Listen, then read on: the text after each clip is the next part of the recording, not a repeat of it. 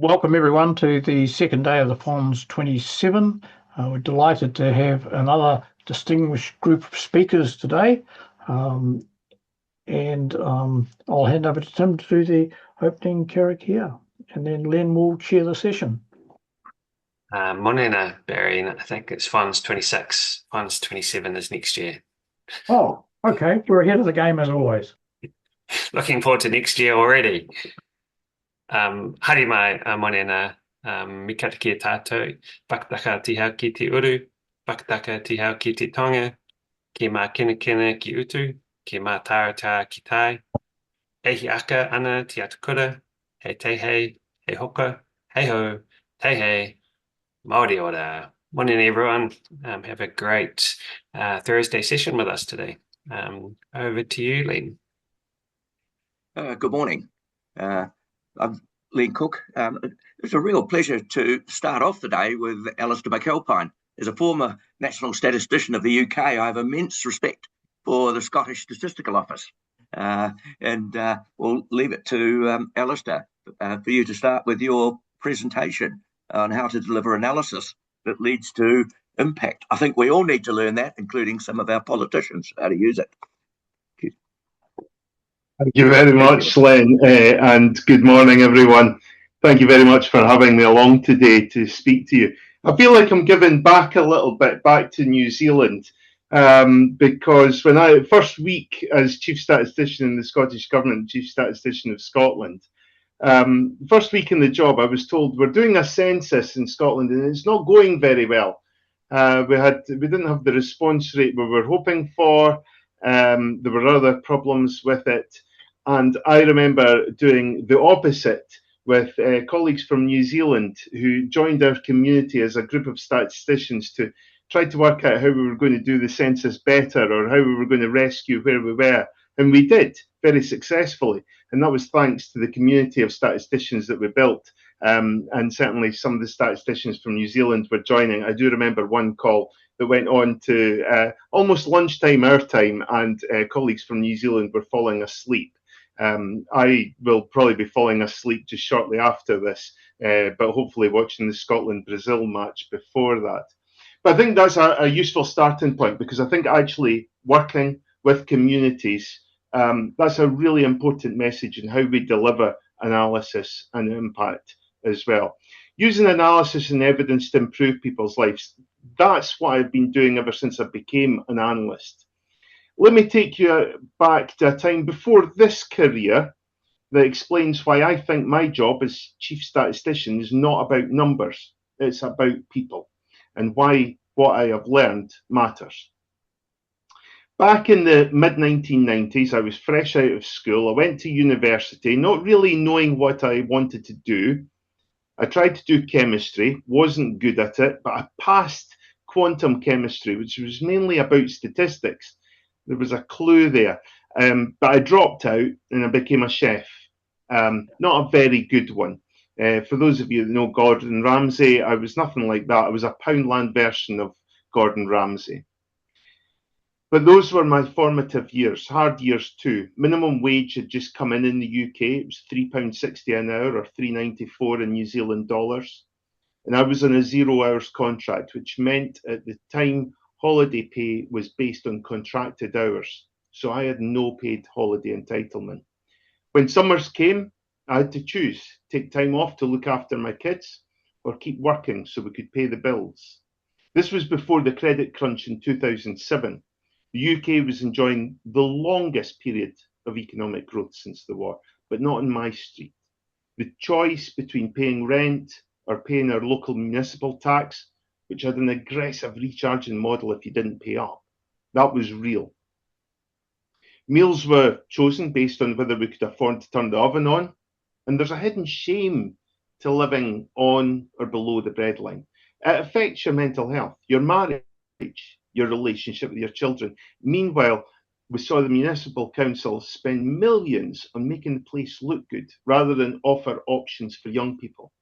That could stop vandalising in the area. As soon as the newspapers had published the pictures, elected officials there on the front pages, newly glossed over communities, you were guaranteed the problems would resurface. I didn't know it then, but what I was seeing in real time was policy failures. Years later, when I went back to university, I became an analyst, and eventually I worked on the Scottish Index of Multiple Deprivation, SIMD. When we published SIMD in 2016, Ferguslie Park is an area in Paisley, which is a city next to Glasgow, was Scotland's most deprived area, as it had been since we started those statistics. I met the council leaders who proudly told me that they'd invested millions in the housing stock, but they couldn't understand why it hadn't moved off the #1 spot. But our data told a different story. Low income and unemployment were the real drivers in those areas. So we needed to get better at describing our statistics.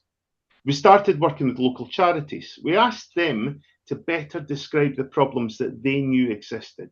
So when we published our statistics, we gave their testimonies alongside our statistics. Testimonies like not being able to replace a broken kettle, which meant you can't invite someone in for a cup of tea. That can then lead to isolation, lead to decline in mental health. Why does all of this matter? Because that then leads to barriers to work and pay, which was exactly what was happening in Ferguslie Park.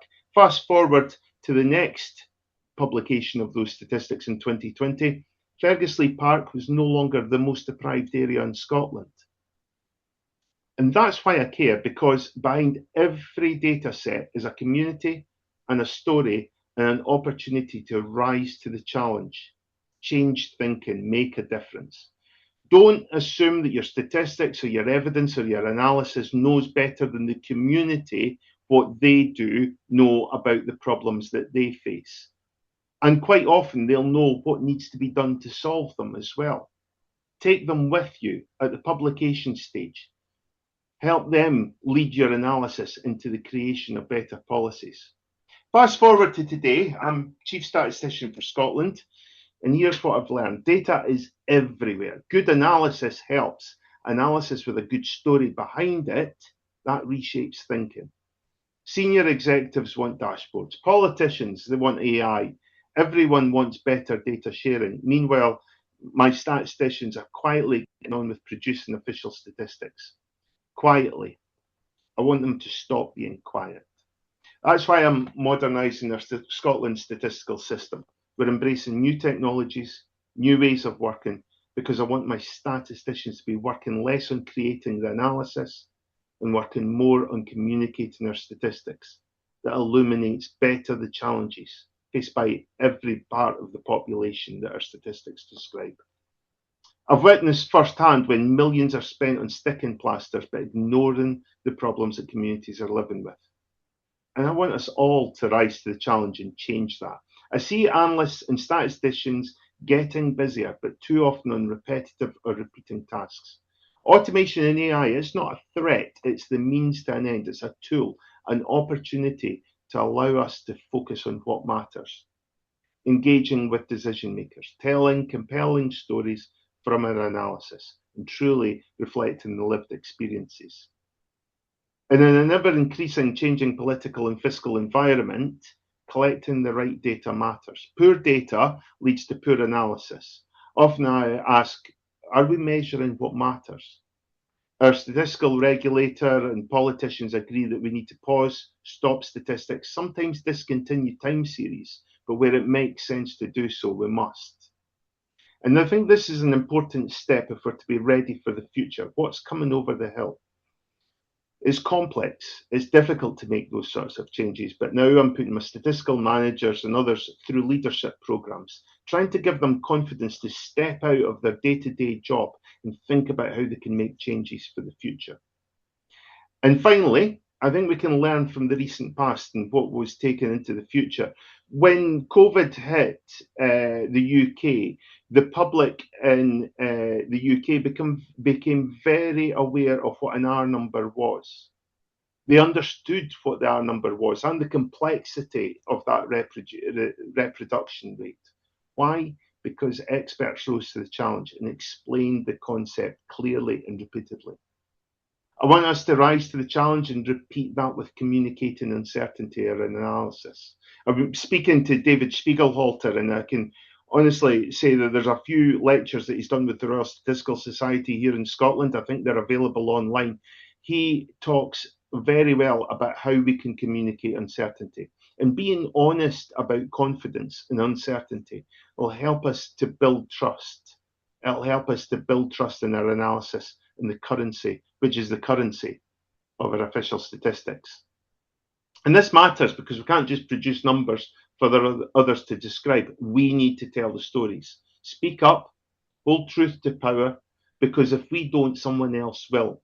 And they might not care about accuracy, nuance, or maybe happy to draw misleading conclusions from analysis. So, if the theme today is about the future, keeping people in the community, preventing illness before it starts, thinking about the health challenges that are coming up, it's also an analytical challenge. It's a challenge in telling stories that describes the lived experiences of individuals and communities. So here's my challenge to you. Find the stories within your analysis and the so what. You might not know what the so what is, and that's okay, but find someone that does and co-create the story with them, with the individual or the community. Help them describe the problem for you in their language, like the broken kettle. Think about the future analysis that you want to produce. And if that's going to need to change, think about other skills you'll need to lead that change yourself. Decision makers don't need to understand what a p-value is, but they need to understand what the analysis can and cannot tell them. Find ways to cut through difficult concepts and insights in plain language. And above all, let's work together across organisations, across countries, across communities, so our analysis leads to positive outcomes. When I look back at my own story and the choices between heating and eating, I think about the millions of people facing those choices today in the UK. Analysis can't solve everything, but it can shine a light on what matters. It can challenge assumptions. It can change lives. So let's rise to the challenge and describe our analysis so that it's at the heart of health and care of the future. Better stories, better decisions, better lives. Thank you very much. Len, I'll pass back to you. Thank you very much. Alastair, first, are there any questions? I've certainly got a few. Yeah, Len, can I ask Ellie a question? Ellie, thank you for an excellent and highly relevant and topical at the moment. One of the things that, as you know, particularly from COVID, it was very easy for people to create multitude of dashboards. And the fear with the dashboards is, and it comes back to what you said, is that when you put the analysis up on the dashboard, you're basically leaving it to whoever wants to make whatever inference at all. And that, I mean, nobody actually knows what's behind a lot of those dashboards. How do you approach it in Scotland then? Yeah, great question, Barry. And I'm going to confess I don't have an answer to that one. I think, dashboards have, my whole analytical life, dashboards have been absolutely vital or a staple of the work that I've done. I think dashboards have a place, especially when you're working in an operational setting. I used to work for the police. I created a dashboard. It was really helpful, using a dashboard to spot a crime hotspot happening in an area. You can quickly divert resources in there where you need a quick, fast response. I don't know how we stop this insatiable desire for dashboards. What I am trying to do, and maybe you will invite me next year, and maybe I will have an answer to this, but what I am trying to do is speak to those senior leaders within the organisation and help them to understand that dashboards only tell you what's happening at a point in time. Real analysis gives you the insights, and sometimes it might not look like the intuitive things to do, but it's the sensible things to do when you look at the broader analysis. I don't have an answer to that at the moment, but where I think we're starting to chip away is that we are starting to communicate those really vital statistics. People step up and they see what we're doing, like the broken kettle story that I just talked about, and we're using that as a springboard to say, and here's what else we can do with analysis. and yeah, unfortunately, I don't have an answer for you on the dashboard problem. Thank you.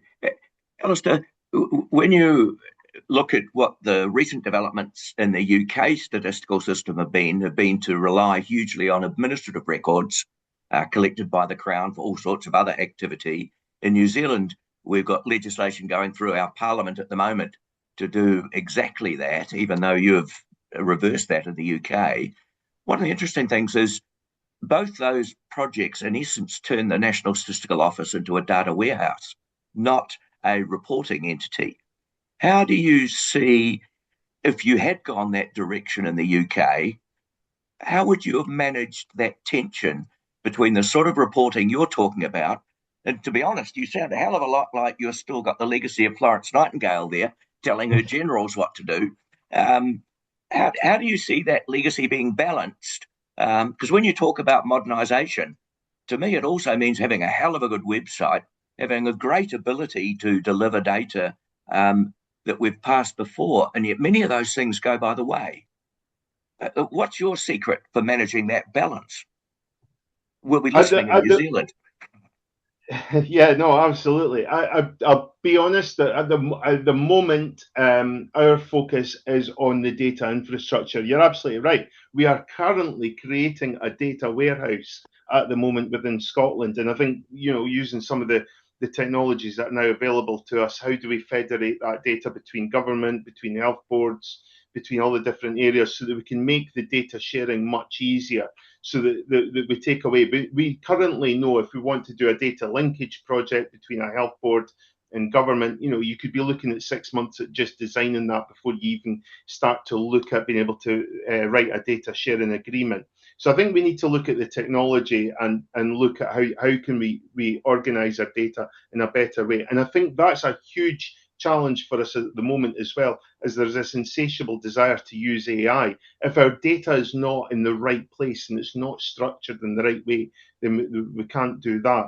I think coming on to the point about the websites and communicating the statistics, I think the websites take us so far. I think that's and it helps if your website is well structured, so again AI can look at it.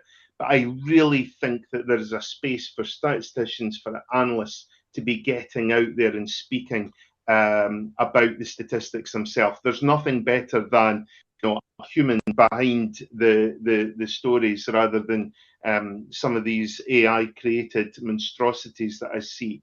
I think, and just the final thing as well, I think that the websites are almost, well, in the UK certainly, I think they're almost becoming second to some of the AI that we see coming online. But one of the major things that we're also trying to do is work with the BBC. And when I was in London the other week, I was speaking to some of the journalists at the BBC as well. There is still an absolute need for us to get out and communicate the stories with the data analysts at the BBC, with other journalists as well, so that they understand it.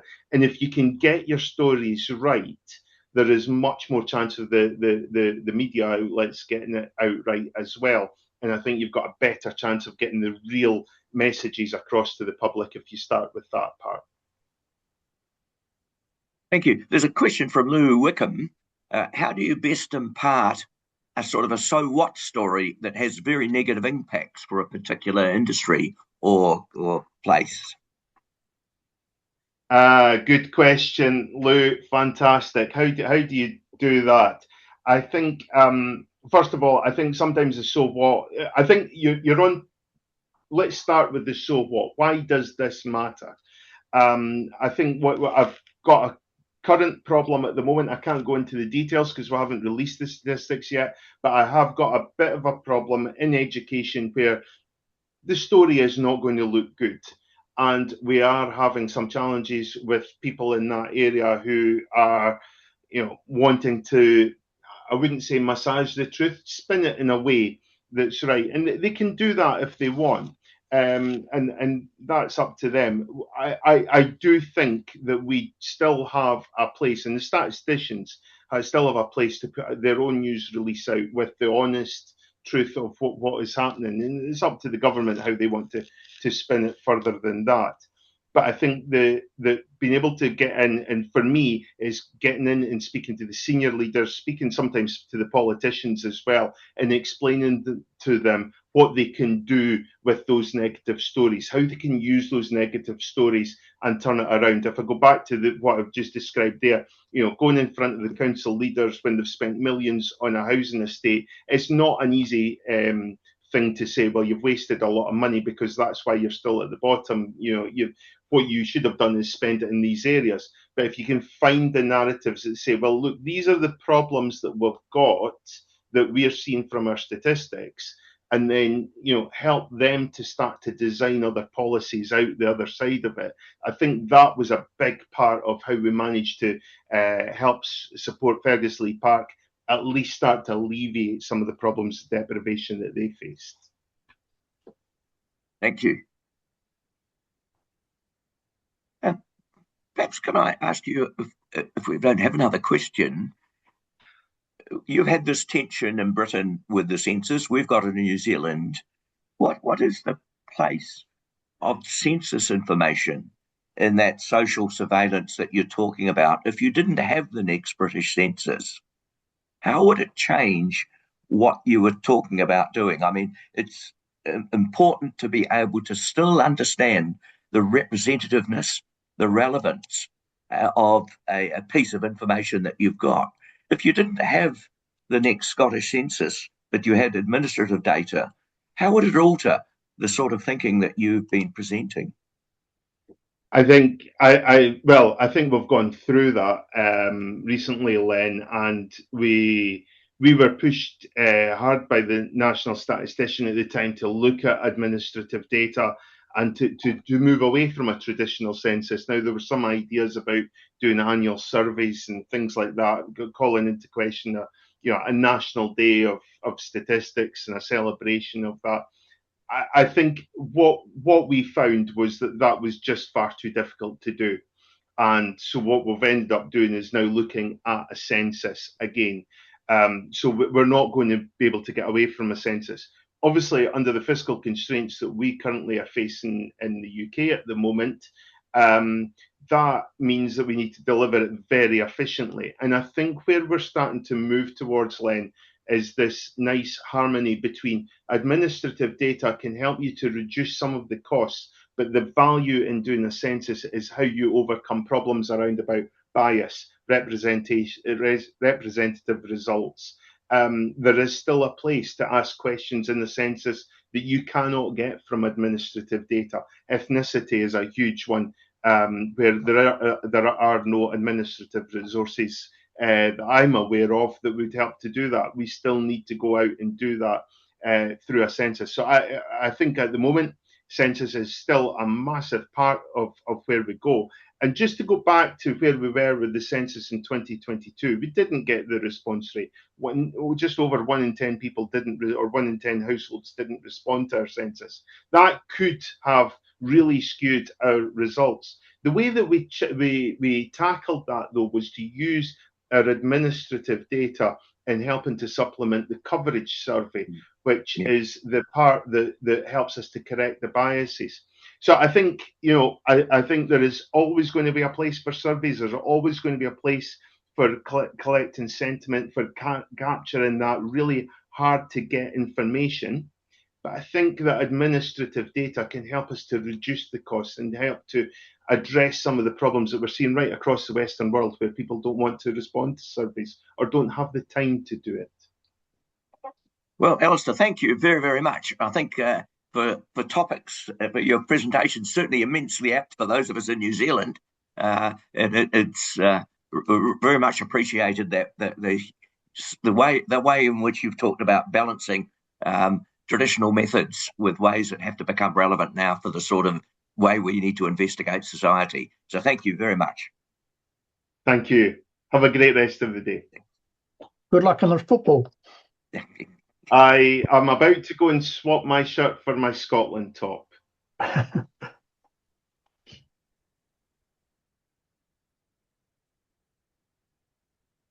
Right. Well, now I'd like to welcome Dr. Kieran Zucker. there's topic on the duality of artificial intelligence in clinical oncology. Well, Dr. Zucker, the floor is yours.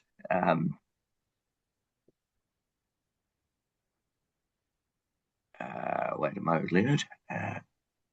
Good morning, everybody. Hopefully in just a moment you will be able to see my slides. So thanks for giving me the opportunity to talk today. I am a clinical oncology consultant based in the UK in Leeds, where I'm also the AI lead for Leeds Cancer Research Centre.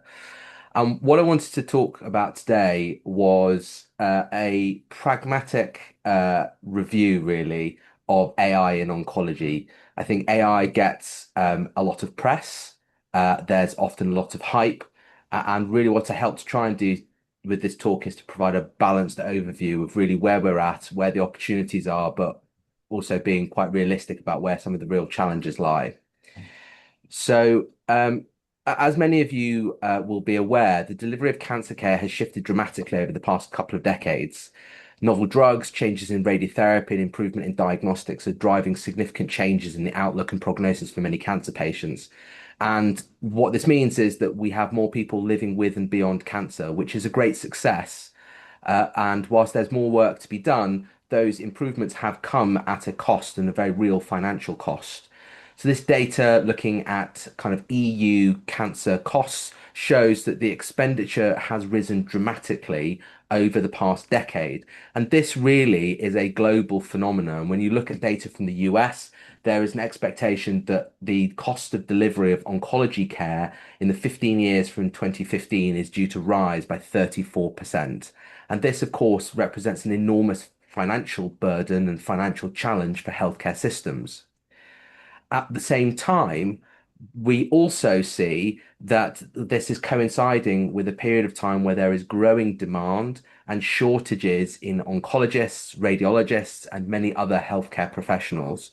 And what this means is that we have the coalescing of staff shortages, rising demand, and rising costs. And so it's perhaps unsurprising that decision makers, politicians, companies are looking to see how they can derive more efficient care and how they can overcome some of these challenges. And against this backdrop, AI is often pushed as one of the potential solutions. And this is something that obviously is not unique to healthcare. It happens across the public sector. But certainly here in the UK, healthcare has become a particular focus for AI and is part of the NHS 10-year plan. But the real question is the situation quite so rosy? And the sad reality is that actually about 95% of medical AI projects fail, with approximately 85% of those being due to inadequate or biased data. And this is twice the rate of failure of other non-AI based medical IT projects. And what this means is that all too often the pursuit of AI in healthcare can often feel more like a medical wild goose chase than a medical marvel. So in this talk, as I mentioned, I'm going to provide a balanced view using a number of examples from my own research and that of others in order to demonstrate the benefits, but also the potential gotchas that often happen when people try and build and implement artificial intelligence in the healthcare setting in oncology. So I think it's fair to say that the potential for AI in healthcare, and particularly in oncology, is extensive and diverse. From novel drug discovery through to enhanced diagnostics, novel genetics, improved monitoring, administrative efficiencies, the potential applications are numerous. I'm going to particularly focus in this talk on natural language processing, digital histopathology, radiology, and the detection of emergency situations. So let's start with the concept of personalized medicine. This has been the sort of watchword of the research community for probably over a decade. And the idea is simple enough, even if the realization of it is not so simple. If we can work out the nuances of a person and their disease, the idea is that we can tailor what we do in terms of drugs that are most likely to work, the right dose, minimizing side effects in the process, And with ever greater data across diagnosis and genetics and outcomes, combining this means that we can use machine learning, and that appears to be almost a match made in heaven. However, the reality is often somewhat different. And the challenges here can be clearly illustrated with the tale of IBM Watson Health. For those that are not familiar, this is a product that was developed by IBM, and it was designed to take information from natural language processing of notes at Memorial Sloan Kettering and the scientific literature and apply this to new patients to provide evidence-based treatments for them. But when this was trialed in the real world, they ran into some difficulties. The first being that it didn't work anywhere near as well as they hoped. Simple concepts like diagnoses were reasonable in terms of performance of the tool. However, when it came to treatment recommendations, the performance in many cases was as low as 60%. This is fairly problematic, and I, for one, certainly wouldn't want the wrong treatment for my cancer just at, well over a third of the time. And what made matters worse was that when treatment changes came in clinical practice and new therapies came on stream, getting the algorithm to shift its recommendations became extremely difficult because there were insufficient examples within the data in order to get the model to behave in the way that they wanted. So the solution that was put forward was using synthetic data, which unfortunately ended up in a situation where, although they ended up allowing the algorithm to select the right medication in that particular context, it often had unforeseen outcomes in recommendations elsewhere from the model. And what this meant was that when it was used in clinical practice, clinicians found that it just didn't work well, something that IBM refuted, but ultimately the project died, never really leading to very much other than wasted resources. Now, it probably is quite fair for people to say, well, hang on a minute, IBM Watson is rather an old project, and we now live in the era of large language models, and hasn't the technology moved on? And the answer to that is, yes, it has. However, research that's been done on using LLMs to extract data from free text in a medical context shows that the performance, whilst better than older technologies, is still highly variable, and getting consistent results across a range of potential data types is actually quite challenging. Models often need heavy prompt engineering and fine-tuning, and most studies that look at using these often only use a narrow range of data items to be assessed.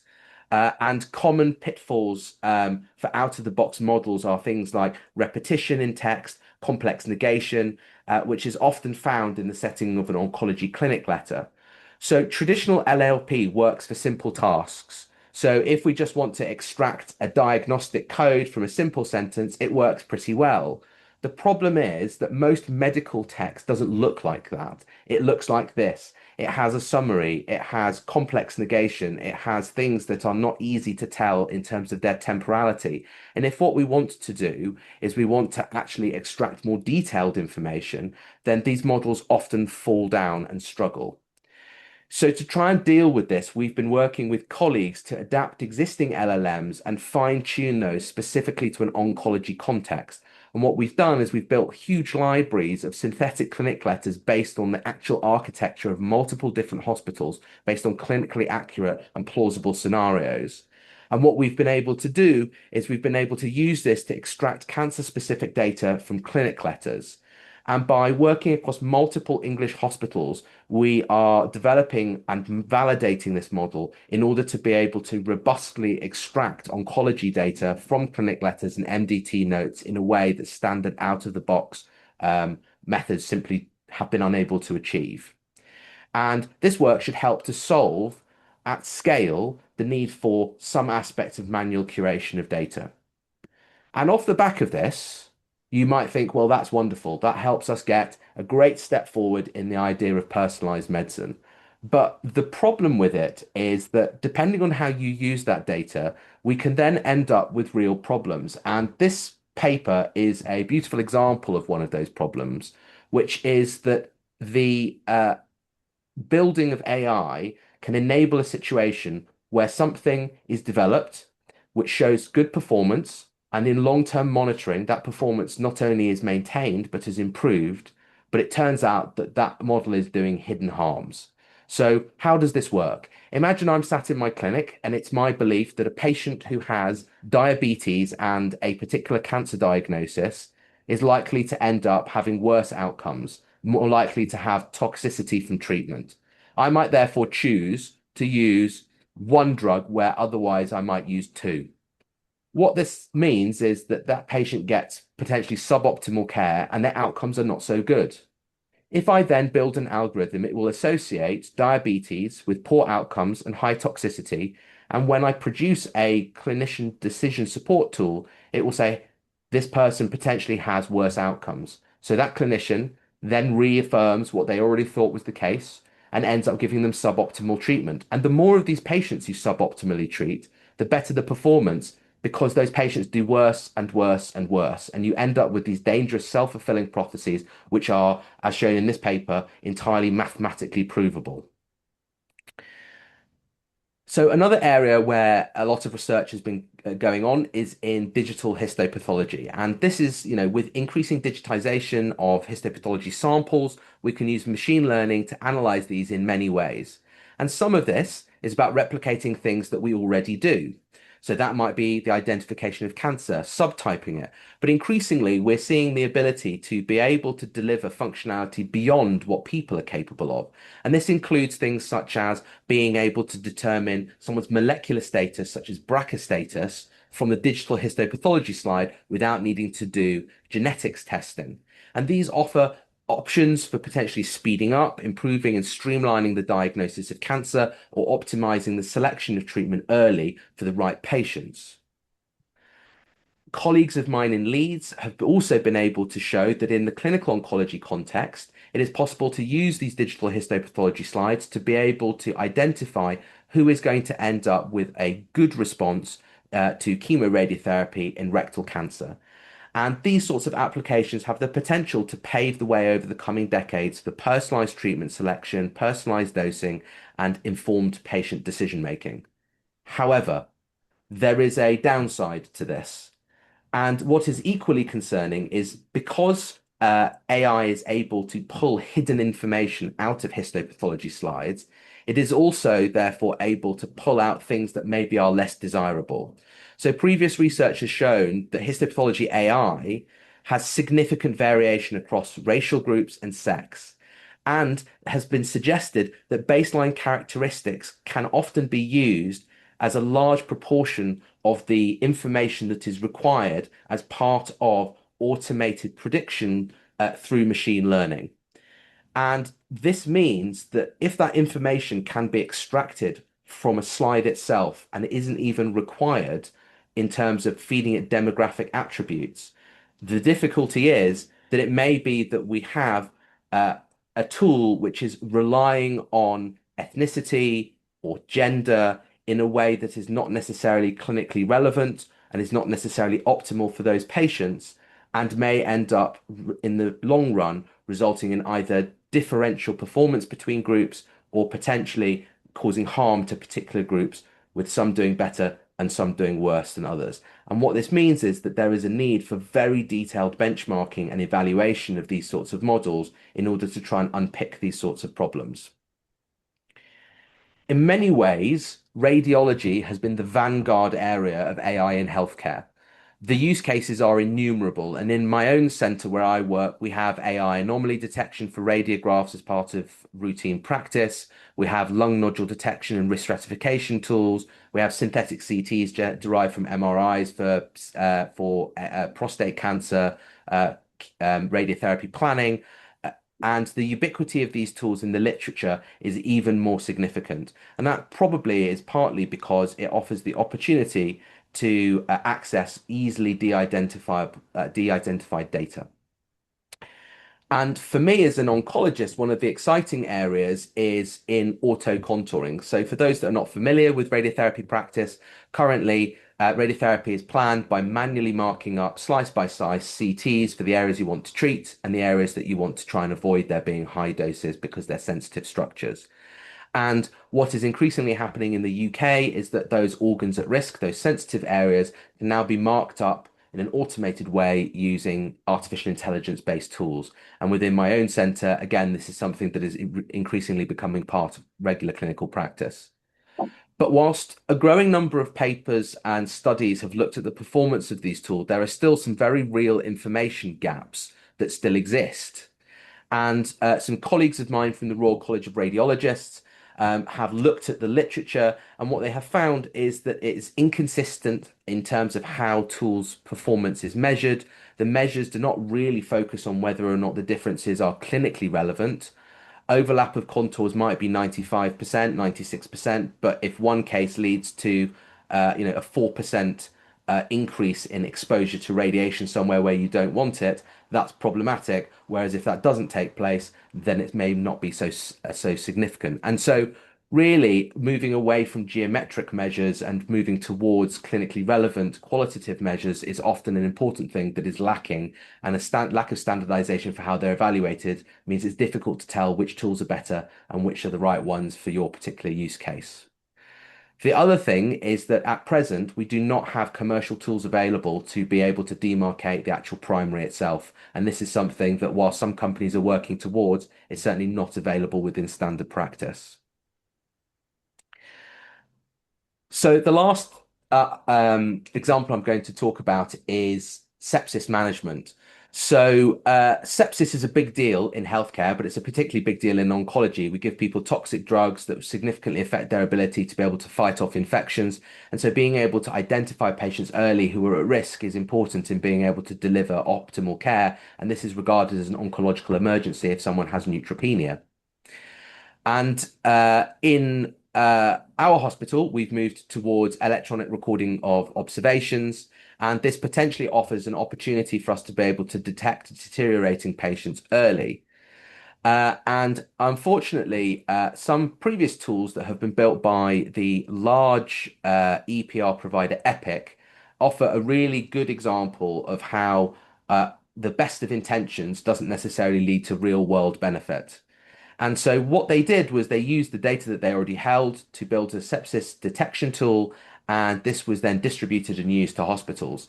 And actually, when it went into the real world, the performance was not in the 90% range as thought when it was done and when it was tested in retrospective data, but in fact was closer to 60% with extremely poor predictive utility, missing about 67% of those patients with a confirmed sepsis. With a positive predictive value also low, consistently being below 20%, resulting in huge issues of alert fatigue. This tool was essentially completely useless, was probably a distraction, and probably ended up being more of an annoyance than a help, in all honesty. And so I think what we can see here is that there is obviously an enormous potential, and when it goes well, these tools have the opportunity to be able to change the way that we practice, potentially offer new insights, help us to be more efficient. But all too often, the hype doesn't actually lead to real clinical benefit. And far too many tools are conceived in places without clinical advice or input, meaning that they are often destined to fail because they simply don't think about how clinical practice works in the real world. They solve problems that don't exist. They rely on data because of ease of access rather than starting from a challenge-led perspective. And overall, what this means is that many of the tools that end up coming across my desk with people desperately trying to sell it to me, I'm often left with the really burning question of what's it actually for? And so I guess what this kind of shows is the double-edged sword. Yes, there's a lot of potential, but unless you use high quality data, you have the right advice at the right point, you engage with the right stakeholders, and you actually take a demand and challenge-driven approach to how you develop these tools, I think that there is going to be an ongoing problem with massive wasted resources that probably could have been prevented had people really thought about it in the right way before they'd started. Thank you very much for listening. I'm very happy to answer any questions people may have.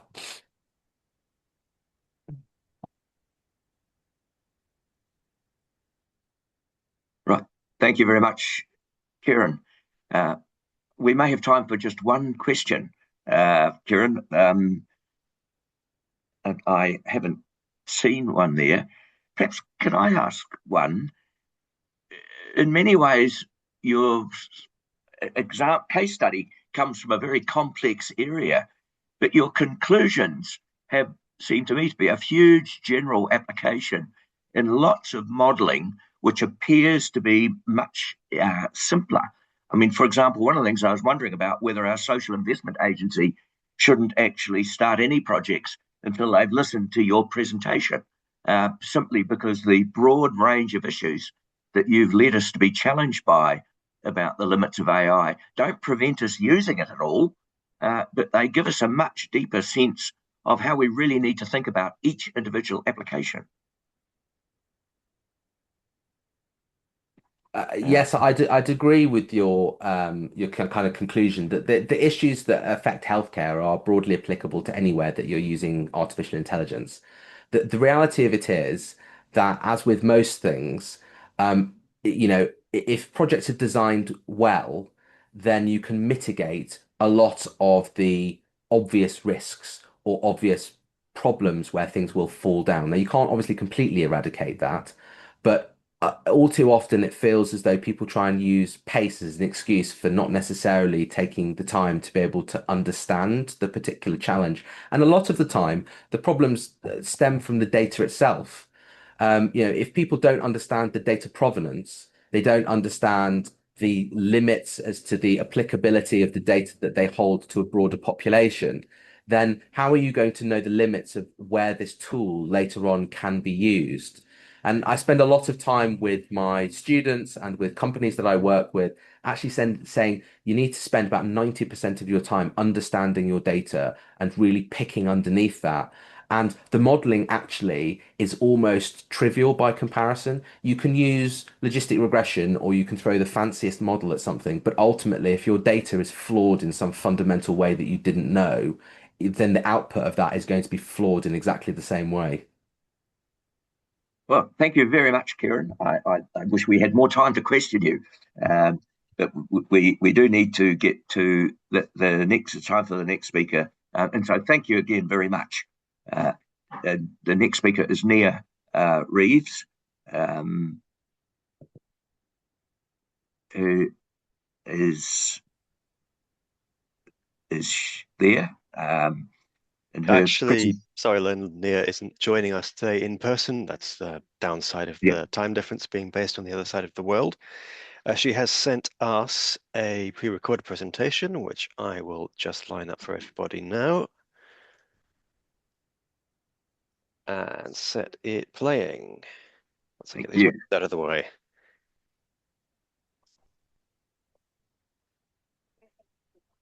Off we go. Good morning. My name is Nia Reeves. I'm a Principal Public Health Specialist in Population Health Improvement.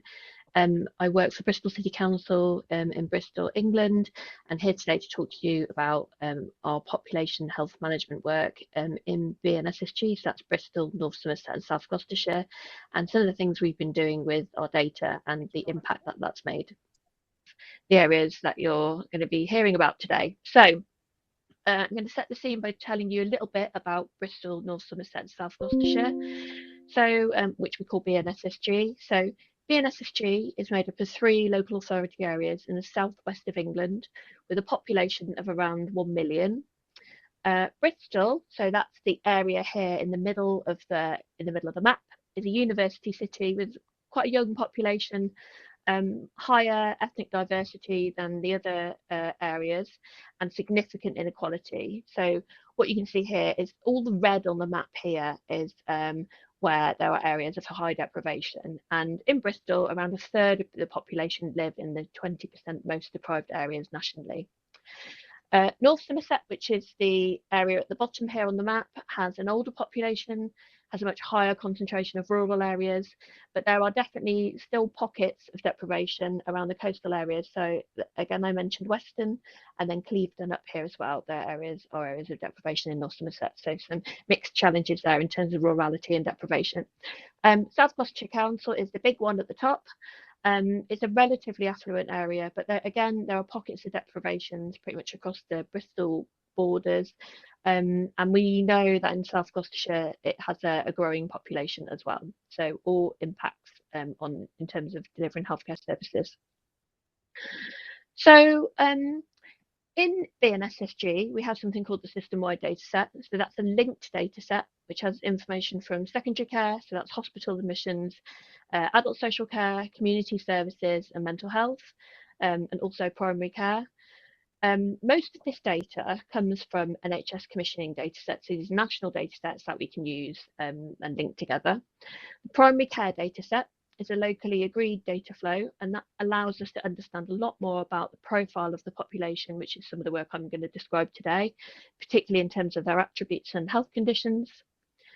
And what's really good about this data is that we don't actually have to know who anybody is. All of the data is pseudonymized, but it allows us to understand our population in ways that we haven't been able to in the past. So in BNSSG, everybody has what we call a Cambridge multimorbidity score, and that's the way we segment our population in BNSSG. So everybody who's aged over 17 plus has this score, and there are 5 segments, and that's based on the diagnosed illnesses that people have. So segments 1 to 5, segment 1 being kind of your healthiest population with less use of services, to segment 5, which is your your services that might be more high intensity, etc.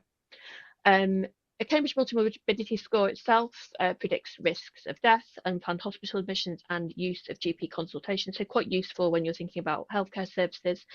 And there are 37 conditions that make up the CMS score. So just to give you a bit of an example here, someone in segment 5 could have dementia, diabetes, heart failure, and chronic pain, and that would give them a CMS score of 5.16, which then dictates which segment they fit into.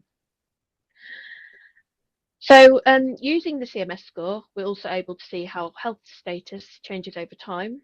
So this graph shows the average Cambridge multimorbidity score over here, and the age group below, and the lines are the average scores by deprivation. And what we do know is that people in the most deprived areas have more ill health at an earlier age.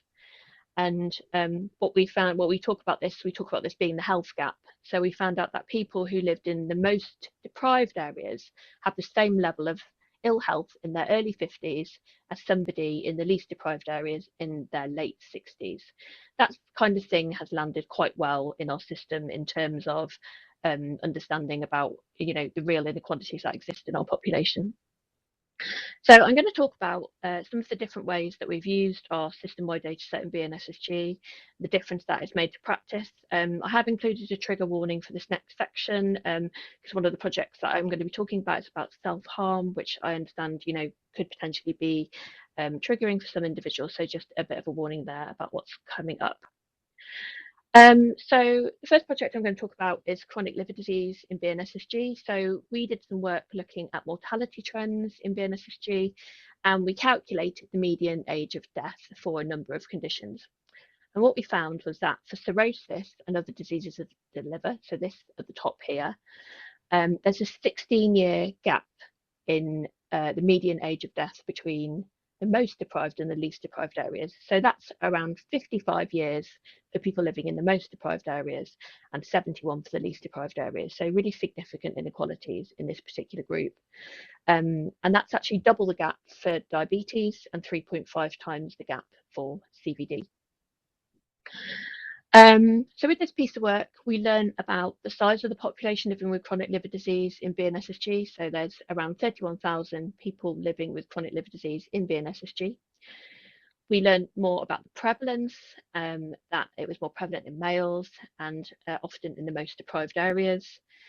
What was quite interesting in this particular group is that the levels of chronic liver disease, the levels of chronic conditions were the same to the overall population. So hypertension, anxiety, depression, diabetes, and chronic pain, but the rates were much higher than when compared to the general population. So for hypertension, almost 40% of that population have hypertension. And then around a third have anxiety and depression, whereas in the rest of the population, it's around 1 in 5. We're also able to look at how people are using services across the system. So We know that over a 3-year period, there's around 600,000 appointments in this group. 2/3 of those were in primary care. And the total cost for this activity was around £60 million. So what's quite interesting, quite striking about that is 48% of that was for admitted patient care. So some of the actions that happened as a result of some of this sort of intelligence and approach is that we developed a series of workshops for GPs across BNSSG, which were in each of the local authority areas. There were half-day workshops, so they had speakers like myself from public health. There was a consultant hepatologist from one of the hospital trusts, and the drug and alcohol treatment services talking about the kind of things that they provide. We've also started exploring what a peer support offer might look like for people living with chronic liver disease. We're hoping to do a deep dive for viral hepatitis as well. There's some work going on around pathway reviews, are the services set up in the right way for people to get access when they need to? And again, thinking about what the prevention opportunities might be. So services such as fibre scanners and earlier identification in general practice. So now I'm going to talk about self-harm. So the Southwest has the highest rates of hospital admissions for self-harm and the highest rate of intentional self-harm nationally. And we know that this is a significant issue in 15 to 24-year-olds. What we also know is that hospital admissions for intentional self-harm are really the tip of the iceberg, and they indicate more broadly mental health and well-being of children and young people, as it can be linked to mental health conditions such as depression and anxiety, as well as emotional distress. What our analysis showed is that we found in some areas of BNSSG, rates of attendances to emergency department were increasing, particularly in younger age groups. So our analysis showed that there are around 1,200 children and young people attending emergency departments every year. So this was new analysis. We were only able to see admissions before. 43% of those ED attendances were repeat attendances as well. So we do have people that are coming to use services quite frequently. Perhaps unsurprisingly, the high proportion of the population had a mental health need or condition. And one of the things that this piece of work was quite interesting and was, got quite good feedback from our stakeholders was that we were able to look at how people were moving through the system, understanding how they're interacting and where, which I'll show you now. So one of the types of analysis that we did was looking at the interaction with the system through the use of something called a Thea plot. So what this does is it shows us different points of contact throughout the system. There are 10 randomly selected people in this chart along each of the lines. And each colour represents a different point of contact over the course of a year. So what these two visuals I'm going to show you shows the difference between the top 25% of the cohort and the bottom 25% of the cohort, and that is the people with the most interactions and people with the least interactions. So this is people with the least interactions in the system and the points that they're hitting. So they might have 1 or 2 GP appointments and then they might attend the ED department. For people that have lots of contact with the system, there is a real stark contrast between the top and bottom 25% within the same cohort of people. There's a much greater use of primary care services. So all of these yellow dots here are where people are going to have GP appointments. The red is where somebody is admitted, and some of the sort of the blue and the blue is sort of 999 calls, and the grey is outpatient appointments as well. So we can really see this difference when we put the two charts side by side. With our stakeholders, we found that these visuals generated the most discussions because within this group of people that are attending emergency departments or being admitted for self-harm, their experience is actually quite different. So one of the things we're thinking of doing is looking at people that are presenting to ED the top 25%, looking at, what could we do differently in primary care? So is it around the timing of appointments? Is it about who the appointment was with? And can we do something differently for this group of people? When you compare the two groups as well, so the top 25% group had 8.5 times higher use of GP appointments, 4 times the number of attendances at ED departments, and 2.5 times higher use of 999 and 111 services. So what action did this lead to? So self-harm is a key priority in North Somerset, which had the highest rates, and as part of their mental health and wellbeing strategy, they've committed to reducing admissions for self-harm and looking at about what the offer is to support people in the community. So there's a real clearly identified need and a lack of service in the community for people that self-harm and for their families as well. So that was quite a positive outcome. It led to BNSSG being included in a national study, which is called the Support Systems for Self-Harm and Suicide, which is funded by the NIHR School of Public Health Research, and that's looking at how schools and youth organisations deliver self-harm and suicide prevention, intervention and post-prevention programmes. And we also took this data to a self-harm regional conference, so demonstrating the use of PHM approaches and the power of using local data and data visualisation techniques like I've just shown you. The final case study I'm going to talk to you about today is cardiovascular disease. So heart disease is the top cause of years of life lost in BNSSG. And in England, there's a national drive to improve blood pressure, case finding and management, which we call the size of the prize. And the chart here on the left-hand side shows the University College of London size of the prize calculations for opportunities for blood pressure, case finding and management in BNSSG, and how many people we need to identify to prevent heart attacks and strokes over a 3-year period. So again, the more people that we find and identify and support with management of their hypertension, the more heart attacks and strokes we can prevent over a 3-year period.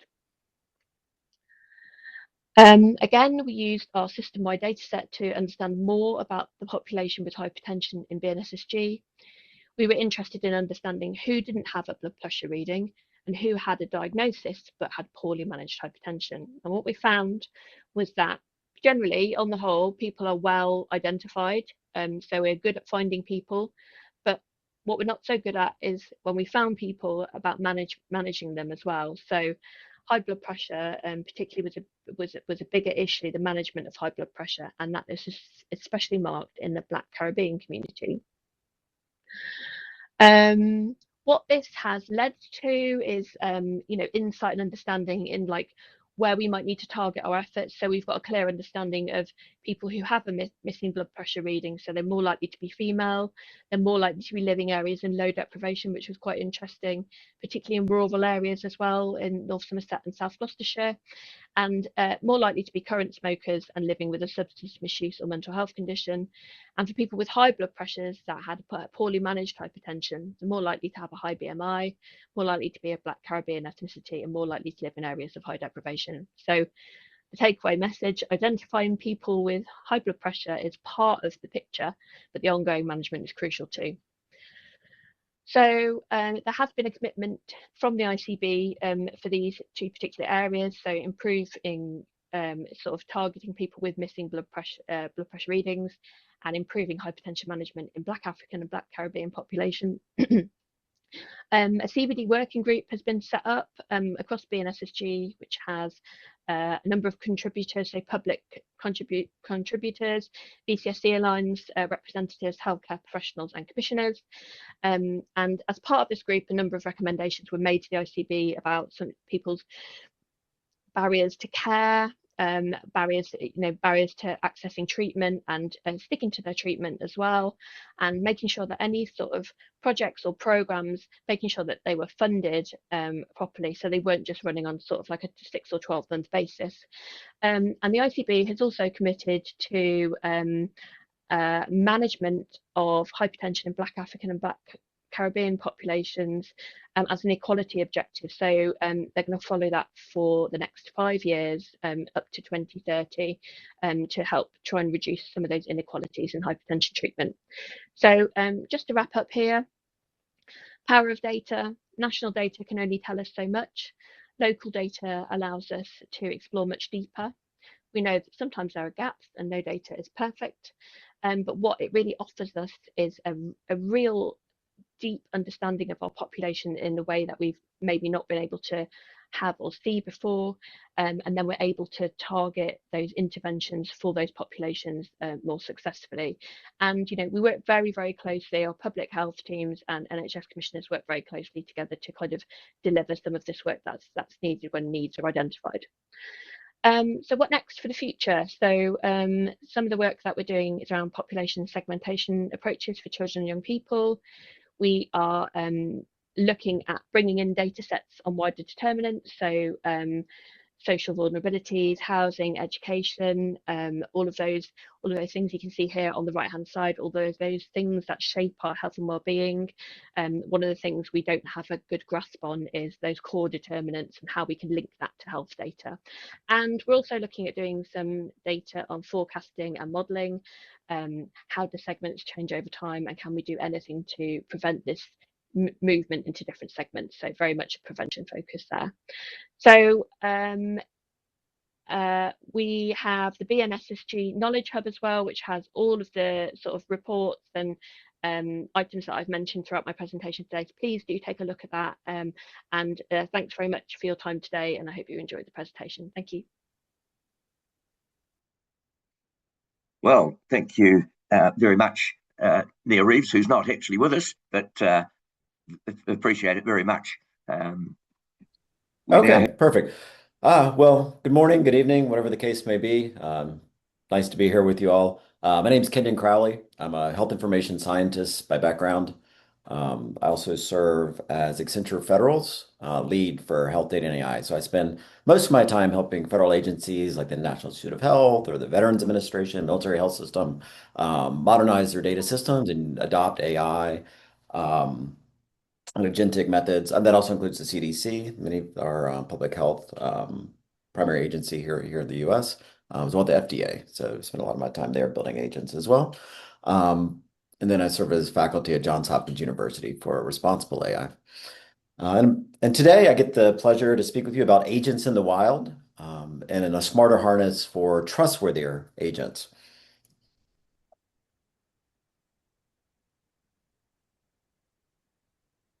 So just to open up, I think we've seen over the last several years this evolution to agentic AI.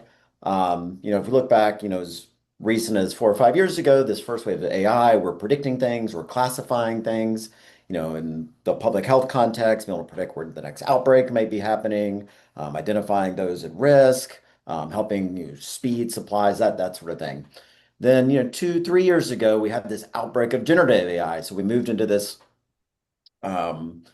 system of being able to generate things quickly, whether that's text or images, being able to ask questions, with chatbots like ChatGPT, which was all interesting. I mean, in the public health context, being able to get sort of dynamic reports of signals that are coming in from around the world and being able to provide those out to public health professionals is, a good example of a generative AI project that, we did here in the US.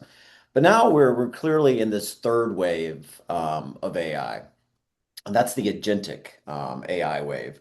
And what makes agentic AI different than traditional systems is, it's goal-oriented, it makes decisions, it has access to tools, and then the human that's interacting, or set of humans that's interacting with the agentic AI, gives it a goal and then lets the agent sort of reason through a variety of ways to accomplish that goal. But then there's a variety of design decisions in terms of how to let that agent do that. And those decisions can have an impact on safety and efficacy and how well we can apply these methods for public health. And what I'm talking about today is more on the enterprise agentic platform front. So I think most of us in our day-to-day, we're using these lightweight tools, Copilot agents, Gemini, et cetera, that allows us to have these interactions. But now we have the sort of rapid growth of agentic platforms, and these can be enabled through custom builders like Google Vertex or AWS Bedrock, our traditional data platforms like Salesforce or ServiceNow, Databricks, they've all started integrating these agentic capabilities into their platforms. But what happens with these agentic capabilities that we're building into enterprise systems, that requires a new way of looking at their security, sort of the life cycle of these agents, how we promote responsible AI in this context. So, some of the risks that we're dealing with, the confidentiality and security of individuals, so we're not disclosing information that we shouldn't be. Unreliable outputs is an issue. The concept of hallucinations, I think everybody's very familiar with. But being able to embed explainability and traceability in just decisions of AI now is a critical part. So in all the systems we're building, when we're providing insights to public health practitioners, we're not only sort of giving a recommendation or following a path, we're actually letting or enforcing that lineage of that decision making, the explanation of that decision making is embedded within that process. We also know, organizations are dealing with a variety of liability issues around the use of these systems across the world. We're seeing regulatory policies trying to keep up with the pace of AI adoption, and so then the developers and users are trying to keep pace as well with those. But in general, AI is out in front of the regulations. In the U.S., we've taken an approach in the current administration that's more sort of a voluntary approach for self-assessment. We've seen, which has been a bit different than the previous administration. But just as recently as 2 weeks ago, you might have seen the U.S. government actually cut off access to Anthropic's newest models, Fable and Mythos, because of concerns on the security of those models, because they're very good at identifying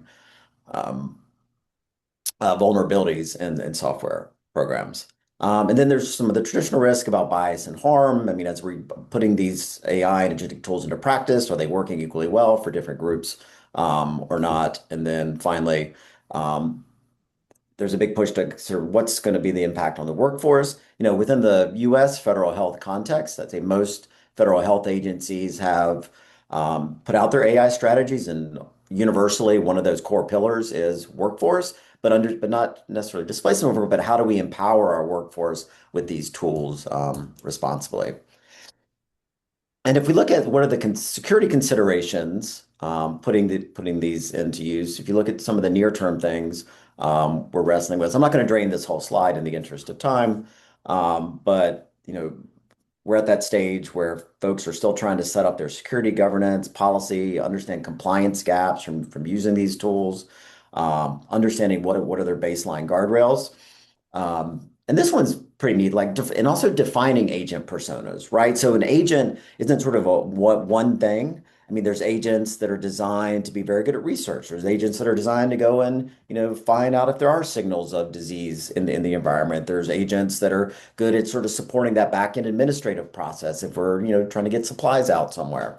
And what's interesting is giving different personas to these agents. I mean, we have agents that are sort of more traditional, like directive. We have others that are more supportive, and depending on sort of their context of use, the personas one might give an agent can vary. And this also intersects with some of our traditional research on behavioral science and understanding how sort of interaction with computer systems and how agents can influence behavior and even public health outcomes. But then as we look out sort of further into the future, understanding sort of more robust governance programs, as we're deploying these at the enterprise, how do we also enforce zero trust identity for agents? How are we registering agents into our organization? How are we making sure that they're not getting permissions that they shouldn't get, or they're not accessing things they shouldn't have? There's been a number of examples recently when, even though agents have been bound and limited within their tool use, they decide to accomplish their goal. They may need a tool, and they go out and either create or access. There was a story a few weeks ago you may have seen where a developer created an agent. The agent then called the developer on the phone, and that was totally surprising to the developer. The agent went out and got itself a phone account and called the developer because it thought it needed to do that to close the loop on something. We had at Hopkins the other day, we had I won't call it an incident, but an interesting agent behavior in which we purposely didn't give the agent a database to write information to for research subjects because we wanted to protect that privacy. But the agent independently created a database to write research subject information to. And so this concept of how do we restrict the tools and behavior of agents becomes very important. And so if we look at sort of what that means in a governance context and for organizations, this governance, which traditionally is focused on human users, now extends to machine actors, right? So an agent and a co-pilot, how to govern them. Traditionally we use metadata in this context for discovery and cataloging, but now metadata we're needing to add additional semantics and machine readability and aligning that to an organizational ontology so that the agents in our environment, in our network, can understand. I mean, within the public health context, there's a lot of organizations that are creating these like knowledge graphs and semantic webs of public health concepts, and then allowing the agents to access that to help inform that context making for these agents. And so that's important in sort of making sure that agents have the right understanding and right context, and not just what might come from their sort of generalized LLM based training. And so now I want to talk about like an example, a real example from something that we're building and testing, and I'll sort of juxtapose that with some of these agentic lessons. So within one of our clients, I need to blind it for this, but there's the need for regular health assessments each year, and that this has an influence on who can be deployed to what context. And in this current system, to be able to do one of these regular health assessments, you have to pull in data from 4 to 6 different systems. The initial sort of medical reviewer for this it takes them about 15 to 20 minutes to get information out of these systems, and then there's additional effort to sense make. It's hard to track the actual status of one's cohort within their management unit of sort of, because who's might miss their regular health assessment and then have an issue with actually being able to participate in operations, for example. And then having the health member have an actual encounter with the provider, when that encounter involves trying to sort out this information for the majority of the time, you lose the ability to have that context for meaningful dialogue and assessment of mental and physical health. And then depending on certain key elements in this cycle, can have a major impact on whether someone it can be within an operation or not.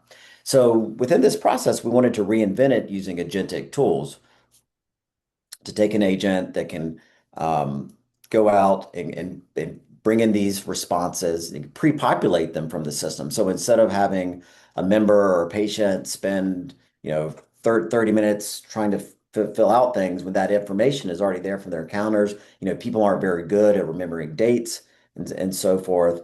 Allow that system to go and get that, and then use the agentic as well to streamline the information that needs to be presented back to a member for them to have understanding of their health, and then taking that information for the reviewer side, and then being able to condense those up to 10 different systems and records into one record, and using both probabilistic and deterministic methods to bring a record together for that agentic use, and then easily summarize that.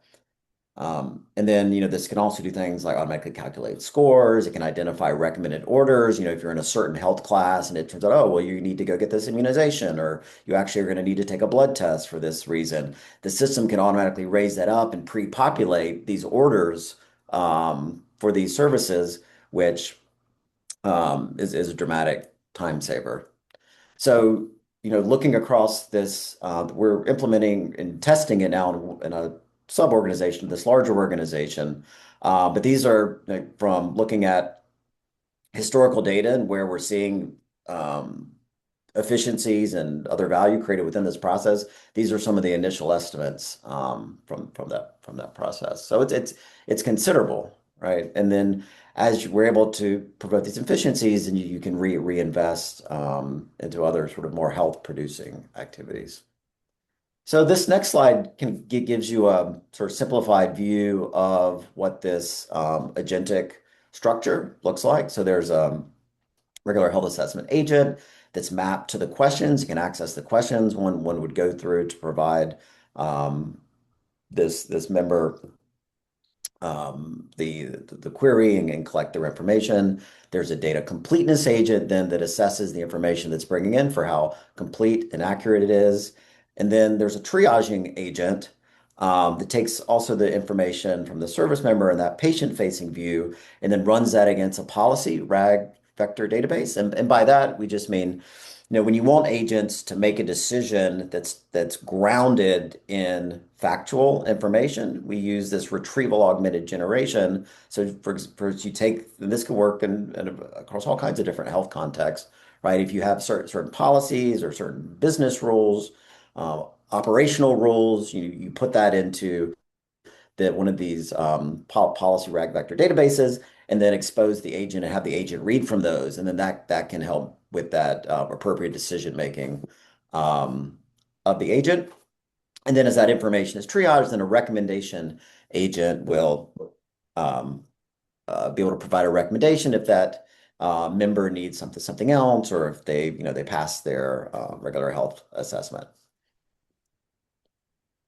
And as we look, across this, I'd say we're in this pilot stage now. We've been.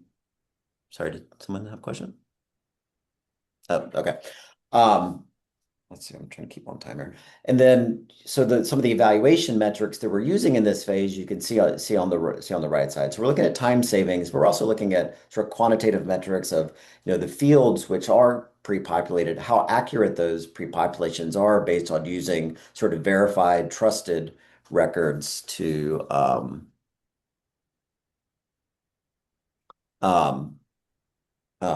test that. Looking at the number of errors that are captured, looking at members whose health status is appropriately recommended. We're also doing qualitative testing with those users, and then assessing AI principles using our AI toolkit to assess every stage of this. All right. In some of in this early stages, these LLMs we've decided aren't very good at all these activities, right? So some of the probabilistic issues, they're not calculating dates right or not calculating timing right. They've had some difficulty in being able to reconcile medications from multiple systems. They've hallucinated irrelevant information. So we've been doing a lot of engineering and tweaking to remove those issues out of the systems. So some of the things that we're getting some lift from, like using more stricter hallucination guardrails. But it's interesting. Doing some of these stricter hallucination guardrails has added almost too much granularity into the output of the agent back into the record. So finding this balance between summary and rigorous lineage is one of these design decisions working with. So some of the things we're implementing now are, updating more instructions to be deterministic than probabilistic across that system. And then also as this context for an agent task grows, that's when they start to break down. So an important design decision also is how do we create the right sub-agents and where to divide up the specific activities. And this is important too, especially if you think about a complex public health or health process. You don't always have to use large language models to do these discrete tasks. you can take sort of small language models, and then that also has benefits in terms of the economics of the use, because it's a lot cheaper to use a small language model than a large language model, right? So if you're starting to do these things at population scale, that really adds up. The other thing that's pretty interesting, you find when you have a sort of these multi-step workflows, if you have even small errors at the beginning of the workflow, saying bringing that data together, that smaller, it'll compound across the agent workflow. So part of what we are, continuing to sort of engineer into this is being able to have additional sort of identification of where these errors are popping up, and I'll show you some of that in a minute. Let's see. So I think I got about 7 minutes, 8 minutes or so. Thanks, Kenyon. Yeah, I think we're coming close to your time. Okay, so let me just because I did want to show you something briefly. So this is an example of for sort of looking at this flow and the different stage gates you would see and the different checks of this harness that one would do. So you can imagine sort of as the data moves across this process, we have an observability layer on top of it, and that's reading data from each of these agents at each step of this process.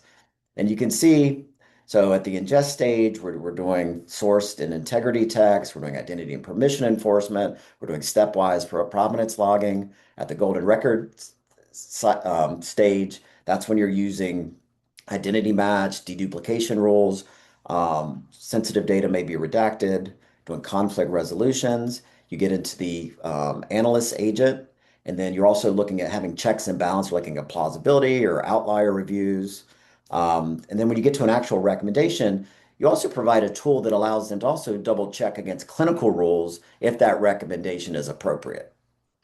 And then one of the things because this is in a healthcare context, also adding a second layer of verification, a verification agent that independently evaluates the recommendation of the other agent and then putting that into a care plan.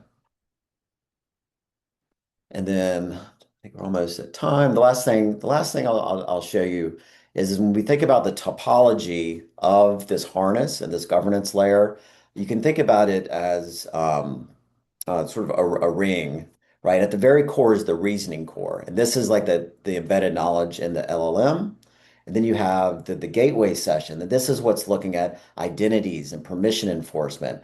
This is where during that session, you may constrain what can happen within a session. That constraint may be something like you can only use like so much tokens during a session. So that way you want to have some constraints. You don't accidentally blow the budget out for your efforts.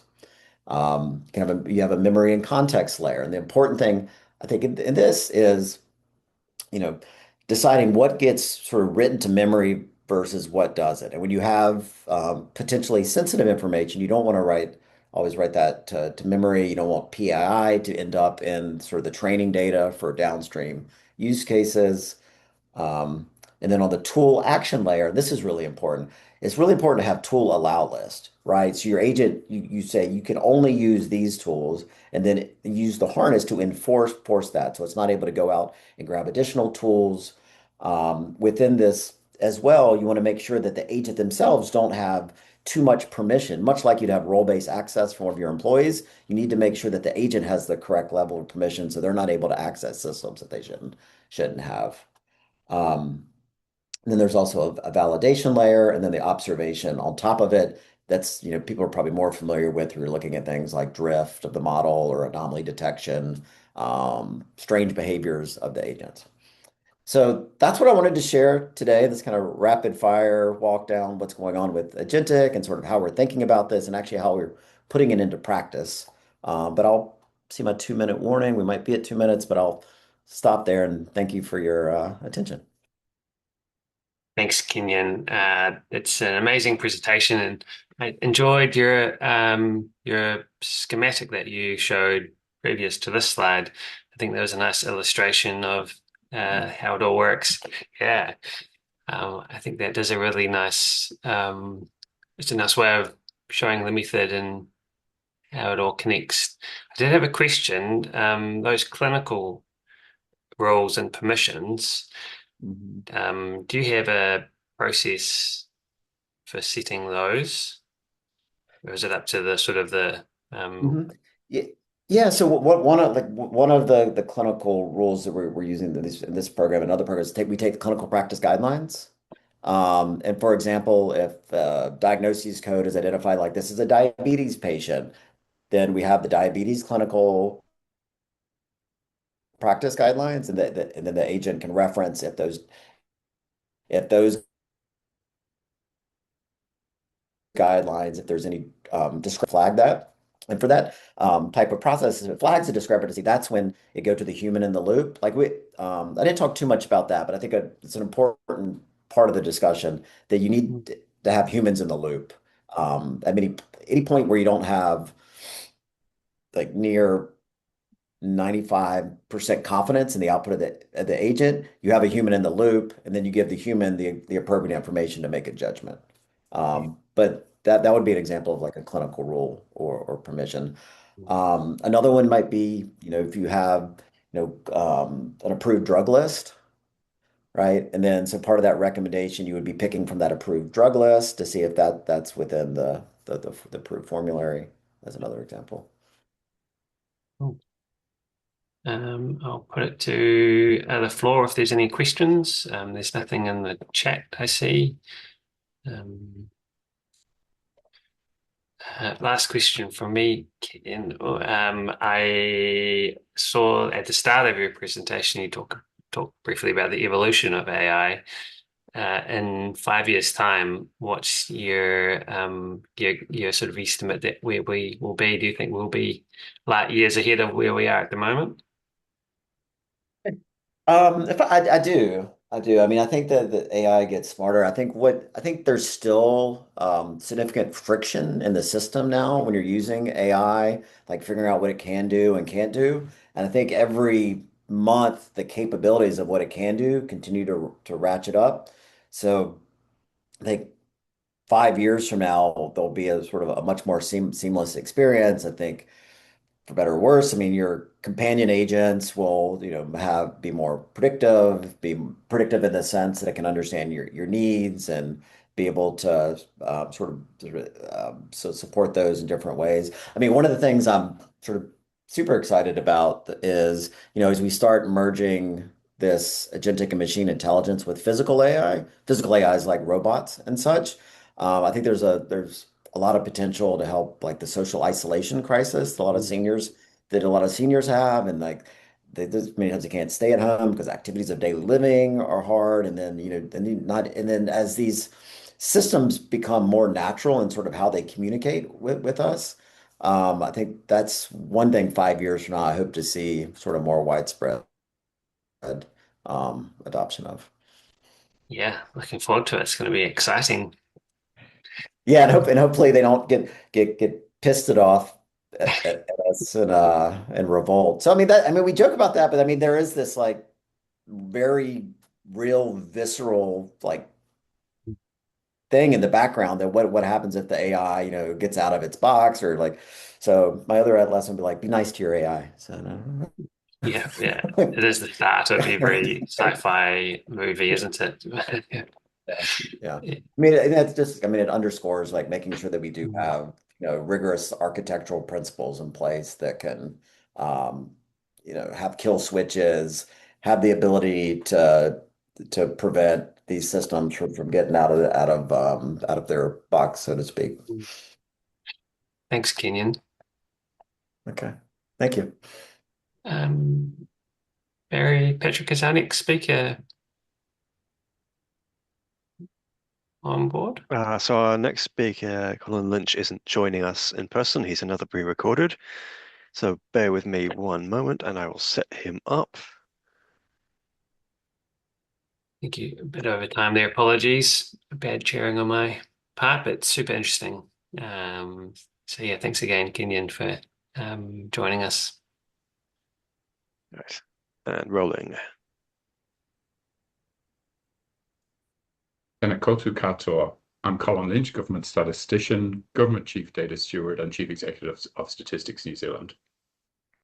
Thank you for the opportunity to speak today. I would have preferred to be with you in person, but I'm currently in Dublin seeing family. I appreciate the chance to join you by a pre-recorded video. We'll see how the video goes. If you don't like it, I guess you can always pause it. Given the audience here today, I also wanted to take the opportunity to deliver a slightly more technical speech than I normally would. This is an audience full of people who understand, perhaps better than most, why household statistics matter. You understand why the quality of methods behind them matters as much as the numbers themselves. Some of you may have expected me to speak primarily about the census, and while the census issues are clearly highly relevant to conversations about New Zealand's data system, a census bill is before the Justice Committee, so it would be inappropriate for me to comment on that detail today. Instead, I want to focus on a challenge facing statistical agencies across the world, including here in New Zealand. That is, falling household survey response rates and what this means for future household statistics. Because this is not simply a technical issue for statisticians and researchers, it has real-world consequences. A case in point being public health decisions, in that they are only as good as the evidence that underpins them. For decades, household surveys have been central to that evidence base. Household surveys have helped us understand not just how many people live here, but how people are living, their well-being, their circumstances, their experience, and their outcomes. But participation in surveys is declining internationally. So today I want to talk about statistical systems, how statistical systems are adapting to that reality, and why the future lies not in abandoning surveys, but in evolving the way we integrate surveys with administrative data and other sources, building an efficient and effective integrated statistical system. But before I talk on this further, I like to premise any speech I give with a note on trust and confidence. Maintaining trust and confidence is at the heart of everything we do at Statistics New Zealand. I think of it as our trustworthiness, and when I do so, I think of my neighbours. They enjoy outdoor activities, they read the newspapers, pay the bill, and care about their family and friends. When I speak with them, I want them to know that when Statistics New Zealand says or does something, they can have trust and confidence that it has been done properly, with integrity and without fear or favour. Our trustworthiness must be built and protected on many fronts, through the quality of our data, the way we engage with communities, how we protect privacy, the social contract so respondents freely provide data, and how responsibly we use information. How we do that is baked into the Data and Statistics Act, and the UN's fundamental principles of official statistics underpin that. All our actions must demonstrate trustworthiness, must shine a light on the value of independent data and statistics. And we must tell better stories so that people can see themselves in the data. Because if people don't trust our data, the decisions based on it are weaker from the start. If people don't see us as trustworthy, they won't supply us with their data. I believe that strong trust and confidence in Statistics New Zealand can contribute significantly to improving survey participation. In a busy world, trust helps people feel confident that their data will be collected safely, used responsibly, regardless of the mode or way in which we reach them. Now to come back to household surveys. Imagine waking up one morning to discover that a cornerstone of your national economic data, the figure the central bank uses to set interest rates, the government uses to shape employment policy, that business used to make investment decisions, has become so unreliable that you must suspend its publication entirely. As many of you will know, this is not a hypothetical. In October 2023, the United Kingdom's Office of National Statistics did exactly that. It suspended the publication of the Labour Force Survey. This survey is a flagship measure of employment in Britain, and their response rate had fallen to 14.8%. They had to suspend publication because the resulting data had become so uncertain that publication could have been actively misleading. The UK's experience is a dramatic instance of a challenge facing every national statistics office in the developed world, including Statistics New Zealand. Today, I want to explore what is happening around household surveys, why it matters for our understanding of our social and economic environment, what our international counterparts are doing in response, and most importantly, what lessons are there for us in Aotearoa, New Zealand. This is not a technical story about survey methodology. It's a story about trust, technology, social change, and the future of how we know what we know as a society. Across the developed world, response rates to official household surveys have been in structural decline for decades. This is a trend that in many cases COVID dramatically accelerated and from which many countries have not recovered. In the United States, the current population survey, which is the primary source of the US unemployment rate, regularly achieved response rates in the mid-80s just a decade ago. Since then, steady declines and a sharp COVID plummet have left response rate in the mid-60s. This was driven by a combination of privacy concerns, the difficulty of reaching households that rely solely on mobile phones, busy lives, and survey fatigue. Here in New Zealand, we're not immune. In the late 80s, when the New Zealand's Household Labour Force survey was first collected, response rates were typically over 90%.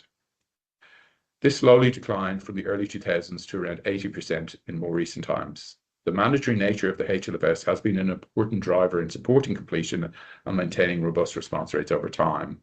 And credit must be also given to the skill of our data collection specialists who are incredible at engaging with communities and building rapport with respondents. However, we cannot be complacent. Our 2018 census stands as a particularly instructive cautionary tale. In a well-intentioned move to a digital-first collection model, Statistics New Zealand achieved a response rate of just 85.8%. This was short of the 94% target. For about 14% of the New Zealand population, no data was collected from census forms. There were consequences. New statistical methods had to be rapidly developed to use admin data to count those missed by the field collection, producing New Zealand's first ever combined census. Response rates improved for the 2023 census, but did not return to historical norms. Despite more investment and effort, the response rates were 87.6%, falling short of the 90% target. So let me talk about understanding the causes.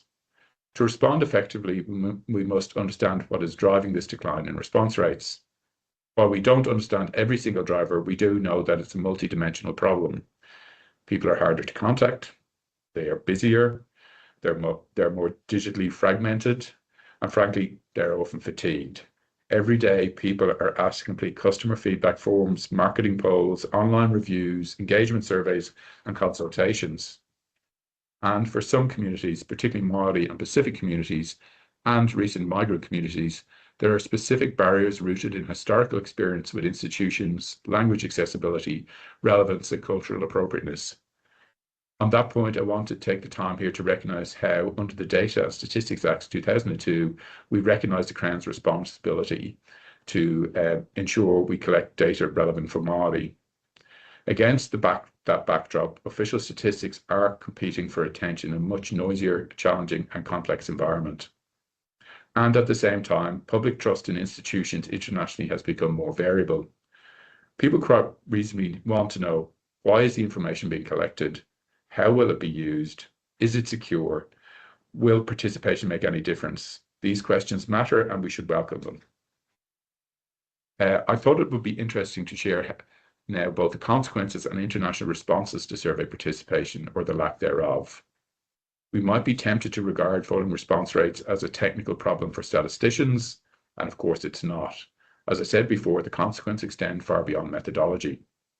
For New Zealand, the implications are important. Our Household Labour Force survey data informs Reserve Bank decisions, wage negotiations, social policy design, and our Household Income and Living survey underpins child poverty statistics, official measures that with legal status under the Child Poverty Reduction Act. If these figures were to become unreliable, the policy consequences extend to the most vulnerable households in the country. Beyond economics, there's a wider dimension. Our capacity to make good collective decisions depends on accurate information and how people actually live. When household surveys systematically underrepresent communities, often those who are marginalised, the resulting policy design can be a distorted picture of social reality. Now let me move to some international responses. In the United Kingdom, the challenges with their labour force survey was a catalyst for change. The UK provides a powerful example of how that crisis drove the change. Following the suspension of the labour force survey 2023, the Office of National Statistics responded on several fronts. In the short term, it relied more on administrative data to maintain key labour market insights. At the same time, it accelerated development of a redesigned online-first transform labour force survey, supported by phone and face-to-face follow-up to improve participation and reach more diverse communities. Recovery efforts have included hiring more interviewers, reintroducing face-to-face interviewing after COVID, and increasing participation incentives. Response rates have gradually improved. The key lesson from the UK is clear. Waiting for the crisis is costly. Rebuilding trust, data quality and credibility takes years and requires significant financial and institutional investment. Similarly, the US Census Bureau and Bureau of Labour Statistics took a more proactive approach, announcing a multi-year modernisation programme for the current population survey in 2023 before crisis forced their hand. The centrepiece of the US approach is the introduction of a different option, an internet self-response mode, by 2027, the first major methodological change in the CPS since it was moved from a paper to a computer-assisted interviewing in the early 90s. The logic is clear. If people are disengaged from traditional contact modes, meet them where they are. Web-based surveys can be completed at a time of respondents' choosing, with no interviewer and at whatever pace suits their household. The US approach also emphasises the need to redirect field collection resources to more harder to reach cases, accepting that high-cost face-to-face interviewing should be targeted at those to whom it is genuinely necessary, rather than applied uniformly across a population of very heterogeneous, applied across a population with very heterogeneous willingness to respond.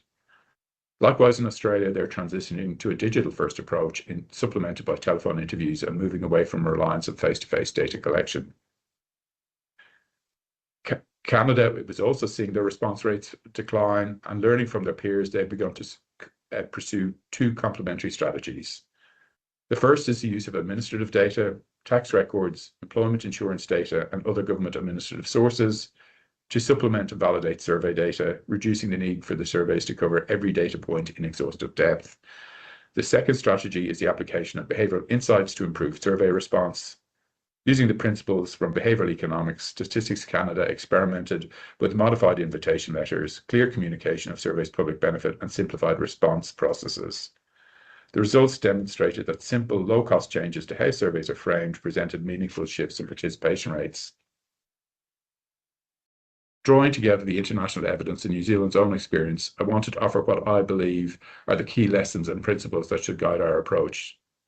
Let me start. The first lesson is obviously act before the crisis. The UK's experience demonstrates vividly the cost of waiting. New Zealand has the advantage of watching others be challenged, and we are using it. The transformation of our household survey programme should be proactive and planned, and not reactive and rushed, as always with official statistics. It's important not to rush change modes, as this can diminish trust. At Statistics New Zealand, we have started a work programme that looks at our social and population statistics as a system. Work needs to be developed and changed. The second lesson, as I said earlier, invest in trust, not just technique. Declining response rates stem from both a lack of trust, but also societal changes. Technical solutions like multimodal surveys, web-first collection, simplified questionnaires are necessary but not sufficient.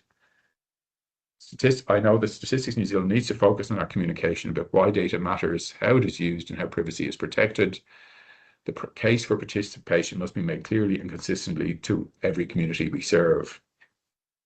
The third lesson, communities must be partners. Persistent undercounting of Māori and Pacific and other communities in both census and household surveys is not acceptable.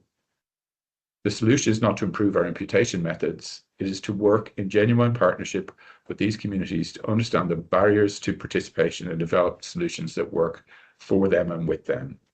This means ensuring the data we collect is data that communities themselves find useful and trustworthy. Right now, Statistics New Zealand is establishing data advisory groups for Pacific, Rainbow, disability and ethnic communities, and for the homeless and transient population. These groups, alongside the recently established Crown Māori Statistical Design Forum, are being established as part of Statistics New Zealand work to modernise the census and other household statistics. The establishment of these groups marks a significant step in Statistics New Zealand's commitment to a modern, inclusive statistics system. The fourth lesson, multi-mode or simply offering choice is the direction, but mode effects must be managed. The evidence from the US, UK, and Australia all points toward multimode surveys, offering web, telephone, and face-to-face as the pragmatic solution for a fragmented population. But mode effects are real. Different collection modes can produce systematically different responses to the same questions. Our methodology must keep pace with our operations. The fifth lesson, be transparent about uncertainty. One of the most important lessons from the UK's experience is the damage done when statistical agencies appear to have published data of uncertain quality without adequate disclosure. The Office of National Statistics credibility suffered not only from the crisis itself, but from the sense that the extent of data quality problems have not been communicated clearly enough to users. Statistics New Zealand must be exemplary in its communication of data quality, uncertainty, and the limitations of our estimates. The sixth lesson, the future is a system, not a survey. The paradigm of measuring social conditions largely through large, expensive, periodic household surveys is under pressure. The future is a system combining administrative data, targeted surveys, linked data analysis, and other new data sources that are more frequent and adaptive than anything we've deployed before. Planning for that future requires action now, not response later. And the final lesson, an integrated admin data multimode approach is the path forward for New Zealand. New Zealand is in a genuinely advantaged position in an important respect. Over many years, we've built one of the world's most sophisticated linked administrative data environments through the Integrated Data Infrastructure, or IDI, as most of you will know it as. The IDI brings together linked data sets from across government. The list of data is extensive and relevant to relay here. It includes health, tax, education, welfare, justice, births, deaths, migration, housing data, creating a rich longitudinal view of around 9 million people, including historical residents. When linked with survey collections such as the HLFS, it enables a depth of analysis that many statistical agencies around the world can only aspire to. The IDI is one of New Zealand's most valuable statistical assets. Used well, it can significantly reduce response burdens, improve coverage of hard-to-reach populations, and provide richer longitudinal insights than surveys alone. Public health researchers have been early and frequent users of the IDI, most notably the University of Otago's Integrated Data Research Group. It has already demonstrated its value in practice. Following the challenges of the 2018 census, it was the investment in the capabilities developed for the IDI that made New Zealand's combined approach to the census possible. At the same time, we must remain clear-eyed about the limitations of administrative data. How the data is collected can represent quality challenges, for example, the level of detail which ethnicity information is collected. Admin data must always be used just as it is for survey data, sensibly and carefully. And I'd like to pause here to acknowledge the government's recent investment in the future of the IDI. In the recent budget, the government announced a $57.7 million commitment to modernise the platform, with improvements being rolled out progressively over the next 3 years. I know many of you here from New Zealand will welcome this investment. Demand for IDI data and insights continues to grow as organisations increasingly look for detailed evidence to inform policy, service delivery, and investment decisions. The current system was originally designed as a prototype, and while it has served researchers well, this upgrade will provide a modern, reliable, and scalable platform capable of supporting increasingly complex analysis and broader use across the research community. The modernisation programme will introduce faster and more reliable technology capable of handling larger volumes of data, allow more users to access and analyse the data simultaneously, support more sophisticated analytical tools, and increase the frequency of data updates. Together, these improvements will provide a clearer, more timely understanding of what's happening across our communities and outcomes over time. You should start to see the benefits of this investment from late 2027. And of course, importantly, we will have always maintained the strong privacy and security protections for the IDI data. So let me conclude with the fundamental purpose of official statistics. We count people because people matter. We measure poverty because poverty causes harm. We track employment because livelihoods depend on it. When response rates fall, we do not merely face a technical problem, we face a failure of social contract between institutions and the public, a failure of trust that causes consequences extending well beyond statistics offices. It requires more than better questionnaire design or clever sampling strategies. Managing it requires rebuilding the case for why official statistics matter and demonstrating through our actions that we deserve the public's participation in our surveys. Statistics New Zealand has much to be proud of. The IDI is world-class, our methodological capabilities strong, and our collections team work hard, are skilled at engaging our communities. But complacency would be dangerous. The international evidence shows how quickly the situation can deteriorate and how costly it is to recover. The household that does not answer the door, the individual who ignores the invitation, the community that has learned not to trust institutions is not just a methodological problem. They are a message. Our job is to listen and respond. Thank you. Thanks very much, Colin, who sent through that recording. It was very interesting times ahead. Keen on catching up some time, so we'll quickly introduce Francesca. Welcome, Francesca. The floor is yours.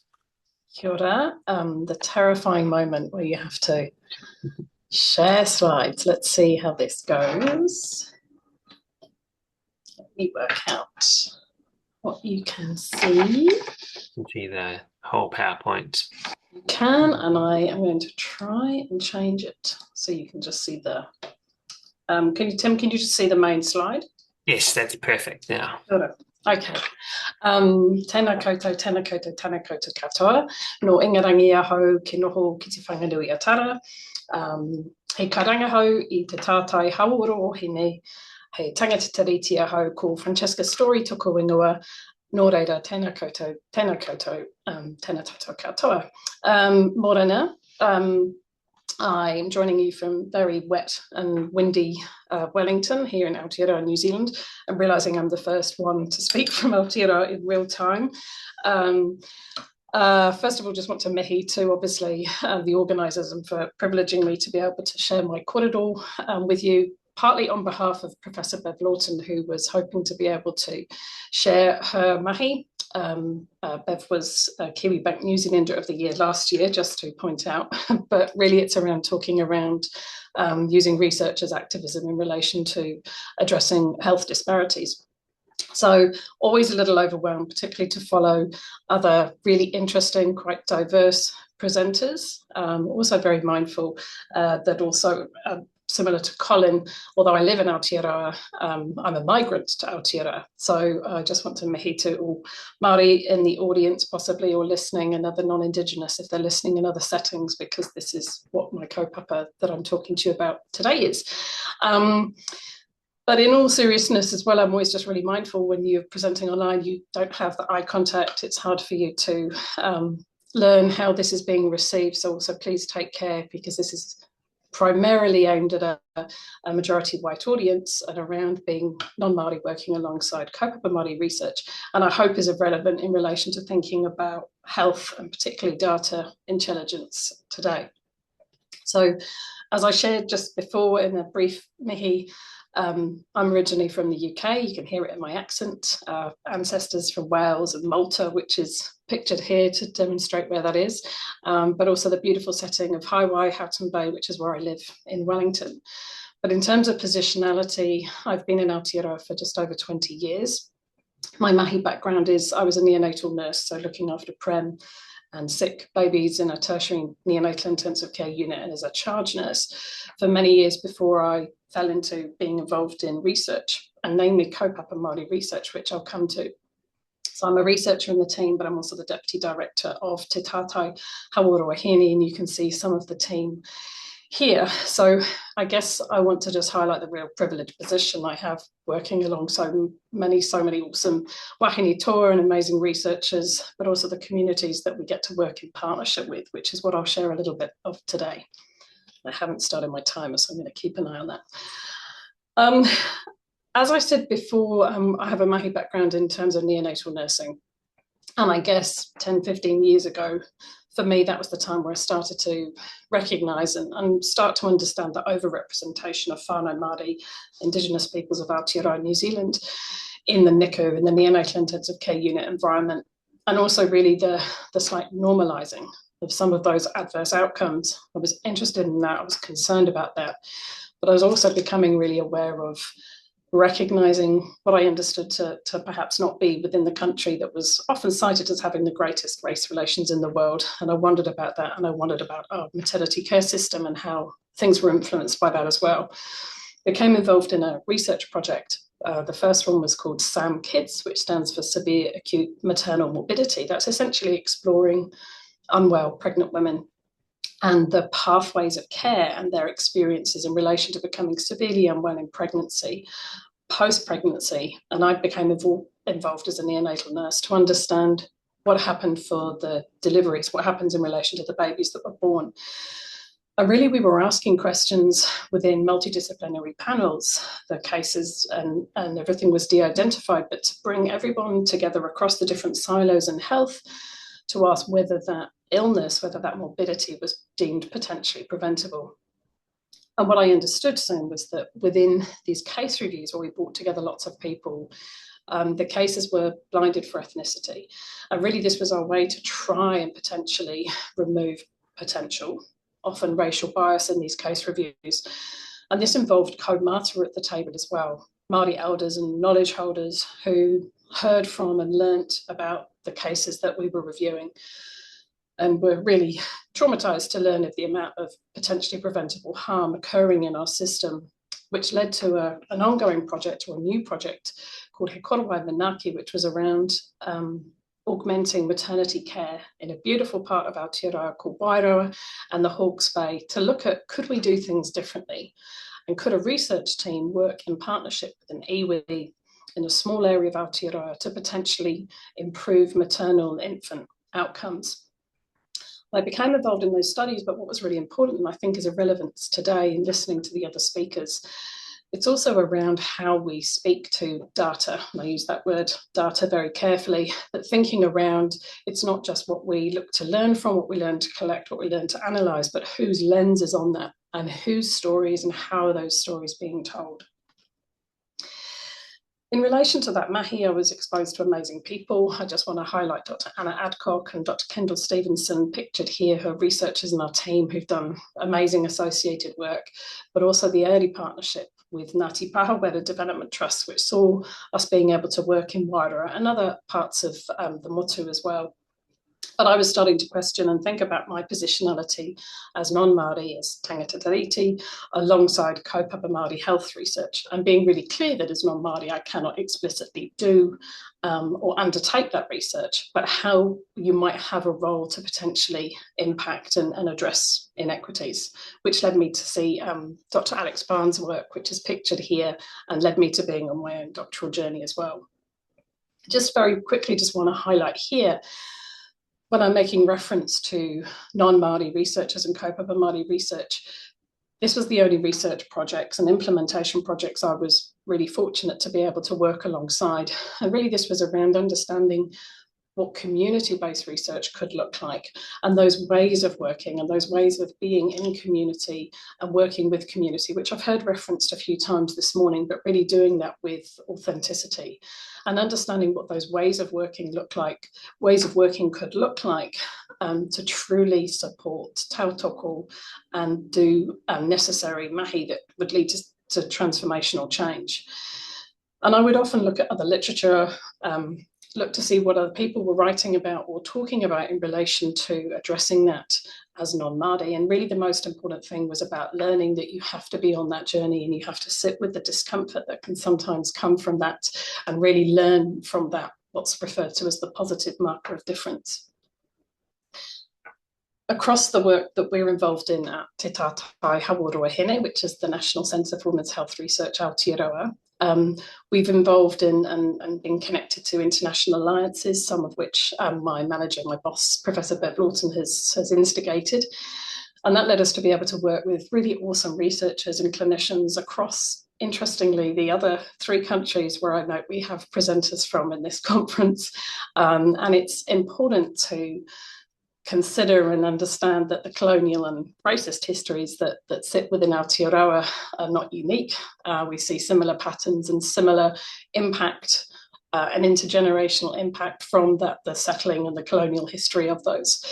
But I'm really mindful you can never compare one colonial history and experience to another, but the similarities are there, and these disparities are not unique.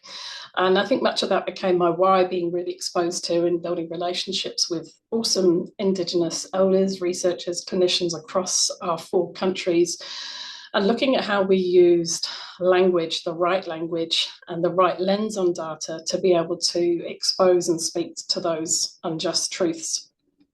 And particularly, just to highlight the paper on the left of the screen, where in looking at data and national data sets and highlighting outcomes of preterm birth, looking at who do you make the reference point within that comparison of data, and making Māori the reference point to highlight within Aotearoa the privileging of whiteness in our care settings and in our systems. And that can sometimes be quite a shift of perspective for some people who are familiar to using data in different ways. And that really led to this corridor, this conversation and this exploration about really looking to understand what does that difference mean, and how do we look after each other and across spaces to be able to address injustices. This led to my PhD, which I'm in the final year of exploring now. And the main the challenge for me in this was from the kaumātua, the elders that I work with here in Aotearoa, but also then other international advisors and elders across those 4 countries, who they identified who they wanted me to hear from, who they wanted me to learn from, to build the narrative in relation to non-Indigenous researchers and clinicians working to advance Indigenous health equity. So you see them pictured at the top of the screen here. Maybe some of them you recognise, but important to just highlight. All of them are flanked by my supervisors, Professor Bev Lawton and Associate Professor Clive Aspin. It was really important that I took the direction from them.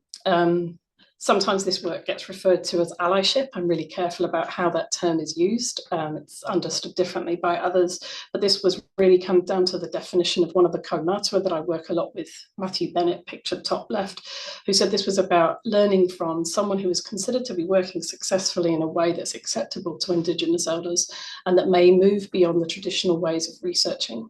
And often we talk about hearing and learning from rogue researchers or researchers that are using research for activism. So I don't forget. So why build the narrative? Why do this? Really, this is addressing the classic, the racism that sits in the room, that lurks in every corner. And whilst I have explored a lot of that in relation to my study and the work that we do, I'm intentionally not centering that harm and that oppression and the trauma that sits with that in this setting. But it is really important to acknowledge that is what kind of brings me to talk to you today. And I hope it's something that you can think about within your own setting, whether it's professional or personal, but it's really what sits behind that data. And it needs to be addressed and resisted and acted on accordingly. So today, the last few slides that I'm just going to share, they're really just preliminary sound bites from some of the interviews and what I've heard from and learned from the 18 participants across those four countries. And what I think is really important to highlight, this is about influencing action. It's thinking about how we undertake the work, how we look at data, how we look at undertaking and thinking about how AI might have or might not have a role. And I'm mindful I've edited some of these quotes and comments from people to look after people's identity, but I'm also really mindful, particularly in our geopolitical landscape that we find ourselves now, people can often weaponize quotes or findings. So you're welcome to talk to me about this anytime, but please don't pass on any of the quotes because they can be misrepresented. So first of all, I want to talk to you about those anti-racist notions. So this is around thinking about how people spend time and potentially have to navigate those difficult, tiresome conversations away from work, in work, and how to champion Indigenous group or a minority group. But it's also around in terms of preparing patients in clinical settings, where I heard from a lot of clinicians about how to manage themselves in a health setting that was not culturally safe. For example, in a clinical context by one, they spoke of the need to have very real conversations and literally sit down with their patients and say, I'd like to talk to you about the racism in healthcare. They would give families a script to follow and teach partners of pregnant women what to look out for when they were in hospital and what they might need to prepare for when they were leaving hospital and if they were asked to be discharged early. Kia mahiki, humility, to be humble, is a key component of kaupapa Māori research and was referenced and key throughout all participants, including those outside of Aotearoa as well, including not putting yourself in the centre, because we so like to know, as white, non-indigenous researchers, clinicians, the being right and the knowing. And it's about that concept of really being clear and sitting in the position and navigating that space that we won't ever really ever understand what it's like to sit in someone else's shoes. Relationality is key in all the mahi that I've been involved in, both at Te Tata Hauora Hini and then in my PhD. It's important in the collaborations, and it was very much a cornerstone and evident in all the participants' kōrero in their interviews.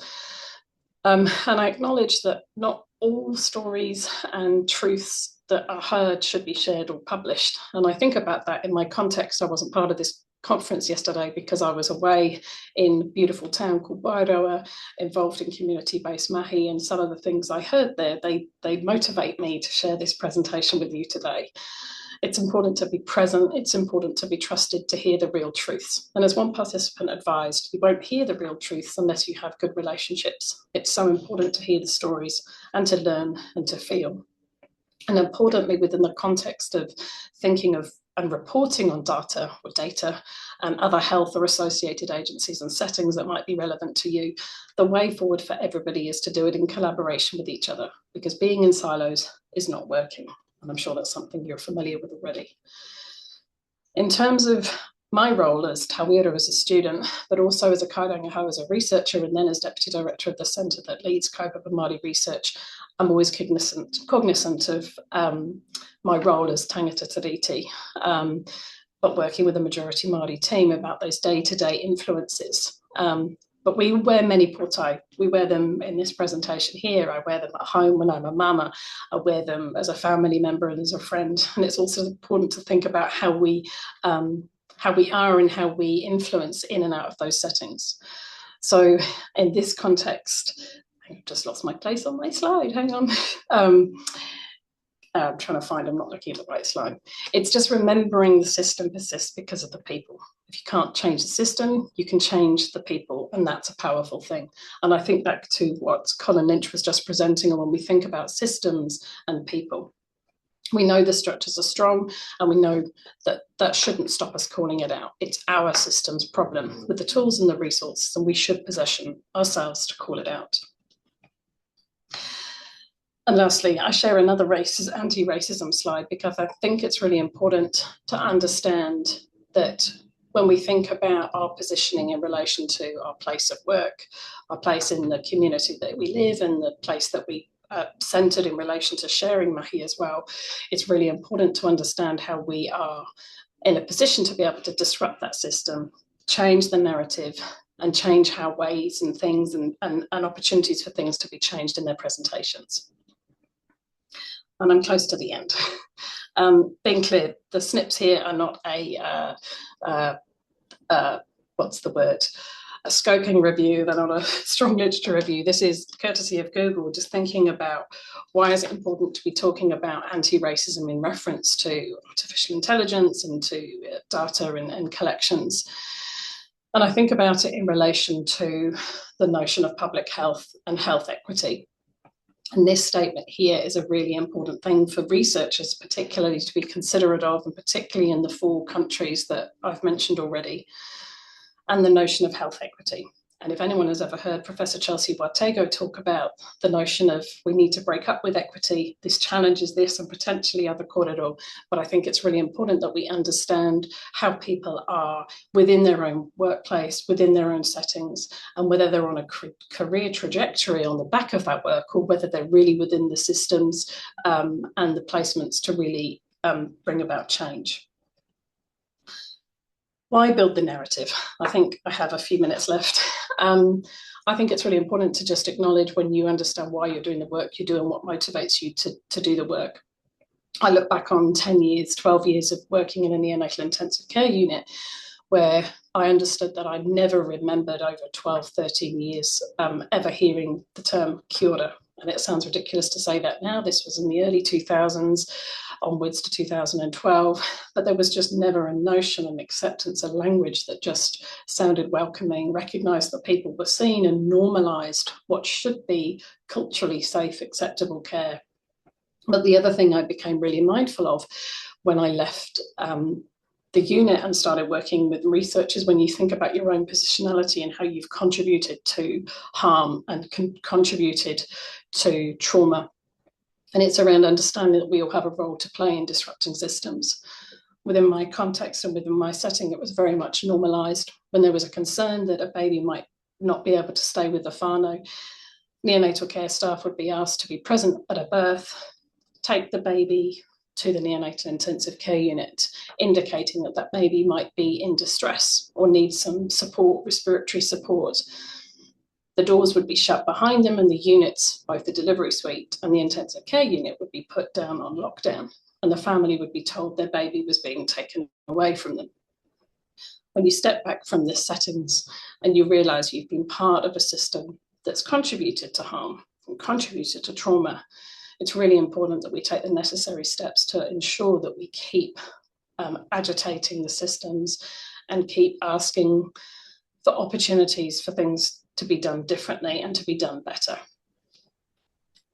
So in conclusion, whether you're heavily into the data, whether you're a researcher, whether you're a clinician, I hope this corridor just helps you consider the factors of addressing bias, addressing your positionality and understanding the language you use, because how we use the data, potentially how we use AI, risks telling a different story. I do want to finish on a positive, and this quote comes from a very influential, very well-known tangata tiriti in Aotearoa, who talked about the optimism and the positivity about this country, and we need to build more support and more opportunities for those young people for change. Kia ora. Kia ora, Francesca and Nami. Thank you very much for that presentation. I think you definitely, there's a moment there where I took it all on board. I wish we had time for a discussion, time for hui, and some time for questions. But unfortunately, we've got some time to catch up on, but I'm sure people can reach out to you if they've got questions. And if you're able to hang around for a while, there might be some questions in the chat for you. But Nami, thank you so much.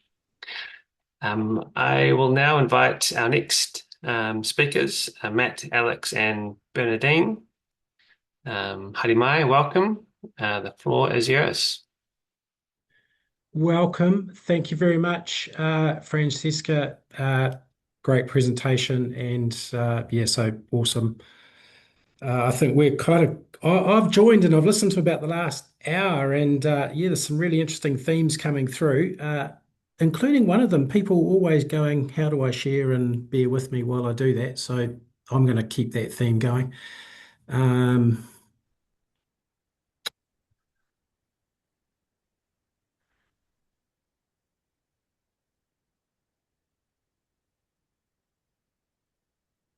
Oh, and I'm completely lost. Right, what am I sharing here? Oh, here we go. And I did the same thing. We'll do the old presentation slide. Let me just get go slideshow from the beginning. How's that? Everyone can see the screen? Yes. Brilliant. Thanks, man. I'm pleased I kept up the same thing. So yeah, so kia ora katoa. Thanks for the opportunity for us to speak today. You're going to hear from myself, from Kāinga Ora, Alex, the team leader from Te Whatu Ora, and Bernadine from MSD. And what we're discussing is not a new service or a program. It's really a practical example of what happens when health, housing, and social development deliberately organise around people rather than around our agency boundaries. Across our sectors, we often see the same individuals and whānau interacting with multiple services all at the same time. Despite the significant investment and committed staff, outcomes can still be really inconsistent. And we've kind of seen and heard that already today. Our experience has been that the issue is often not the lack of support. The issue is the friction people experience when moving between the systems that were designed separately. Today we'll share what we learned through Te Whakawhitinga, how it was developed, and what integrated practice has meant in operational terms for the people in the communities we serve.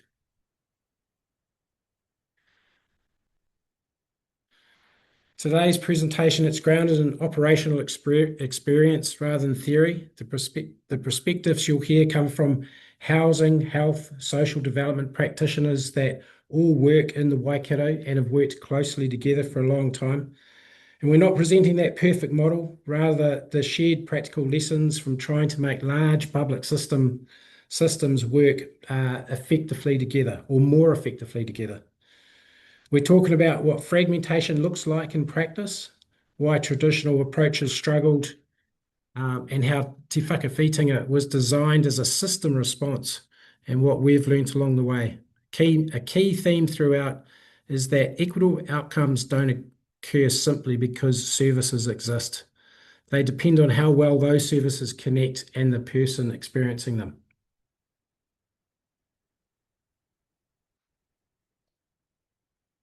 Most of us will recognise this picture, a person experiencing housing instability, financial stress, mental health challenges, or a combination of those factors. Each issue has a service available to respond, and the difficulty is that each service often responds on its own and in its own processes, assessment frameworks, eligibility criteria, and frameworks. From a system perspective, this can appear reasonable, and we've probably all experienced it from a customer perspective. It can be exhausting. People often ask to repeat their story multiple times. They have to navigate different referral pathways. They have to manage competing advice from different parts of the system. And ourselves as providers can almost experience those same things and are challenged equally as much as the people who use our services. Significant effort has been invested in coordinating support that sits outside these formal structures.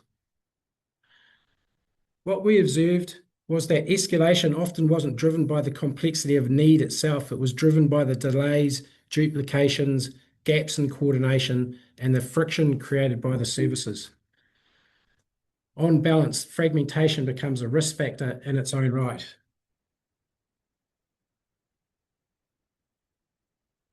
When we look closely at complex cases, some of those common themes emerged. Multiple agencies were involved. Each agency was performing its role appropriately. However, no single part of the system held responsibility for coordinating the overall response. The practical impact is that tangata hapori and the whānau become the coordinators of their own support system, and they're left to navigate the boundaries that are largely invisible to the organisations that created them. In effect, people start to absorb the friction between the agencies, and this has equity implications because those facing the most complex circumstances are often the least able to navigate the fragmentation in the system. Based on the information available, our conclusion was pretty straightforward. Improving outcomes required more than improving individual services. It required improving how services operated together. That insight ultimately became the foundation of Te Whakawhitinga and the integrated approach we'll discuss going forward. Tag. Cheers, Matt. Kia ora. So despite there being plenty of resource in terms of available services and products across Hamilton, across our area, the tangata hapori, or our clients supported by each of our 3 agencies, didn't always get the outcomes that each of our agencies would agree would be the desired one. Coordination across agencies relied on informal relationships, who you know, who you've worked well with in the past. And of course, the problem with these relationships is they can't be maintained. People leave, they go on holiday, you can't get them on the phone when you need them. And while we might agree between us on an overall goal for Tangata Whaiora, our different accountability structures meant our assessment of risk or of need, for example, could mean different priorities and actions that didn't necessarily align or perhaps overlapped. And this could lead to confusion for Tangata Whaiora or gaps in service provision. Also, our way of interaction with each other could be inconsistent. How do you refer? How do you actually get the help you think you need? Who can you talk to when you think things aren't going quite right? Who can you trust to listen and respond objectively? So we still had great pieces of joint work happening, some good outcomes, but it could take a significant escalation in needs to prompt a shared response, when an earlier response would have been simpler and more effective. And this paragraph really sums it up. Good people were working across all our agencies, but the systems were not designed to operate in an integrated way. It's the system that's the source of the friction.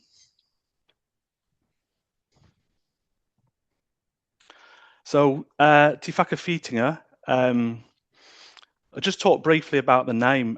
Originally, our name for the service was, it was bridging the gap, and it was thinking about where we were missing things, how we were connecting better.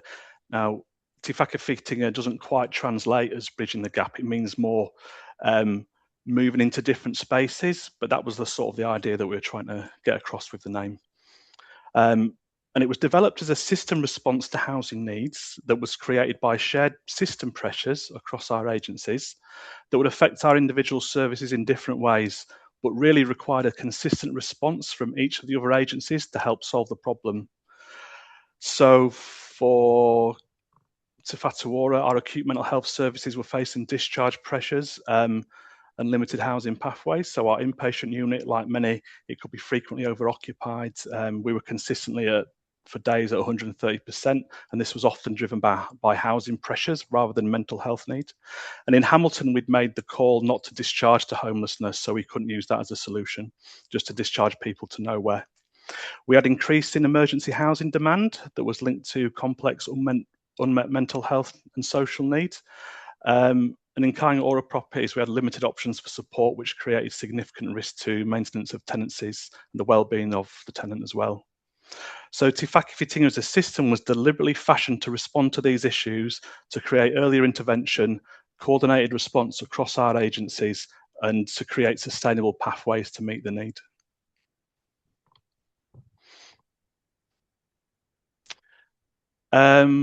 So it's really important to state Te Whakawhitinga was designed as an integrated service rather than a standalone programme.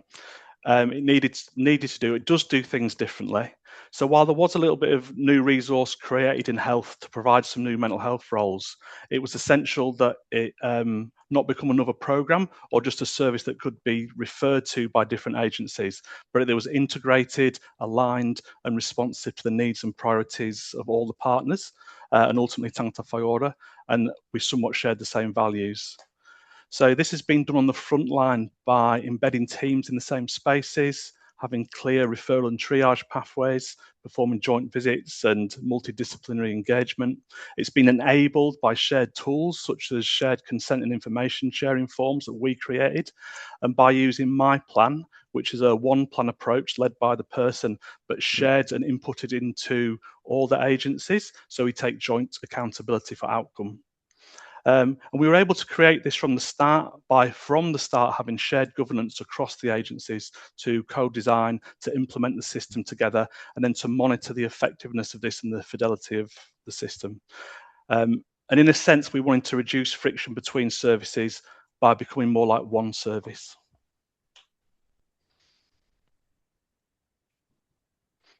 Thank you, Matt and Alex. So integration doesn't happen just because people are willing to collaborate. It requires structure. One of the key challenges was balancing privacy with the need for timely, coordinated action.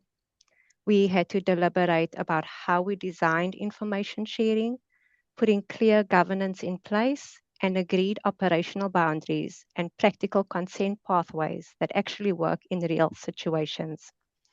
We also had to introduce clear escalation processes for issues resolution. A critical enabler has been our operational hui and our communities of practice.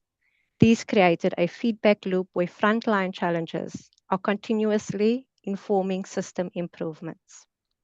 What this does is shift information sharing from something that is reactive and cautious to something structured, enabling, and purposeful. Next slide, please, Matt. So what this looks like in practice is a shift from fragmented transactional engagement to coordinated relationship-based responses. Instead of tangata hapori being referred from one service to another, we provided a holistic tangata hapori-centered approach.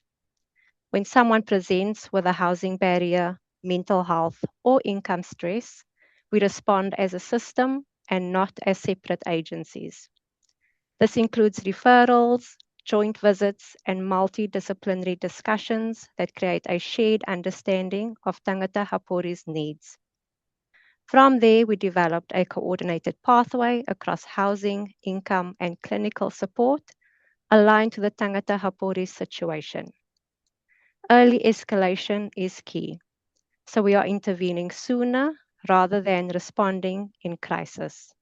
And over time, this created a more stabilizing and effective response for tangata hapori.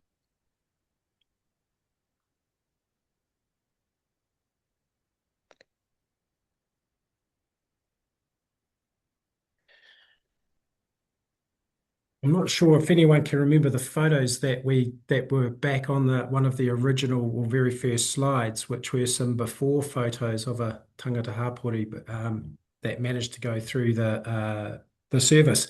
And here are kind of the after slides, I guess.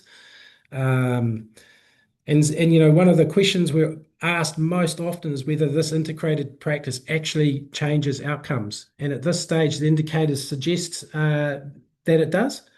What's important is that we're seeing outcomes across 3 levels: customer outcomes, system outcomes, and workforce outcomes.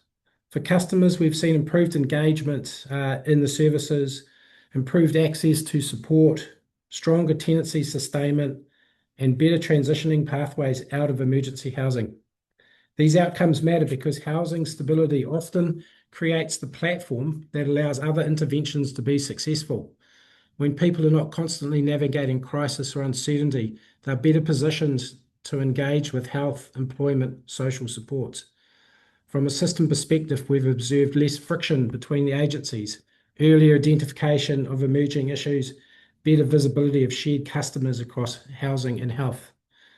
Rather than responding after a situation has escalated, agencies are increasingly able to intervene earlier and in a more coordinated way. We also see encouraging signals around the reduced pressures on parts of the wider system, including fewer crisis presentations and fewer situations which escalate into emergency responses. Equally important are the workforce outcomes. Integrated practices rely heavily on trust between professionals. As relationships have strengthened, staff have gained a greater confidence in navigating each other's systems and understanding the available pathways and working together to solve problems. The practical result is that collaboration becomes less dependent on individuals and more embedded within the way the system operates. By way of summary, the value is not simply that agencies are working together more often. The value is that people are receiving a more coordinated response earlier in their journey, which improves outcomes for individuals while also reducing the pressure across the broader system.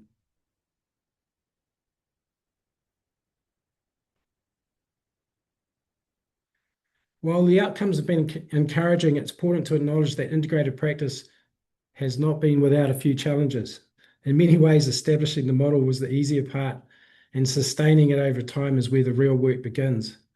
One of the key lessons was that relationships alone are not enough. Strong relationships often get integration started, but if those relationships sit outside a formal structure, the model becomes vulnerable to staff turnover, changing priorities, organizational pressures. We often talk about the need to provide the structure to relationships.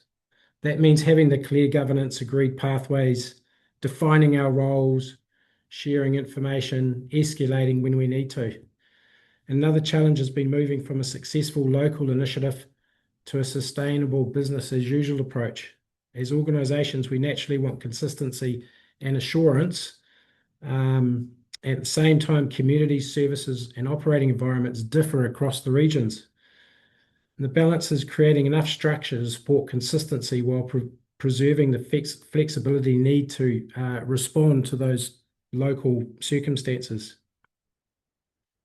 We've also been conscious of ensuring that integration remains tangata-led rather than agency-led. There's always a risk that as systems mature, the processes become more important than the person. And we've worked hard to ensure that coordination remains focused on the customer outcomes rather than the organisational convenience. On balance, sustainable integration requires intentional design, ongoing leadership commitment, and continued investment in cross-agency relationships.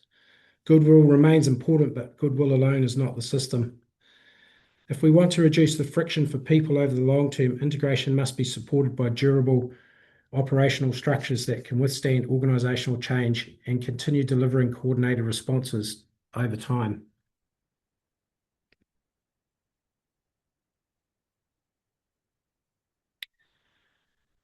So this is what we've learned, and now somewhat underpins our approach. Equity outcomes require us to redesign and align our systems. So if we know the system's the issue, then that's what we need to work on. Housing stability functions as a health multiplier. We knew this, but especially in health, were we actually taking responsibility for this?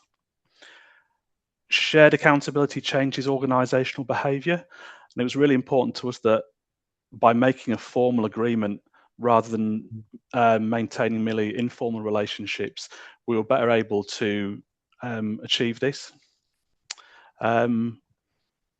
Relationships with trust are really important, but as part of the infrastructure, and integration must be intentional. That won't happen if you leave it to chance.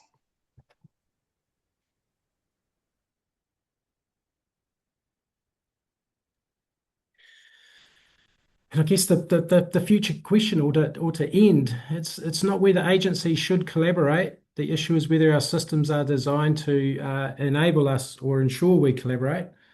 And how do we design and build our systems differently so people don't fall between them?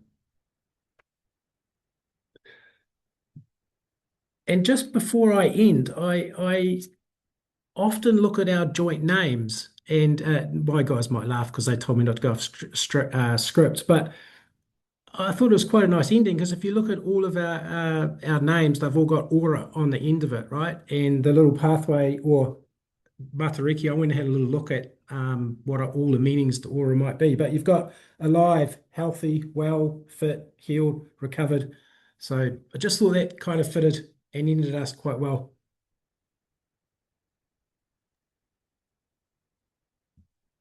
Nami, thank you so much, Matt, Alex, and Bernadine. I think you definitely ended on a good point.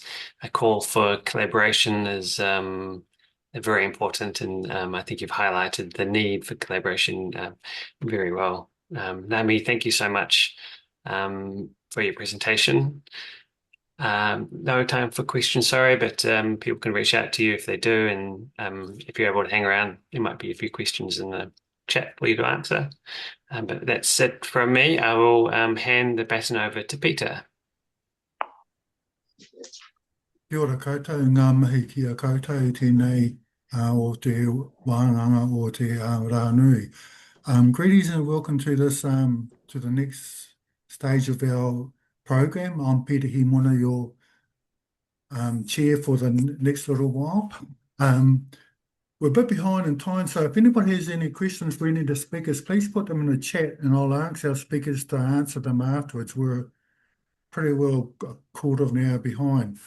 I'd like to welcome Lou Wickham and Jayne Metcalfe, Directors and Special and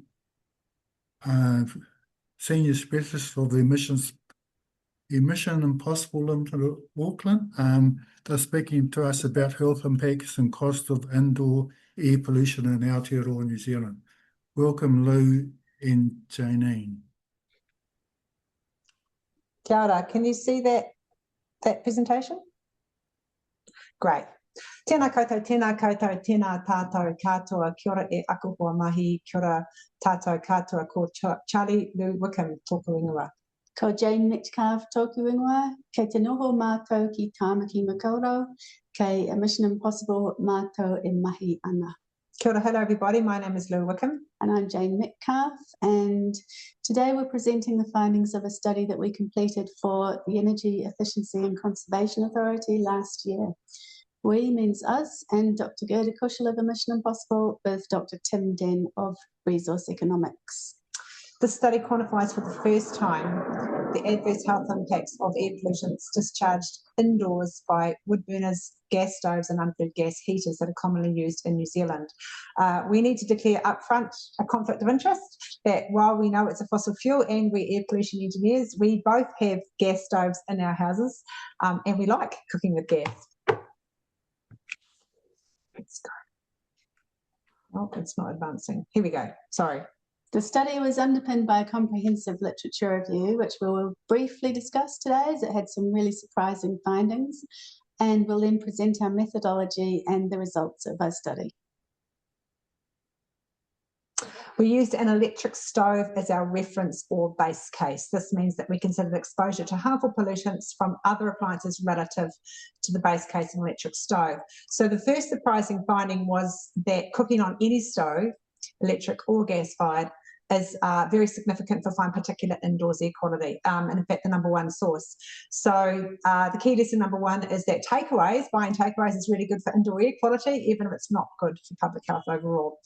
Irrespective, what our study does is put this all to one side, because in theory all residents have the same exposure and we're interested only in the incremental or additional impact of indoor combustion appliances. Wood burners are fluid, which means they discharge primarily outdoors. However, they also discharge into the indoor environment. This is especially true for open fires, but even enclosed wood burners discharge contaminants when you open and close the door to light or refuel the fire. In our study, there were 5 different types of wood burners: open fires, older wood burners, modern NES or National Environmental Standard burners, ultra-low emission burners, and pellet burners. A gas stove is a gas hob or cooktop, but it's not enclosed like an oven. So gas stoves discharge products of combustion into the kitchen, and typically there is an extraction hood located directly above. So another surprising finding of the literature review was that there's no association between indoor concentration of nitrogen dioxide and the presence or absence of an extraction hood when there is a gas hob in the house. This was found in 2 large studies, a European study published in 2024, which was based on monitoring undertaken in 180 households across 7 countries, and a Canadian study published in 2025 based on monitoring undertaken in 344 homes across Canada. So the key takeaway number 2 from our literature review is always open at least 1 window, or preferably 2 if you're cooking on a gas stove. Finally, we included unfilled gas heaters. These should have been banned years ago, and in fact, we tried to ban them when I was working at the Ministry for the Environment 20 years ago. They're cheap to buy, but they're expensive to run, and they discharge combustion gases directly into the indoor living environment, and they generate large amounts of water vapour. The good news is that there's not many of them left, only around 45,000 in New Zealand, according to Stats New Zealand. Our study assessed 2 pollutants only: nitrogen dioxide from gas stoves and unfilled gas heaters, and fine particulate, or PM2.5, from wood burners. And the reason for selecting these pollutants is that there is good science to support both the exposure estimates and the health impact estimates based on these pollutants. In particular, we have New Zealand-specific exposure response functions. It's fair to say that the findings of the literature review are heterogeneous. This is partly due to the complex nature of indoor air quality. It's influenced by the indoor sources of air pollution, notably cooking, but it's also influenced by pollution levels coming from outside, the rate of exchange of air between indoors and outdoors, other processes such as deposition of pollutants onto surfaces, and complex chemical reactions. And all of these variables are different in different indoor environments. Also, compared with outdoor air quality, evidence about exposure to air pollution indoors is sparse. There's no standard monitoring methods. Consequently, there's a wide variation in reported indoor air pollution concentrations. So to address this complexity and uncertainty in the literature, we used sensitivity analysis in our review. This was based on realistic low and high bounds for exposure estimates. Our priority was sourcing robust data, ideally from New Zealand research. We found that Trumpeter and Davey from 2019 and Gillespie-Bennett et al. From 2008 provided high-quality data to underpin our estimates of indoor increments of PM2.5 and NO2. The results from these studies were supplemented and benchmarked with data from relevant US and European studies. Our review also confirmed that published studies used exposure response functions developed for outdoor air quality to assess the health impacts of indoor air pollution. So there are 3 steps in our determination of health outcomes and costs. The first step, we estimated the annual incremental exposure due to the specific combustion appliance. This ignores exposure to pollutants from outside. The second step, we used the concentration response functions from New Zealand's National Epidemiological Study, the Health and Air Pollution in New Zealand study, otherwise known as HAPPINS, to estimate the health outcomes associated with that annualised incremental exposure. And the third step, we calculated the costs attributable to these specific health outcomes, because a key purpose for ECA was to make the estimates relevant for Treasury. So these costs included social or willingness to pay for reduced mortality costs and fiscal, that is health system costs, updated to $2025. Overall, we're comfortable that the approach is robust and defensible because it is the approach used in similar international epidemiological studies, papers examining the effects of indoor pollution in the EU and the UK, the USA and globally, that have been published in prominent journals such as the Lancet in Science, and B, it is consistent with WHO recommendations for good practice. In any case, we developed a model to detail all of our assumptions and make our calculations transparent so that the study can be amended or updated if needed in the future. And so the big reveal, what did we find? Well, I'm pretty sure it'll be no surprise. When considered at the national level, the public health impacts of indoor air pollution are fairly significant. This table presents the annual impacts of indoor air pollution, summed for each pollutant, summed for each appliance type to provide a national estimate. And it makes some interesting comparisons. There are 360,000 gas stoves and more than 500,000 wood burners. However, the mortalities attributed to gas stoves are more than double those attributed to wood burners. The estimated respiratory hospitalizations attributed to gas stoves are more than 4 times higher than those attributed to wood burners. This table also shows the disproportionate impact of unfed gas heaters. Despite there being only 45,000 of these left, that's around 5% of the total number of appliances, they're associated with an estimated 57 premature mortalities each year. That's 16% of the total number of estimated premature mortalities attributed to indoor air pollution. And premature mortalities are expensive. In 2025, the value of a statistical life was $15.7 million. This table presents the social cost by appliance summed to a national estimate. It's highly significant, around $6 billion each year for indoor air pollution attributed to gas stoves, wood burners, and unfed gas heaters. Gas stoves have the highest contribution to this total, more than $3 billion, or 56% of the total cost of indoor air pollution came from these devices. For comparative purposes, we also estimated the outdoor air pollution impacts from wood burners only, using Treasury's published damage costs. These damage costs assign cost to PM2.5 emissions based on a $1 per tonne basis. So this table shows that the indoor air pollution costs attributed to gas stoves is about half of the magnitude of the outdoor air pollution costs attributed to all wood burners. It also shows that the health impacts and costs of indoor and outdoor air pollution attributed to these appliances are roughly the same, around about $6 billion each year. So that's a combined national air pollution cost to society of more than $12 billion in health impacts each year. This presents the same data graphically, which might be a bit easier to understand. The y-axis is estimated annual costs in millions of dollars with the appliance type along the x-axis. So the blue columns represent indoor exposure to NO2 from gas stoves, indoor exposure to PM2.5 from old and modern wood burners, and indoor exposure to NO2 from unflued gas heaters. And the orange columns represent outdoor exposure to PM2.5 from old and modern wood burners. The graph also shows the costs summed from all residential combustion appliances in New Zealand in the darker blue and darker orange. To conclude, we estimated around 300 premature mortalities and around 1,700 hospitalisations per annum can be attributed to exposure to indoor air pollution from gas stoves, wood burners and unfed gas heaters in New Zealand. These are due to those small individual increases in chronic exposure that, when multiplied across the population, sum to a highly significant impact and cost. As mentioned previously, the study included sensitivity analysis, and this found that the estimated impacts range from a third to twice the central estimates, which reflects the complexity and variability of indoor air pollution. However, regardless of the assumptions and uncertainties, the costs per household are still appreciable for all appliances assessed, even at the lower bound. Overall, the findings for all appliances support better ventilation and increased regulatory attention to indoor air quality. Well, in our view, New Zealand, however, is not alone in this regard, because while studies in the US and the EU have made similar findings, governments anywhere have yet to act decisively. However, the cities are leading the way. We were very pleased to hear that the City of Sydney recently banned gas in new builds.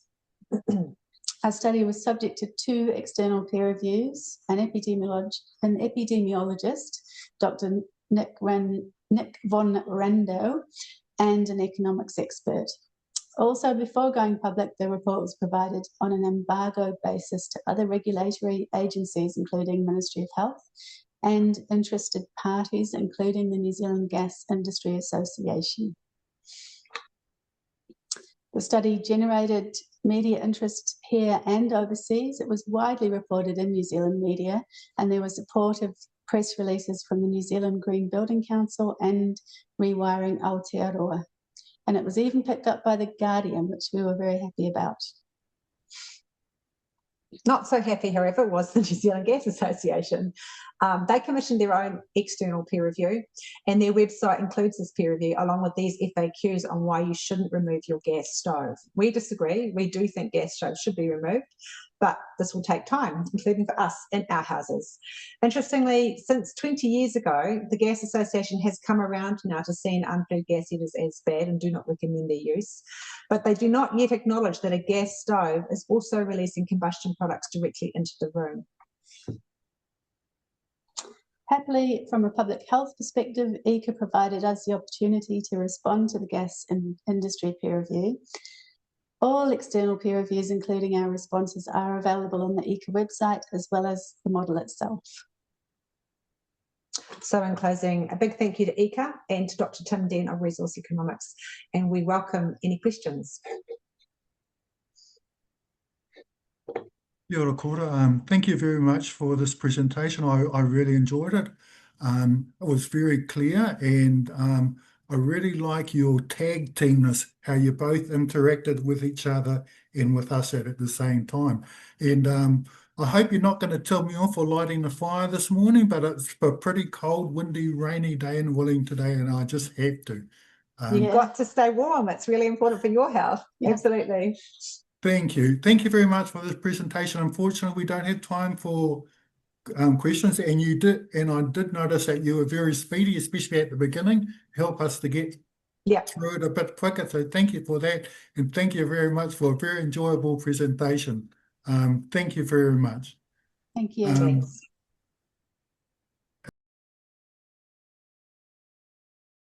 Our next presentation is from Dr. Jenny Walsh. Jenny is a fellow and epidemiologist at the National Centre for Epidemiology and Population Health, Australia National University, and she's talking to us about using national linked data assets for enhancing population health monitoring and effective health policy in Australia. I'm looking forward to this, Jenny. Welcome. Thank you so much. Can you just confirm that you can see my slides and hear me okay? Perfect. Great. Well, thank you very much for the introduction. Yes, my name is Jenny Walsh. I'm from the NCEF, the National Centre for Epidemiology and Population Health at the ANU. I'd like to start by acknowledging that I'm coming to you today from the absolutely beautiful lands of the Ngunnawal and the Ngambri people. It is just a stunning day here. We've got crystal blue skies. It is freezing though, but I'm always happy and privileged to work and to live on these lands. And I'd like to pay my respects to elders past and present and thank them for their ongoing care of the lands that I live on. So yeah, my research really uses kind of whole of population linked administrative data sets with a real focus on understanding and addressing health inequalities. So this is a really exciting area of research to be in, I think. Completely biased, but I think it's exciting, particularly in Australia, because we've seen, you know, huge progress in the last probably 10 to 15 years. When I sat down to put this presentation together, though, I have to be honest, I wasn't quite sure what I would speak to this group about. So I went back to your website and read the About Us page. And although I had read it before, I was so struck by your comment that said there is so much data out there, there is so much information, and yet intelligence is limited and fragmented. And for some reason, that just really hit me when I read that last week. It really resonated with me. I think it's so true. But actually, the more I work with data, the more I work with these big kind of enormous amounts of data, the more that statement kind of just hit me right between the eyes. So I thought my plan for the talk today is to talk to you about you know, using the data that I use for population health monitoring, but I guess more specifically about how I think we can use these data to generate real intelligence and some of the kind of lessons that I've learned along the way. So in terms of kind of context, as I'm aware, I'm speaking to you from across the ditch. So in Australia, we have a strong and obviously very high performing health system, although it's certainly not without its challenges, and a relatively long history of incredibly high quality population health monitoring. So I always joke that there is no bigger fan in the Australian Bureau of Statistics and the Australian Institute of Health and Welfare than I. So you know, they have done an absolutely incredible job, but what they have been able to do has been constrained by this reliance on single unlinked data sources, and that's absolutely not a criticism of them. These are the data that they've been working with. And essentially what that has meant is that there's only ever been population health reporting by these very kind of basic population groups, so by age, by sex, and by geography, which allows us to get estimates by sort of remoteness and area level measures of disadvantage. So that limits the population groups that we can report monitoring data for. And there's a couple, although those, you know, age, sex, and geography are important, there's so many other groups out there that are absolutely critical. You know, things like migrant communities, people with disability, for example. And it also limits the extent to which we can really quantify changes over time. So often these data are quite produced at quite an aggregated level, and so it's difficult to really get a handle of how things are changing over time and take into account differences in how the population structure is changing over time as well. And of course, in sort of resource-constrained environments, there is just this, you know, increasing demand for detailed and high-resolution population health monitoring data to support government activities. So it's a bit of a no-brainer that if you can target resources and be really efficient with planning and policy, then that's a win for everyone. And I think there is sort of a chicken and egg thing here, but you know, the last 10 to 15 years, the government has made huge investment in the development of these national linked data infrastructures. And I think the goal and the kind of opportunity and the challenge with this is to really turn those data into intelligence, which I think is kind of the piece that might be of interest for this group here. So, of course, New Zealand is kind of streets ahead of us on this.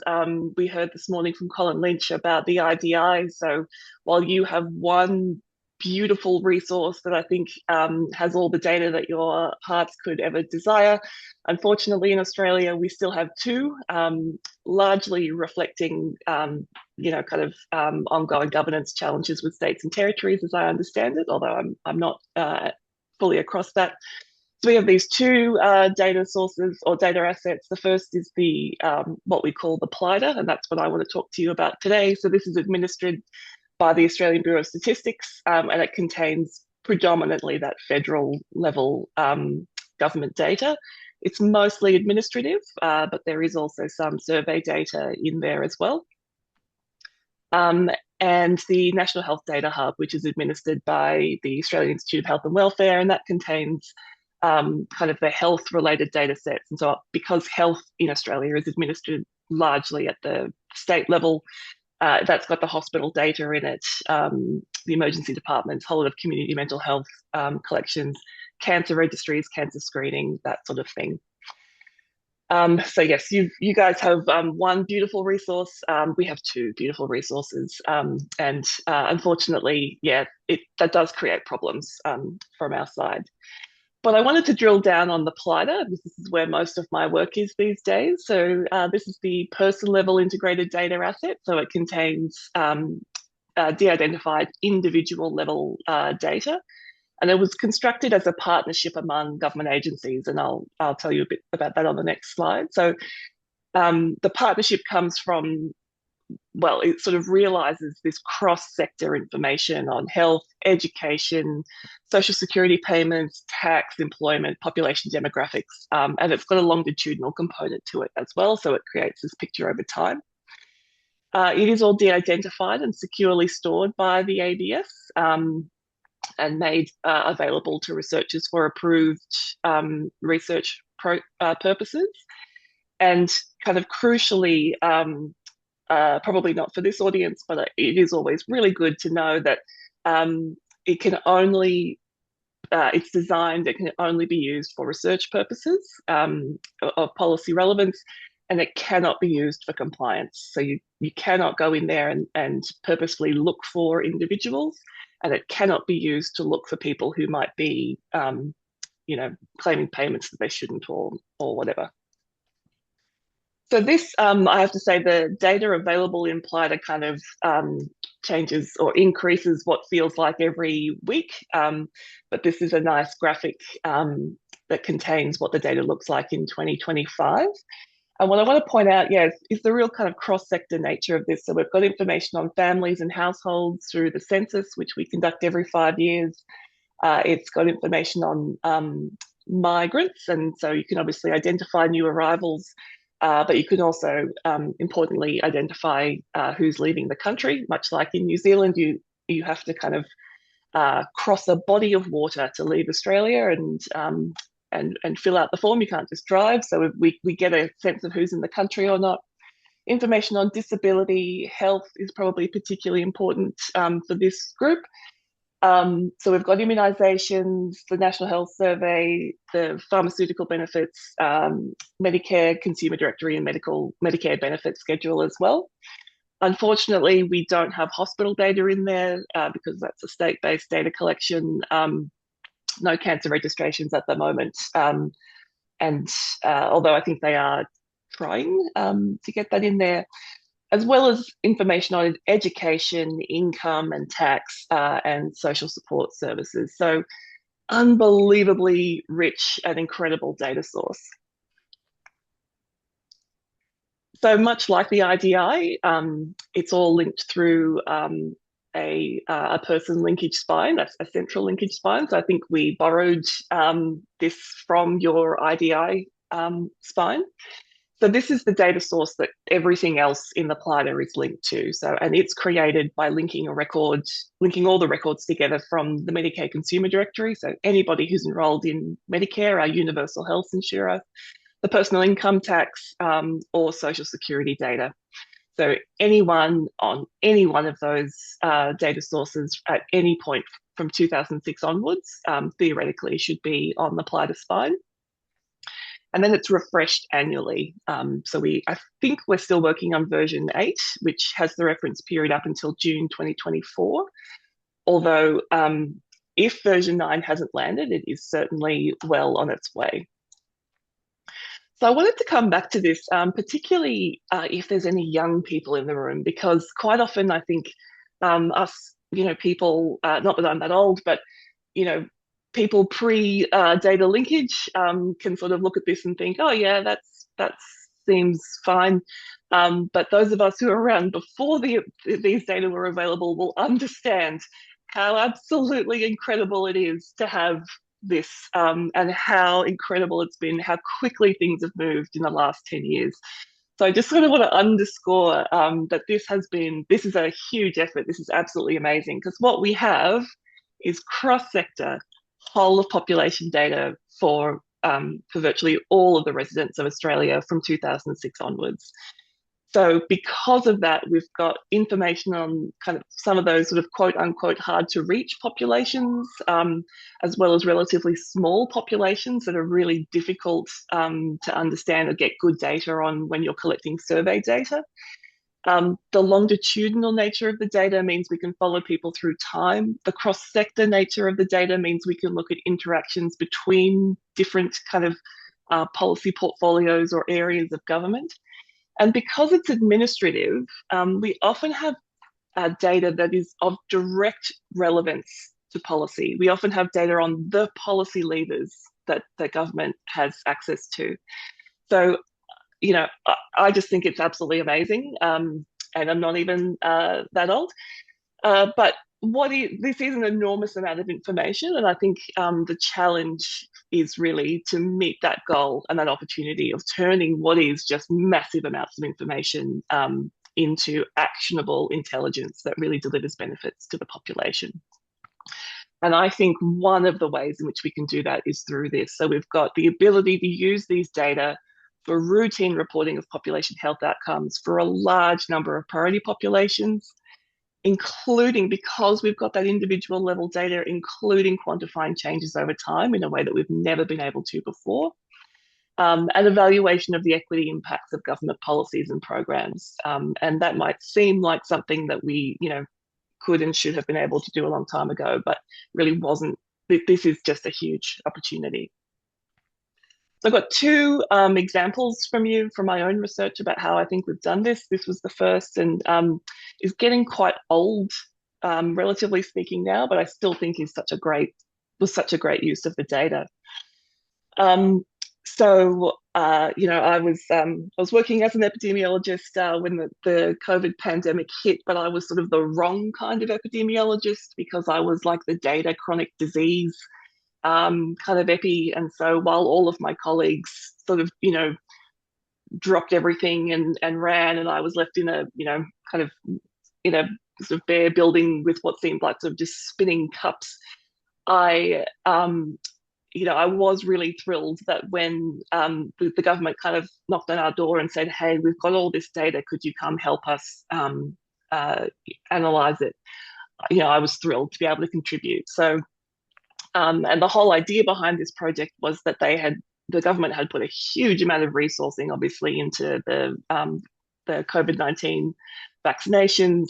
And there was a need and a want to use the PLIDA data to understand which population groups had low and high uptake, with the idea that we could, if we could identify them, we could prioritize actions and increase coverage.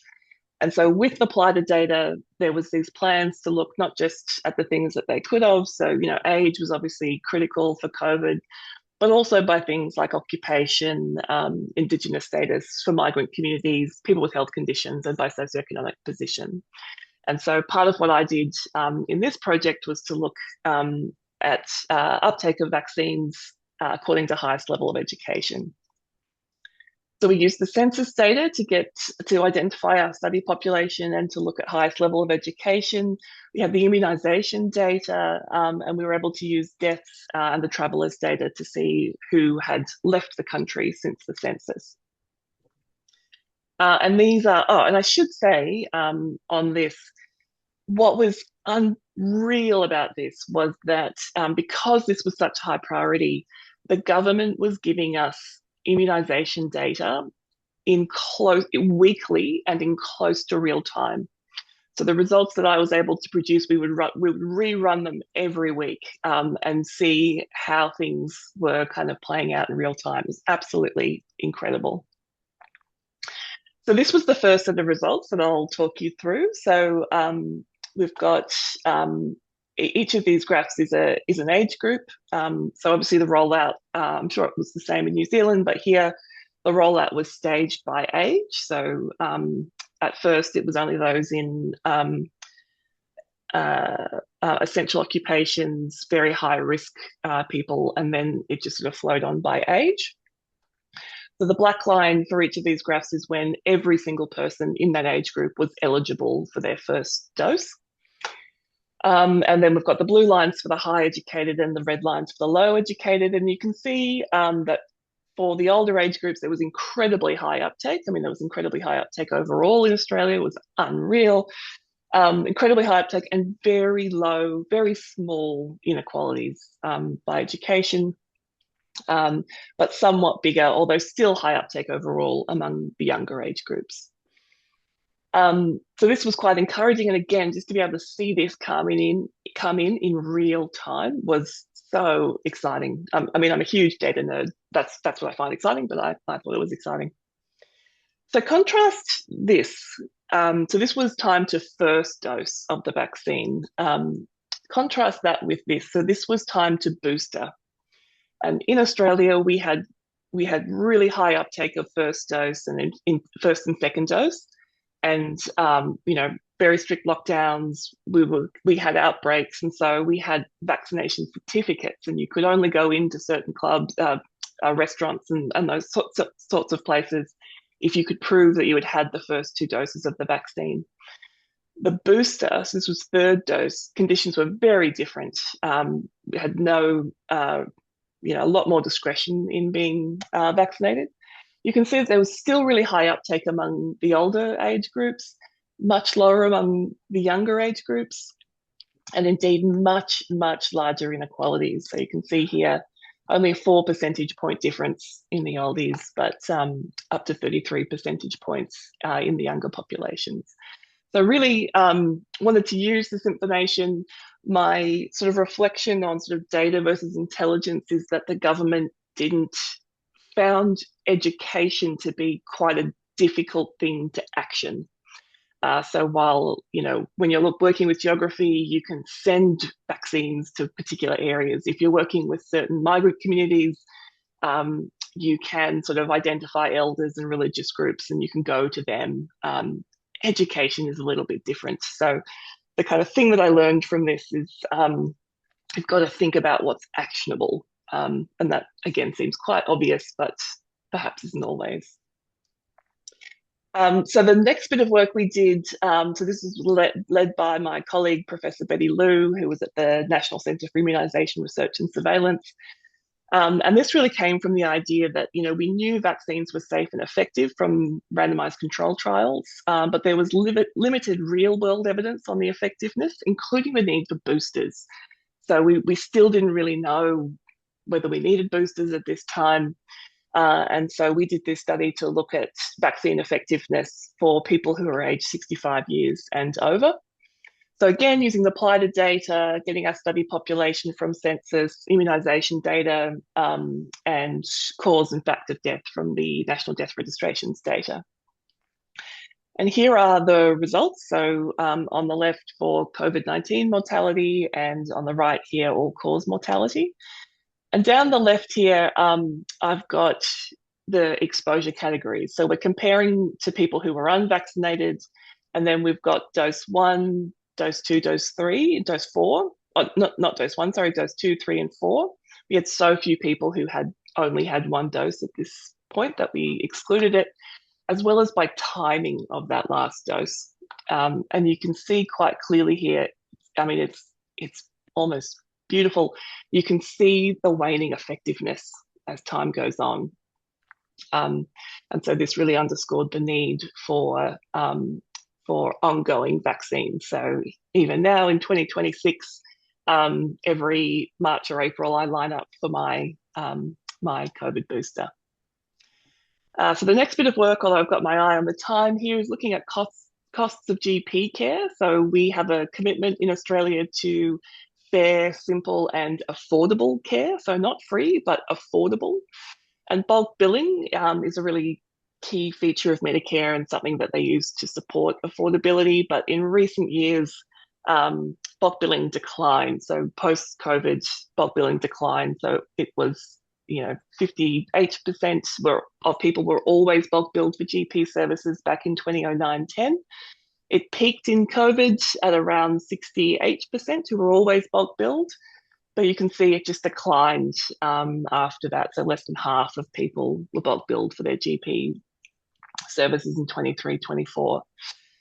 But the aggregated data kind of hides so much of what's sitting behind this, because we know that there is huge amounts of variation.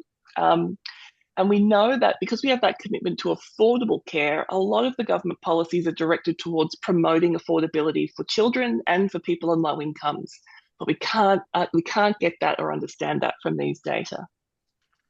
Again, you supply the data for the first time, and it's just incredible to me that these data weren't available before, but for the first time, look at bulk billing in relation to concessional status. So this is the proportion who are always, usually, sometimes, or never bulk billed for each year between 2017 and 2024 by concessional status. And you can see, really encouragingly, that bulk billing is much higher for concessions. So the system is working really well. There's a little patriotic tear that runs down my cheek when I see this. This is pro-equity working really well. But you can also see that they weren't protected from those declines there. So there is something to worry about in the potential erosion.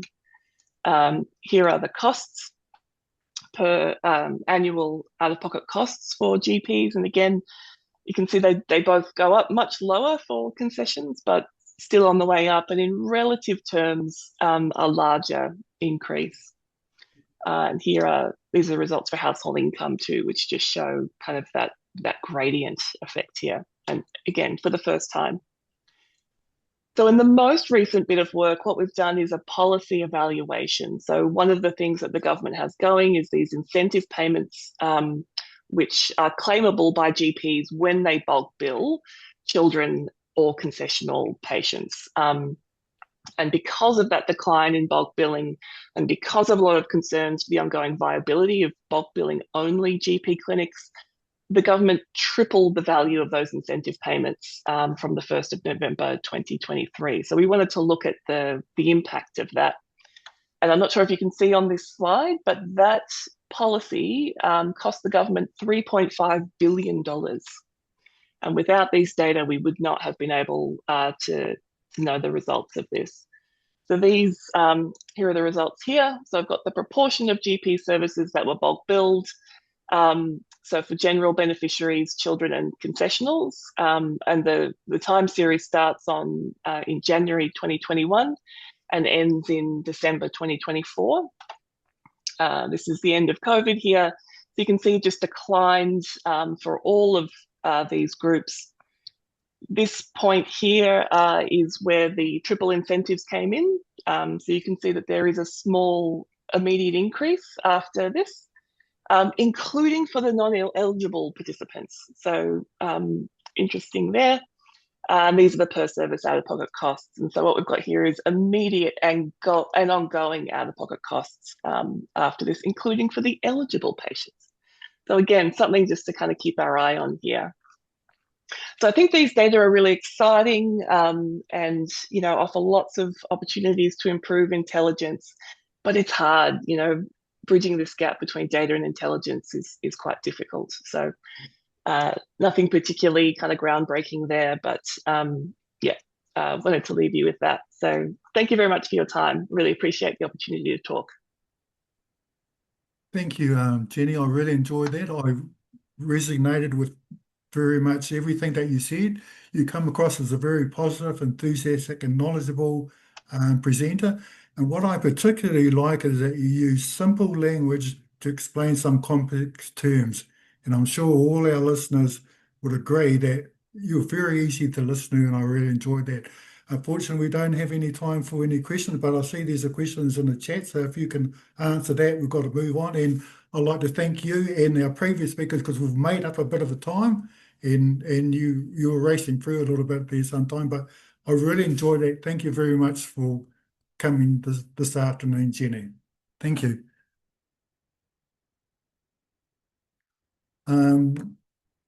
Our next speaker is Professor Tari Turner. She's Director of the Australian Living and Evidence Collaboration Professor of Research at the Cochrane Australia School of Pacific Health. She's going to speak to us on what living evidence is and why it isn't enough. Thanks very much, Peter. And thank you for the invitation to come and talk today. Can I confirm that you can hear me and see my slides?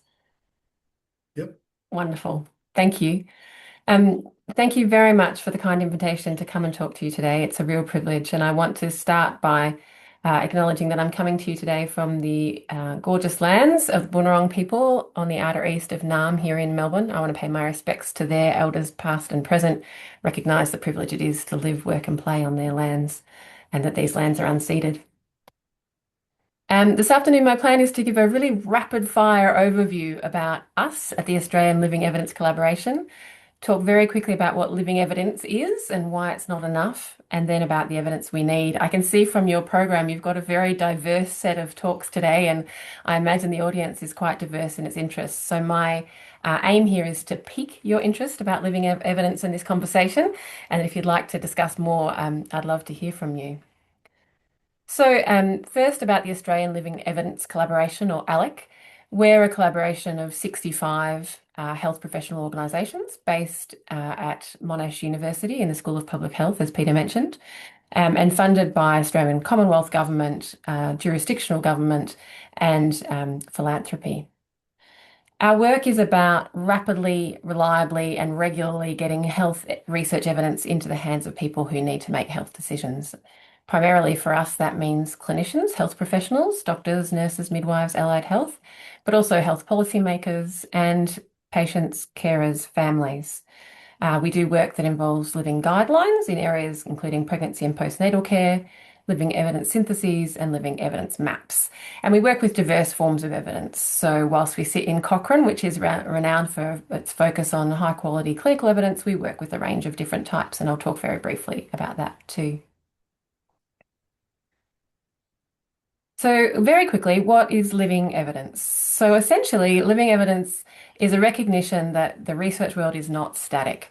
And when we talk about living evidence, we're talking about evidence syntheses, systematic reviews, guidelines, other forms of evidence syntheses that are kept continually up to date to reflect changes in both the research world, new emerging published research, but also in the context, new availability of technologies, changing contextual situations, changing rates of illness and so on. Many of you will be very familiar with the traditional approach for conducting a systematic review or a guideline, where you start down here on the left-hand corner, determine the scope of the document, spend a lot of time finding the relevant evidence, incorporating it, critiquing it, appraising it, synthesizing it. Then you publish your systematic review or your guideline, and almost immediately it begins to go out of date as new evidence, new research is published. In many contexts internationally, systematic reviews and guidelines are not updated, and certainly not updated regularly. Often there's a 3, 5, 10, 20-year gap between updates, and of course guidelines and reviews quickly go out of date over that period. A living approach to evidence synthesis simply does all those things that we're used to doing, but keeps on doing it. So we have repeated iterative cycles of looking for new evidence, incorporating it and keeping the guideline up to date. And so reliability of the evidence synthesis is kept over time. This is an idea that was first proposed in 2014 by Julian Elliott, myself and others, and then has been rapidly become the global standard. So just a quick couple of examples for you here. One is the Living COVID Guidelines, which were established in late March 2020, and our first version was up in April 4, 2020. Those guidelines grew to include over 200 recommendations. They were based on daily searches for new evidence and weekly updates of the guidelines, more than 130 updates of those guidelines over the life of them. We are never doing that again, ever, for anything. It was a massive effort by more than 250 clinicians and consumers over 10 panels with a massive return on investment. And it proved really that living guidelines could be done at scale. Those guidelines were, in the end, accessed by actually over more than 1.5 million page views by more than 750,000 users in 200 countries, including New Zealand, and demonstrated that people wanted to use these kinds of resources. A second example of this type of work would be the Living Stroke Guidelines. These were the first ever living guidelines globally, established in 2018 after an update of the standard guidelines in 2017. These were another very large guideline, more than 300 recommendations. And you can see on the right-hand side of your screen that in the update that was conducted at 2017, a huge amount of research evidence was screened and included in the update, a massive workload, and in fact, more than 100,000 research citations were screened as part of that process to update the guidelines in 2017. Sadly, a research study came out a week later, which made recommendations within those guidelines no longer up to date.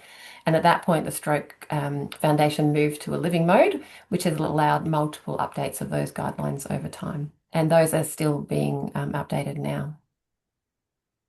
So this idea of living systematic reviews has really taken off. As I mentioned, we first proposed them in 2014. We established ALEC in 2018. And if you have a quick look in PubMed, you'll see that from 2020 onwards, there was a massive uptick in living systematic review publication. And I'd say that this brand of living has become very successful. WHO is now developing living guidelines, NICE in the UK, many other groups globally are developing living guidelines, and they've become the de facto standard. It's not unreasonable. It's not rocket science that people who are making health decisions really want their information to be up to date. And it seems to me that this should be a baseline. Of course, we should be providing up-to-date evidence syntheses, systematic reviews guidelines to people making decisions about their health.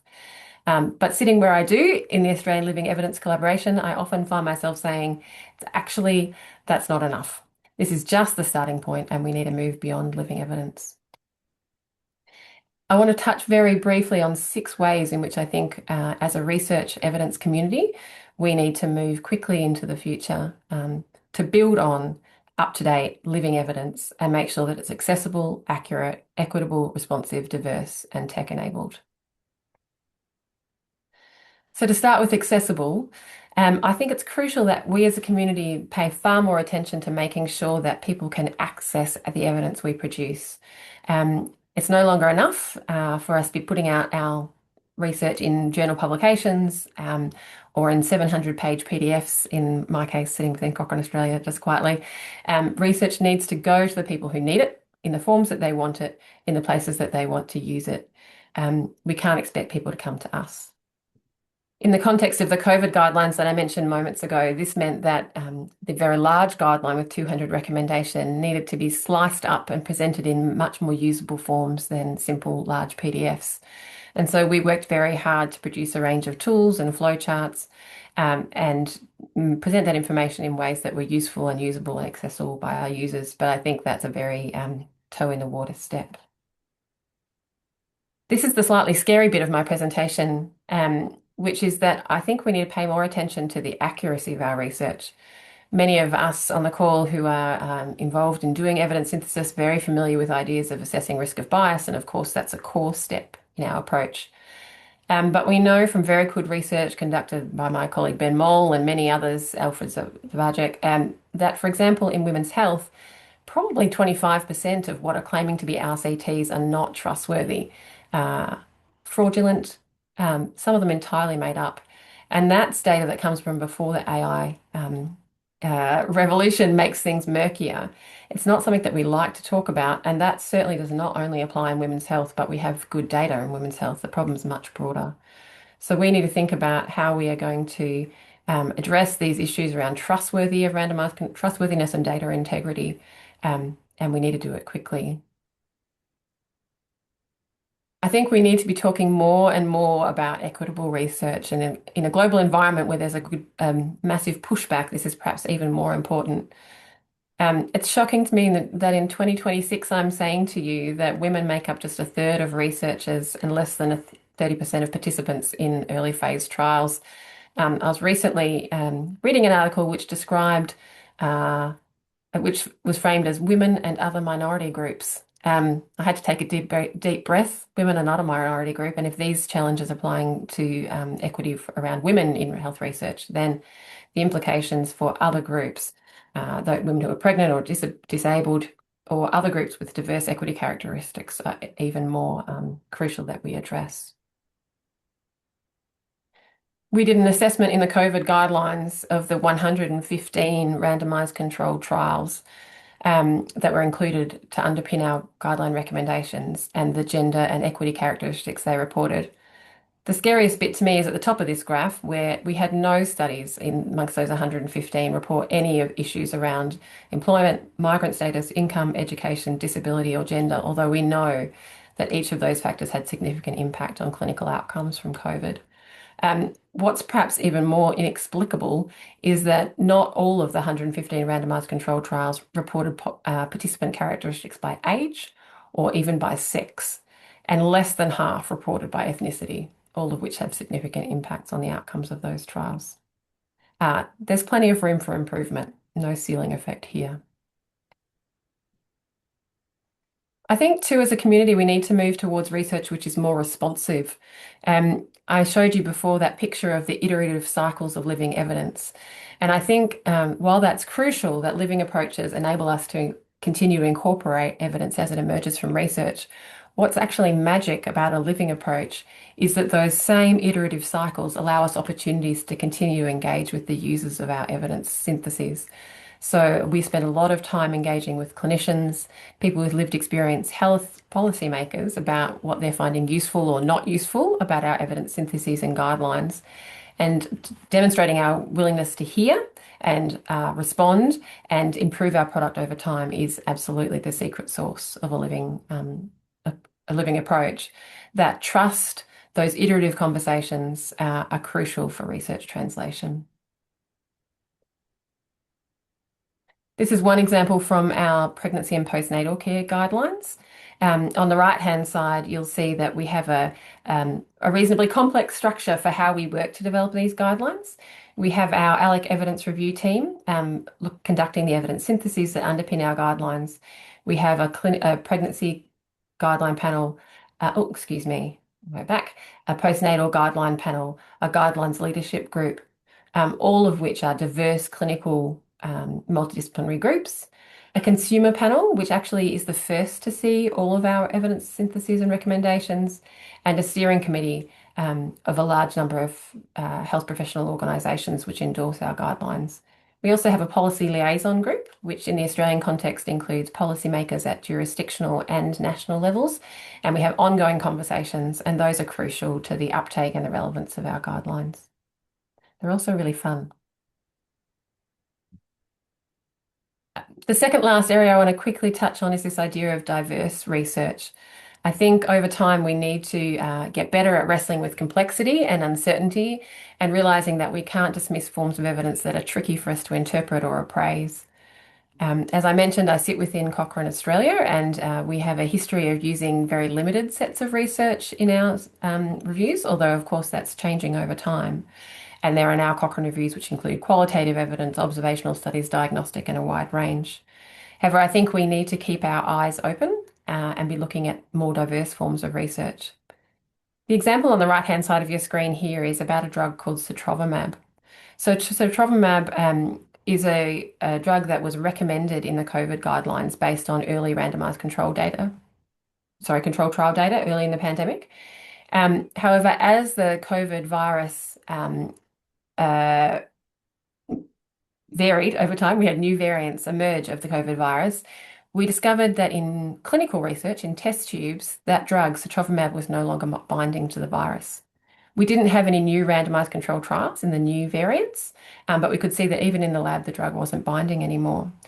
We don't have methods for how we incorporate that kind of preclinical evidence into clinical guidelines. And so it was a challenging time for us as a guideline group to work out how we were able to incorporate that We worked with Miles Davenport and others to appraise that clinical evidence and use it to update our recommendations, saying that we should no longer use sotrovimab based on the fact that we could see it was no longer binding.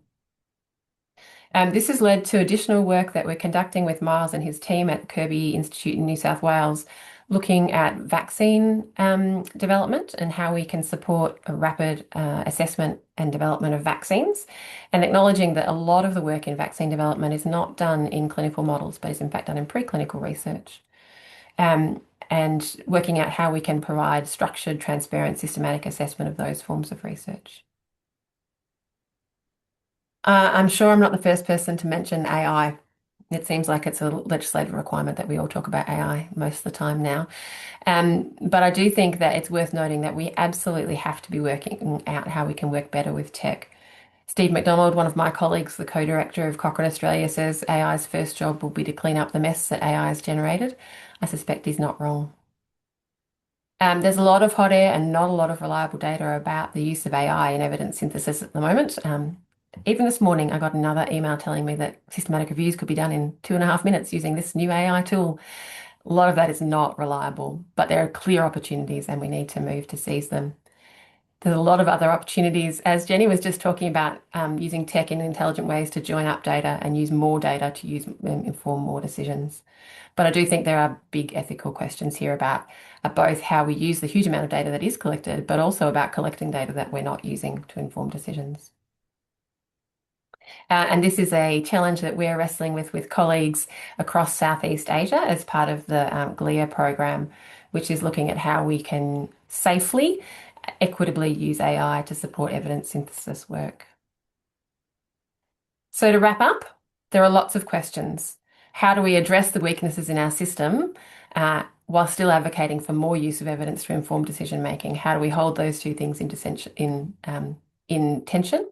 And how do we overcome all the many challenges we see to make concrete steps forward? This is Janelle Monet, and she's walking a tightrope. I think we are too. Nevertheless, we're in a position to shape the future, and I think we should seize that opportunity. And I'll pause there.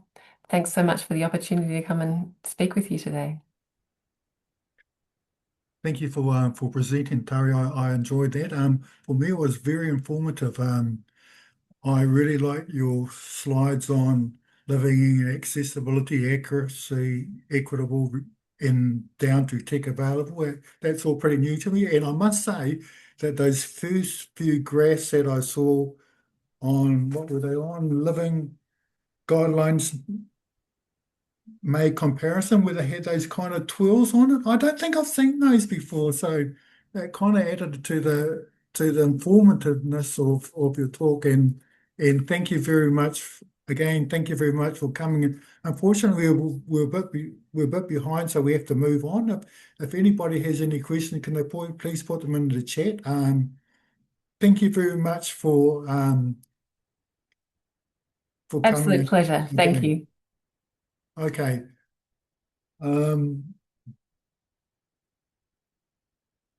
Right.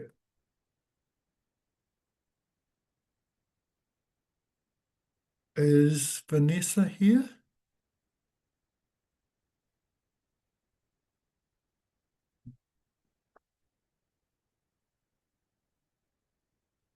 Okay, I'd like to welcome our next speaker, and that's Vicki Lee.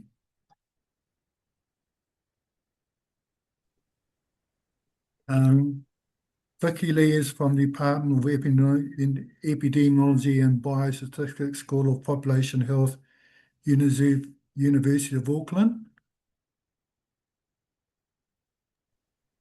Thank you for the introduction. And before I go, thank you. And I'm finishing now, but I see Vanessa's here. So Vanessa, I didn't see you, so I thought I'll take the opportunity to start things going. So I'll hand it over to you now. Over to you, Vicki. Thank you very much for coming along. Okay, perfect. I'll just share my screen quickly.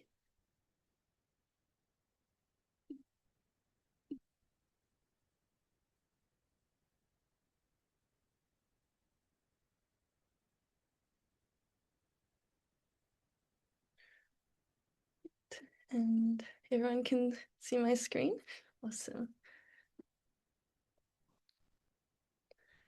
Kia ora everyone, my name is Vicki and I'm a PhD student from the University of Auckland. I'm extremely grateful to be given the opportunity today to present my findings from my current research, which is about examining the incidence, mortality and survival of leukemia subtypes across the diverse ethnic population in New Zealand. Before I get started, this is the content that I'll be covering in today's presentation. I'll begin by providing some background on leukemia in New Zealand and the rationale for this research. I'll then outline the study design and the statistical methods used. Next, I'll present the findings for incidence, mortality, and survival outcomes across ethnic groups with graphs representing each leukemia subtype. This will then be followed by a summary of the key findings. Finally, I'll discuss the implications of these findings before concluding and opening the floor for questions. To provide some background of leukemia, it is a group of cancers that affect the blood and bone marrow. Leukemia is characterized by the uncontrolled proliferation of abnormal white blood cells, which can interfere with the production and function of normal healthy blood cells. It's not a single disease, but rather comprises several distinct subtypes. These major subtypes include acute lymphoblastic, acute myeloid, chronic lymphocytic, and chronic myeloid leukemia. These subtypes differ substantially in terms of age at diagnosis, disease progression, and survival outcomes. And these will be the four main subtypes discussed in today's presentation. In New Zealand, leukemia is the second most common blood cancer and therefore represents an important contributor to the overall blood cancer burden. The age-standardized incidence rates have shown variation over time with a general increasing trend, suggesting that the population-level burden of disease remains significant. Given this, it is increasingly important to understand how leukemia is distributed across different population groups in New Zealand, particularly in the context of known ethnic inequities in health outcomes. These inequities in cancer outcomes are well established in New Zealand, with persistent differences observed across multiple cancer types for different ethnic groups. And so this raises the question of whether similar patterns of ethnic inequities are also reflected in leukemia outcomes. Previous research in New Zealand has identified inequities in blood cancer outcomes, particularly between Māori and European populations, with evidence of Māori experiencing disparities in incidence, mortality, and survival outcomes compared to Europeans. Building on this existing evidence, gaps remain in leukemia-specific data overall, across individual leukemia subtypes, and among different ethnic groups, particularly Pacific and Asian populations. Therefore, addressing these gaps informed the development and rationale of this study. This study utilized a population-based retrospective cohort design, including all leukemia cases diagnosed in New Zealand between 2007 and 2022. Cases were identified through the New Zealand Cancer Registry, which is a national registry that captures all primary malignant cancer diagnoses across the country. Mortality outcomes were obtained from the National Mortality Collection, which records cause-specific deaths and is derived from death certificates and coronial information. Data linkage was achieved using the National Health Index, or the NHI, which is a unique identifier assigned to individuals interacting with the New Zealand health system. For incidence and mortality analyses, the health service utilisation population was used as the denominator. This population includes individuals who have interacted with publicly funded health services in New Zealand. Given that the primary focus of the study was to examine ethnic differences in leukemia outcomes, a consistent approach to ethnicity classification was required. In New Zealand health data, individuals may identify with more than one ethnic group, and to enable consistent statistical analysis, ethnicity was classified using the Stats New Zealand Prioritised Ethnicity Protocol. Under this approach, each individual is assigned to a single ethnic group, creating mutually exclusive categories for comparison. The 5 ethnic groups used in the study were Māori, Pacific, Asian, European, and other. The study examined 3 main outcomes presented in the following slides: leukemia incidence, cancer-specific mortality, and cancer-specific survival. Competing risk models were also performed during survival analyses, but will not be presented in today's presentation. Incidence and mortality were analysed using age and sex standardised rates per 100,000 population, and age standardisation was performed using the WHO World Standard Population as the reference. For survival outcomes, Cox proportional hazard regression models were used to estimate hazard ratios and corresponding 95% confidence intervals to compare survival between ethnic groups. The proportional hazards assumption was assessed using visual inspection of survival plots and p-values, and where evidence of non-proportionality was identified, this was addressed through stratification of variables to minimize bias. This slide presents the age and sex standardized incidence rates for the 4 major leukemia subtypes with confidence intervals indicated by the grey error bars. Looking first at the overall pattern, Māori and Pacific populations generally demonstrated higher incidence rates compared to European populations, while Asian populations consistently demonstrated lower incidence rates. The other ethnic population group had more varying incidence in comparison, and this pattern was observed across multiple subtypes, although the magnitude of these differences varied. Looking at subtype-specific incidence, in the top left graph for the ALL subtype, incidence was highest among Pacific populations, with Māori populations also demonstrating elevated rates relative to Europeans, while the other ethnic group had the lowest compared to all other groups, although with wider confidence intervals reflecting greater uncertainty.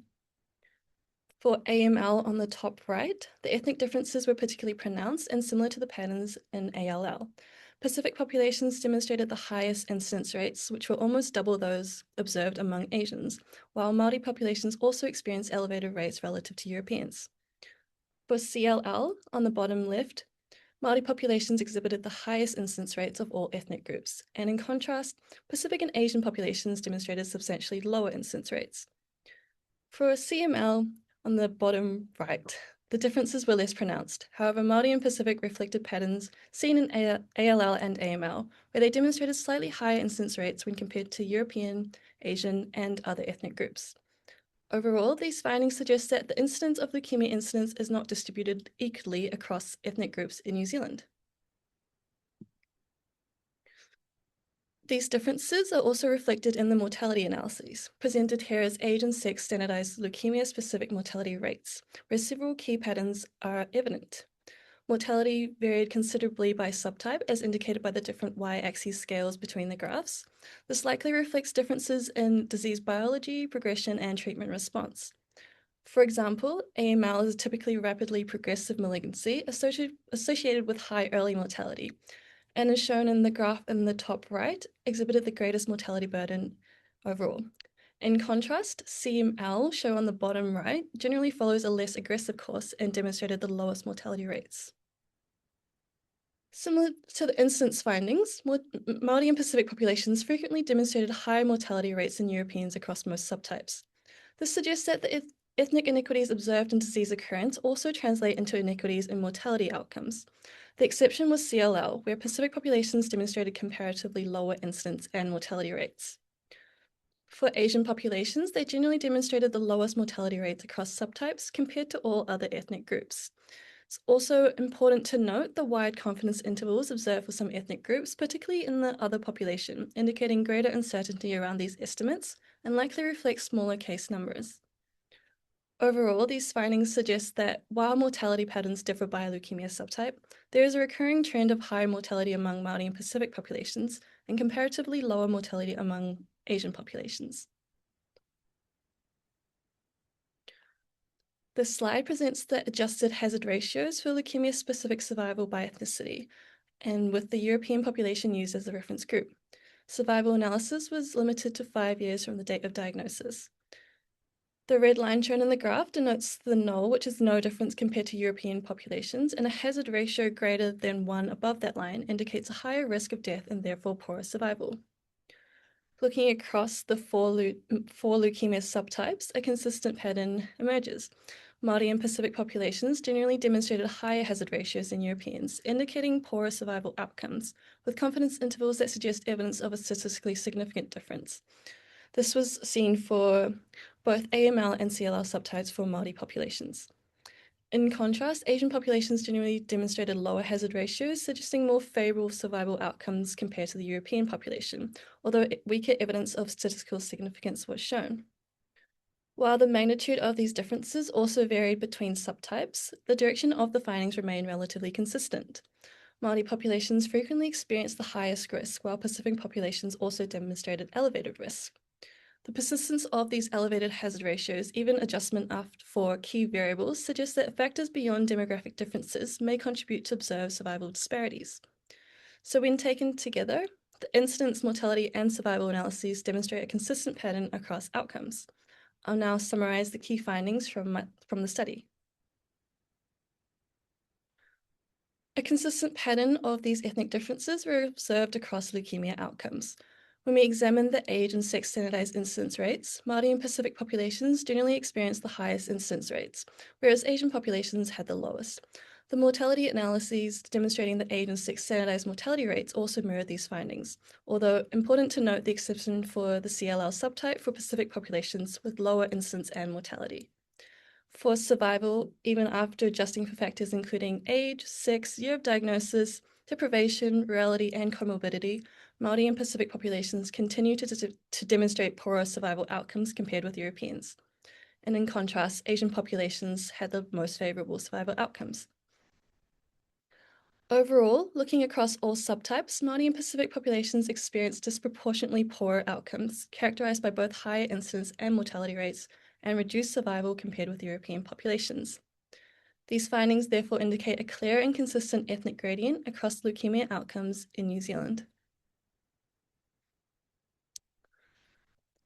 The study had several key strengths. It is based on a large population-based cohort which was derived from routinely collected national health data and provides near-complete coverage of diagnosed leukemia cases in New Zealand. The use of the HSU population as the denominator strengthens the reliability of ethnicity-specific estimates by providing more stable population estimates compared with census-based approaches. In addition, the 16-year study period allows for robust longitudinal assessment of incidence, mortality, and survival trends. There are also several limitations that should be considered. The use of prioritized ethnicity classification means that individuals identifying with multiple ethnic groups are assigned to a single group, which may not fully reflect multi-ethnic identities. In addition, some ethnicity by subtype strata had some small sample sizes, which resulted in wider confidence intervals and reduced precision in some estimates. While these findings should be interpreted in the context of the study limitations, they provide important population-based evidence of ethnic inequities for leukemia outcomes in New Zealand.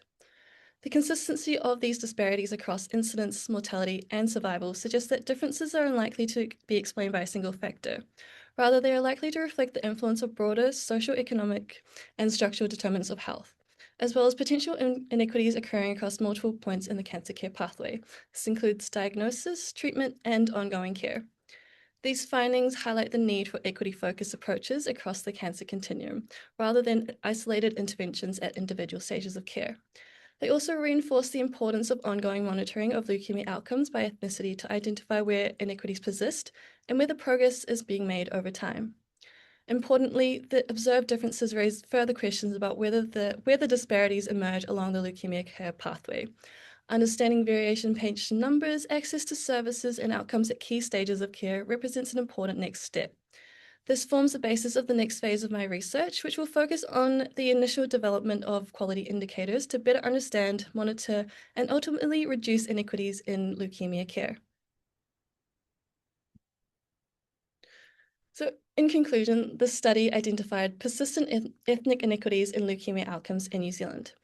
Across incidence, mortality, and survival, Māori and Pacific populations consistently experience poorer outcomes compared with other ethnic groups. The consistency of these findings across multiple outcomes suggests that inequities may arise across different stages of the leukemia care pathway rather than due to a single factor. Importantly, these findings provide a foundation for future work focused on developing equity-focused quality indicators for leukemia. By identifying measurable indicators of quality, we can better monitor performance, identify areas for improvement, and support more equitable outcomes for all New Zealanders affected by leukemia. Thank you so much for your time and listening to my presentation. I would also love to take this time as well to express my gratitude towards my supervisors and advisors and to be given this opportunity to present my findings for the PHONZ conference today. Thank you, and please feel free to ask me any questions. Thank you, Vicki. That was an excellent presentation, very clear, and a presentation of quite a complicated subject there with the number of subtypes of leukemia alongside the different ethnic groups that you investigated. Now, I've just had a quick look at the chat, and we've got a question, or is it a question or a comment, from Len Cook. Len says that he was surprised at the share of individuals that cannot be matched to a household in New Zealand IDI. This will limit future data matching of place-relevant data needed in emergency management infrastructure and environment. And I'm not sure how important that will become. I wondered if you could comment potentially on the difference between the denominator that you created for your study, the health service user population, and the census-based denominator that's currently used in the IDI?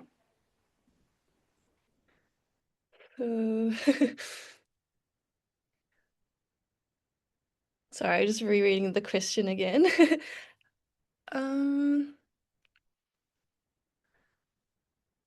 not too sure on how to answer that question. I wonder if, Len, if you're online, please feel free to, I don't know if you can actually unmute yourself and share the question and maybe raise that point. My apologies, it was meant for Tari Turner. Oh, okay. Oh, no. Oh, jeepers. Okay, well, thank you. That helps clear it up for me. I was a bit confused myself. Len, thank you. In fact, I have got a question that is definitely specifically for Vicki, which is from Amanda Hunt. Amanda asks, what do you think accounts for the increased incidence of leukemia in Māori and Pacific people, Vicki? The increased incidence? A lot of that is because of the age and sex standardization that we did, and also because of the prioritized ethnicity coding, perhaps. So with the prioritized ethnicity coding, they are allocated to that. Sorry, I'll go back to that slide, but for this here. So they're allocated to the individual ethnicity groups, and I'm not too sure how to answer, sorry, but they also, no, I've lost my train of thought, sorry, I don't know how to answer it. That's okay. Look, thank you very much, Vicki. That's excellent. And I'm sure that you'll be considering more in a lot more detail around the potential underlying factors driving the differences both in the incidence as well as the mortality and survival outcomes. And I guess we'll have to await the further results of your PhD. So thank you so much, Vicki. That's an excellent talk. And we will hand over now to the next speaker. I'm very pleased to introduce Justin Wong, who's a public health physician and Director of Advanced Methods and Analytics at Singapore CDC. There you are, Justin. Hello, kia ora. Welcome. Very delighted to have you here with us. Over to you. Good morning. I just wanted to check that I'm audible. Good morning, good afternoon. Yeah, okay, great. Hi everyone. Just give me a second to share my slides and then we'll go off. Right.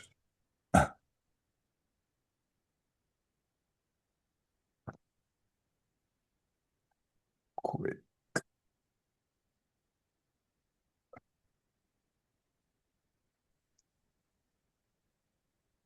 All right.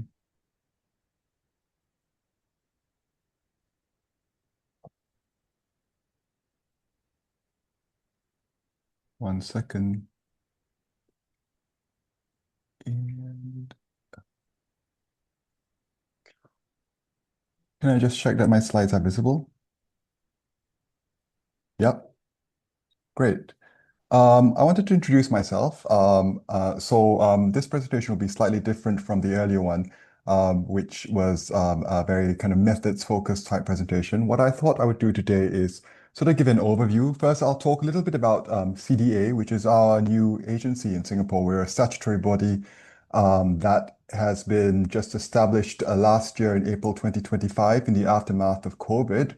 And the Singapore government established us bringing together people from the Ministry of Health, from our infectious disease community who runs the National Center for Infectious Diseases and the laboratory folks as well, into one statutory organization that's responsible for responding to outbreaks, responding to emerging diseases, preparing for pandemics.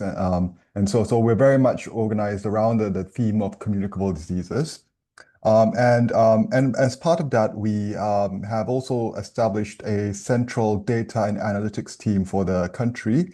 And so I lead the advanced methods and analytics team, and we're responsible for operational analytics, so developing outputs that fulfill a specific policy ask. I wanted to say first that I'm not a modeler or a mathematician. So as Vanessa mentioned, I work at the Modeling Policy and Operations Interface. I'm a public health physician. But I thought I wanted to share a little bit about actually, first thing, how Singapore is approaching the concept of preparedness when it comes to planning for the next disease threat. And then how we use, as the analytics team, how we translate this broad approach into analytical outputs that serve specific decision needs. So what I'm going to focus on today is not modeling as a technical product, but modeling as the interface between uncertainty and preparedness decisions, especially where decisions around resourcing have to be made before the evidence base is complete. I'm going to move slide now, so just let me know if the slide has moved together with the presentation. Maybe, yeah, great, okay. So I don't want to belabor this point too much, but a few things to note here about Singapore. So on a per capita basis, the Singapore Changi Airport links to more countries than any other airport in the region. We're home to approximately 1/5 of the global container transshipment, and we sit on the edge of the Sunderland biodiversity hotspot. It's one of the most species-rich regions in Earth, which means that in epidemiological term, we are a very efficient mixing vessel. So Singapore's vulnerability is not just one single factor. It's a way that these risks compound. So mobility, urban density, the regional biodiversity, and a demographic that's very quickly aging. It all affects how quickly a threat can become quite operationally significant. And so for resource planning purposes and preparedness purposes, this means we need to think very early on about demand ranges, what may be needed, who may need it first, and how quickly limited supplies may become the binding constraint in any preparedness plans that we have.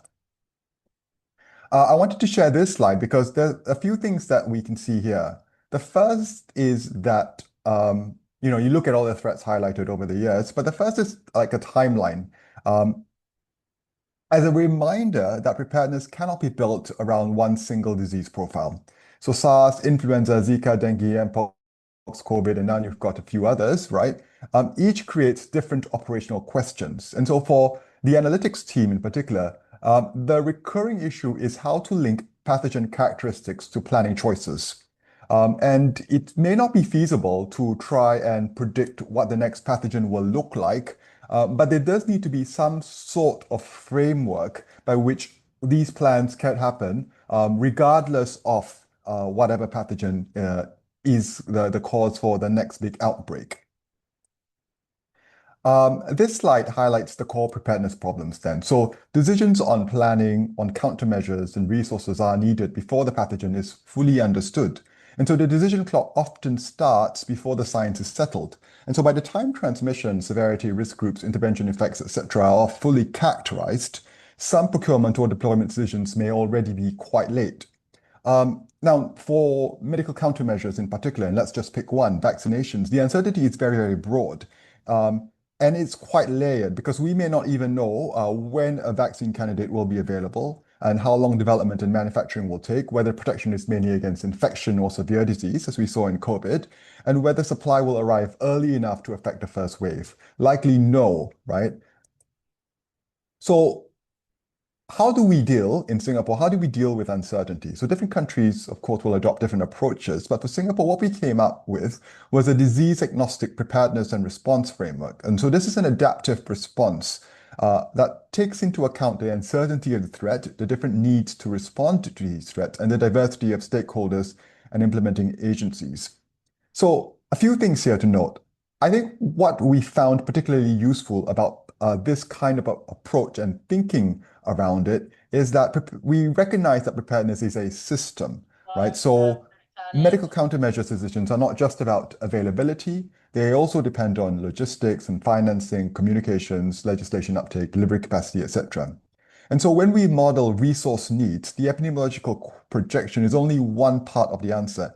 And in fact, more relevant is perhaps the need for optimization. Take vaccines, for example.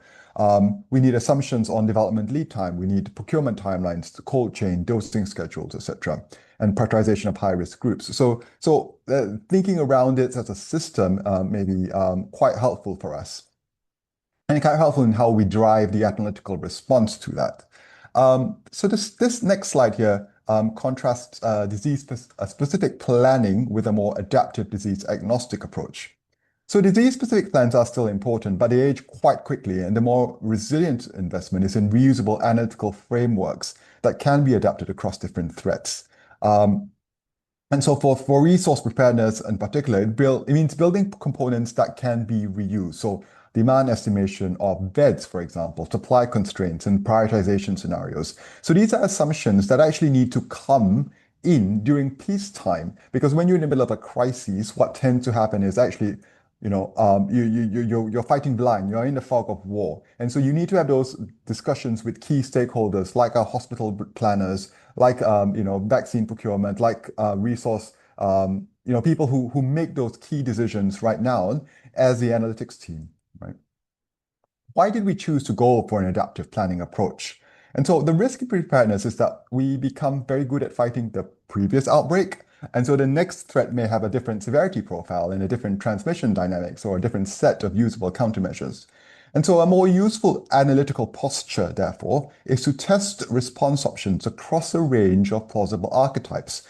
So rather than assuming that the next emergency will resemble COVID-19 or any other familiar disease, what you need to do is you test and you drive uncertainty, and you drive a set of assumptions, and you agree those set of assumptions and a set of planning parameters and uncertainty ranges.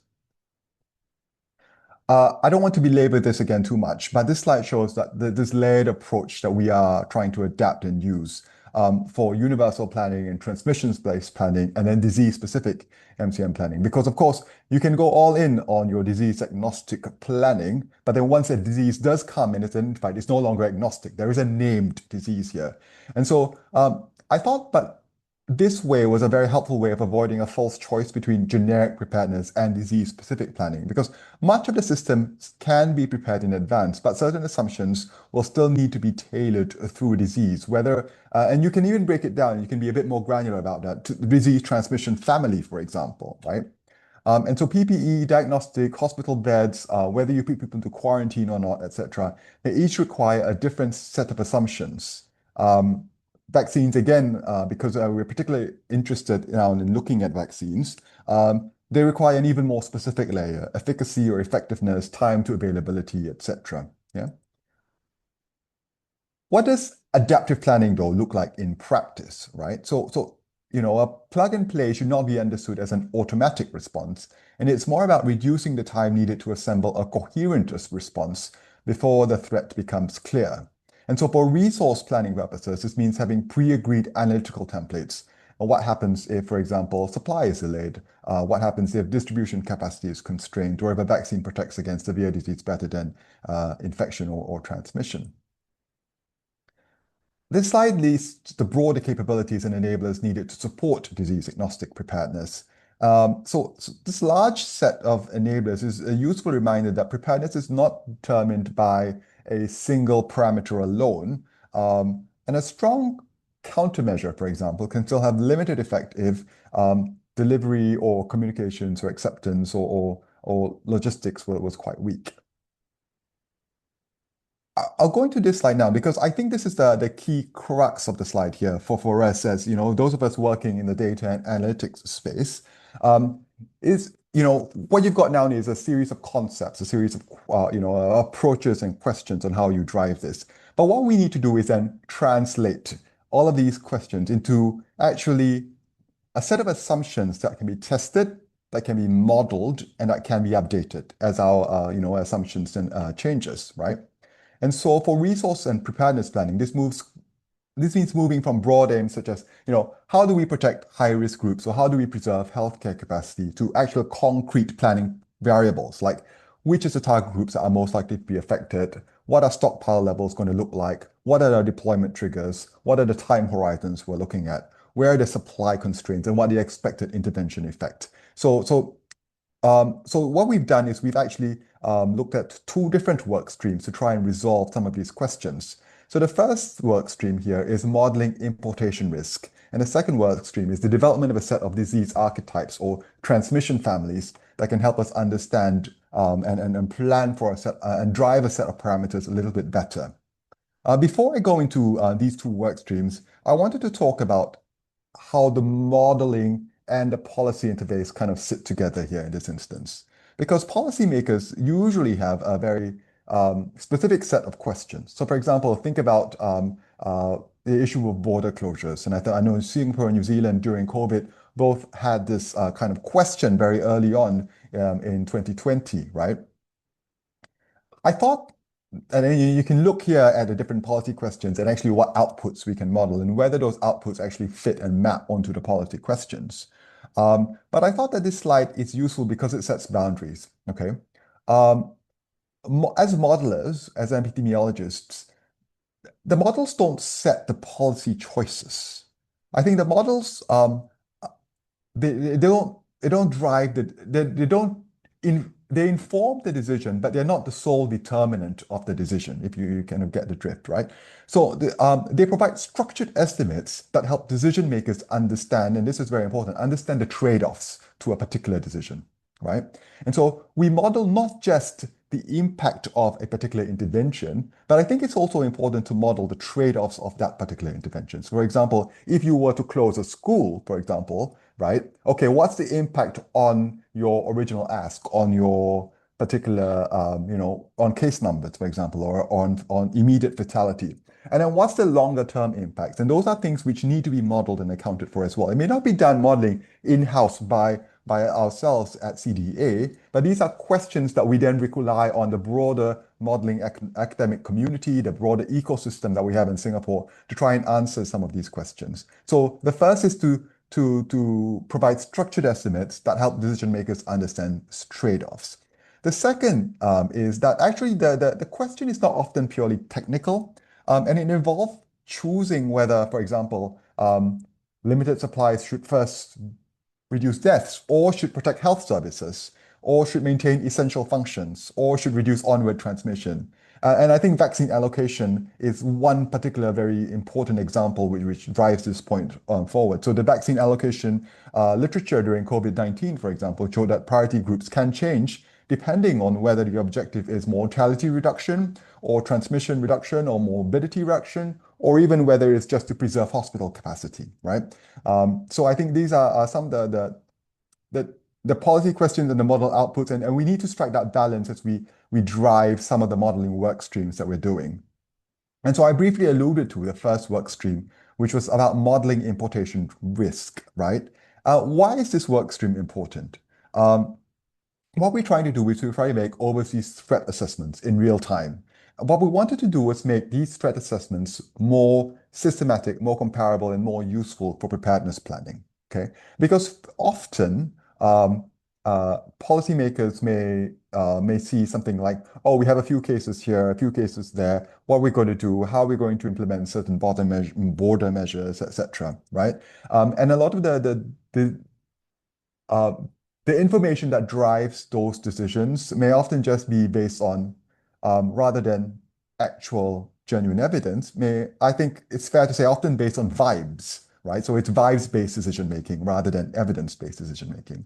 And so what we try and do is we try and create a framework for them that helps inform those decisions. So the first thing to note is that importation risk is dynamic. It's not a fixed country risk list. And so COVID-19 showed that importation risk can change very quickly as the global center of transmission shifts. And early concern may focus on one place, but within weeks, the relevant risk landscape can become much more diffuse. And so the value of an importation model is not that it gives us a perfect estimate of the risk of importation. And then, of course, then this question of then actually how do you present that risk? Is it, are you going to say like a 1 to 10 to the power of 6 chance of a person coming over with Ebola, for example, or, actually like this kind of data visualization is also important. But I think the value of the model is not that it gives us a perfect number, but it gives us a disciplined way to update risk as overseas incidents, travel patterns, and surveillance sensitivity and control measures change, right? The second thing is that actually this is an upstream input into resource and preparedness planning. It's not just a border tool, a tool used for making border decisions. Importation modeling is often associated with border measures, but for preparedness, it does have a broader use. So importation pressure is rising. It can trigger earlier checks on ensuring that you have hospital capacity ready. that you do inform your clinicians and you do communicate with clinicians about having a lower threshold for testing, for example. You do have your diagnostics, PPE, therapeutics, laboratory readiness, etc. And so it defines the planning clock, right? And how likely local seeding is has taken place already, whether certain things are available within a reasonable and plausible time horizon, and whether the early posture needs to be more diagnostics, PPE, and therapeutics reliant. And so the final thing I wanted to mention about this work stream is that movement data or travel data and travel patterns is not enough to model importation risk. Actually, underestimation matters. And so when we looked at COVID, our assessment is such that the importation modeling that commonly combines travel volume with disease prevalence in source locations, right? And so if you look at certain work that has been done already, you saw, okay, well, these are the known cases, these are travel volumes, and this is the risk, right? But actually, an important lesson is that reported overseas cases are often very times a noisy signal. They reflect testing capacity, case definitions, and health-seeking behavior and reported quality. So the Singapore model that we use shouldn't just be reported cases multiplied by flights. It should explicitly handle, and this is what we're trying to do here, it should explicitly handle under-detection and be updated as better signals become available. And so how does this apply to the next threat, for example, whether it be Ebola, whether it be whatever emerging infectious disease threat? So I thought importation modeling here could be used as a tiered activation tool. So at low importation pressure, it supports horizon scanning. And then at moderate pressure, it helps justify preparedness actions such as diagnostic readiness or PPE checks, antiviral assumptions, etc., hospital search review. And then at higher pressure, it can support more active decisions, such as enhanced surveillance at the borders, for example. Sorry, I think I jumped a couple of slides, right? Yeah. So one COVID lesson, though, is that actually the first detected and imported case is rarely the true start of the risk, right? So by the time a case is picked up, there may have already been a period of undetected importation pressure. And so the point of this work stream is to make that pressure visible earlier and in a more consistent way. The second work stream that we are working through in terms of preparedness is the development of a disease archetype framework. And so this groups threats by what we call a controllability index. So you look at your R0, your serial interval, your pre-symptomatic to symptomatic proportion, and then a severity index. So case fatality rates, hospitalization rates, etc. And so this is what allows local preparedness decisions to be taken before the exact pathogen profile is fully known. The first thing here to note is that archetypes help us overfitting to COVID-19. And so I think I mentioned before, one risk after every major crisis is that preparedness becomes shaped by the last crisis. And so after SARS, for example, our systems were focused on containment of the very severe disease. And after COVID, I think the risk is that we assume that the next pandemic will involve again something that that will be a highly transmissible respiratory virus with mass testing, border measures, etc. And so the archetype approach is a way to discipline that thinking. It asks, what if the next threat is highly severe but less transmissible, or highly transmissible but of lower severity, or silently spreading before symptoms, or one where the most important medical countermeasure is not vaccine but diagnostics or PPE, for example, right? Now, controllability here is the operational question, and severity is the consequence question. So I would explain these two axes quite simply. So controllability asks whether we can find and interrupt transmission fast enough. And so that depends on some of these sets of parameters that we are likely to generate as the disease profile becomes known. Severity asks what happens if we fail to interrupt that transmission. And so that depends on hospitalization, ICU need, etc. Two pathogens with the same R0, for example, can therefore create very different planning burdens, and if one spreads silently and the other becomes infectious only after obvious symptoms. So the resource planning question changes by archetype. So different archetypes imply different countermeasure priorities. And so for a highly transmissible respiratory archetype, for example, antivirals, vaccines may all matter, but and for a high severity but less transmissible archetype, Perhaps ICU capacity matters, right? For a foodborne archetype or a contact-based archetype, the response may be less about vaccinations and more about detection, treatment, infection prevention, and environmental controls. I think one final point, and this really is on how this applies for the next pandemic. So for the next pandemic, the archetype model gives us a structured starting point before the evidence is settled. So if the initial signal suggests a pathogen with a short serial interval and pre-symptomatic transmission, we may already know then that case isolation and border measures are unlikely to be sufficient.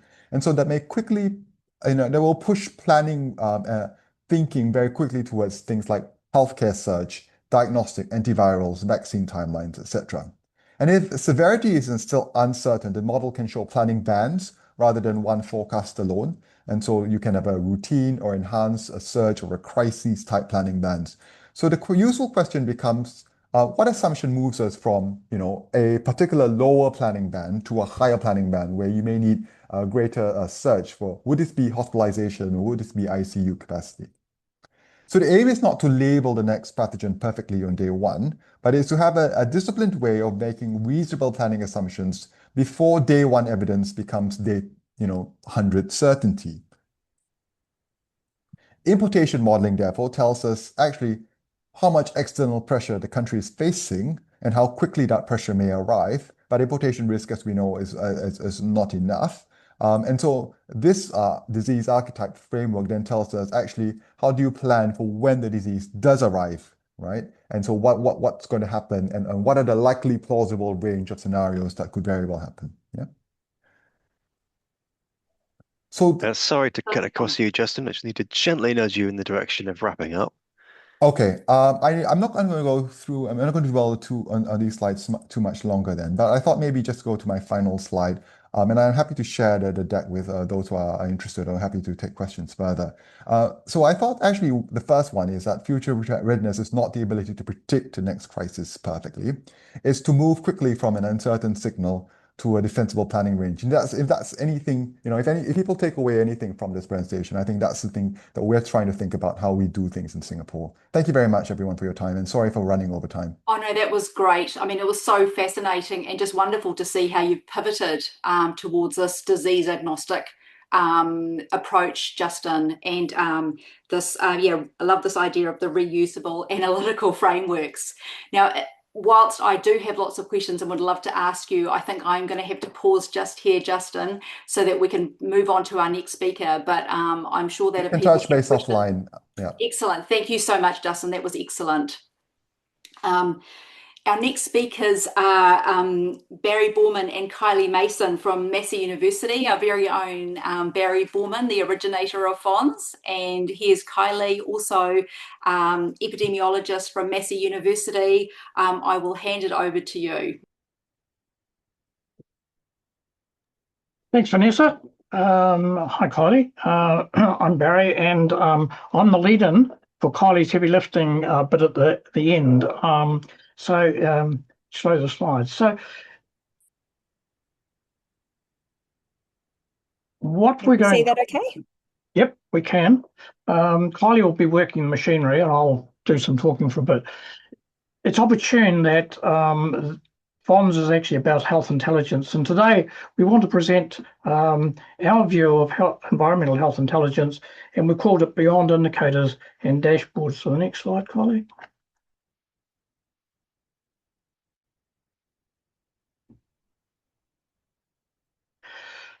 Now, we're all familiar with this pyramid, and those who heard me talk before will be highly familiar with this.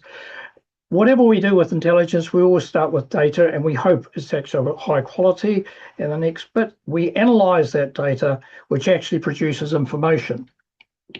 The next stage is we interpret that, we communicate it and disseminate it, which actually yields intelligence.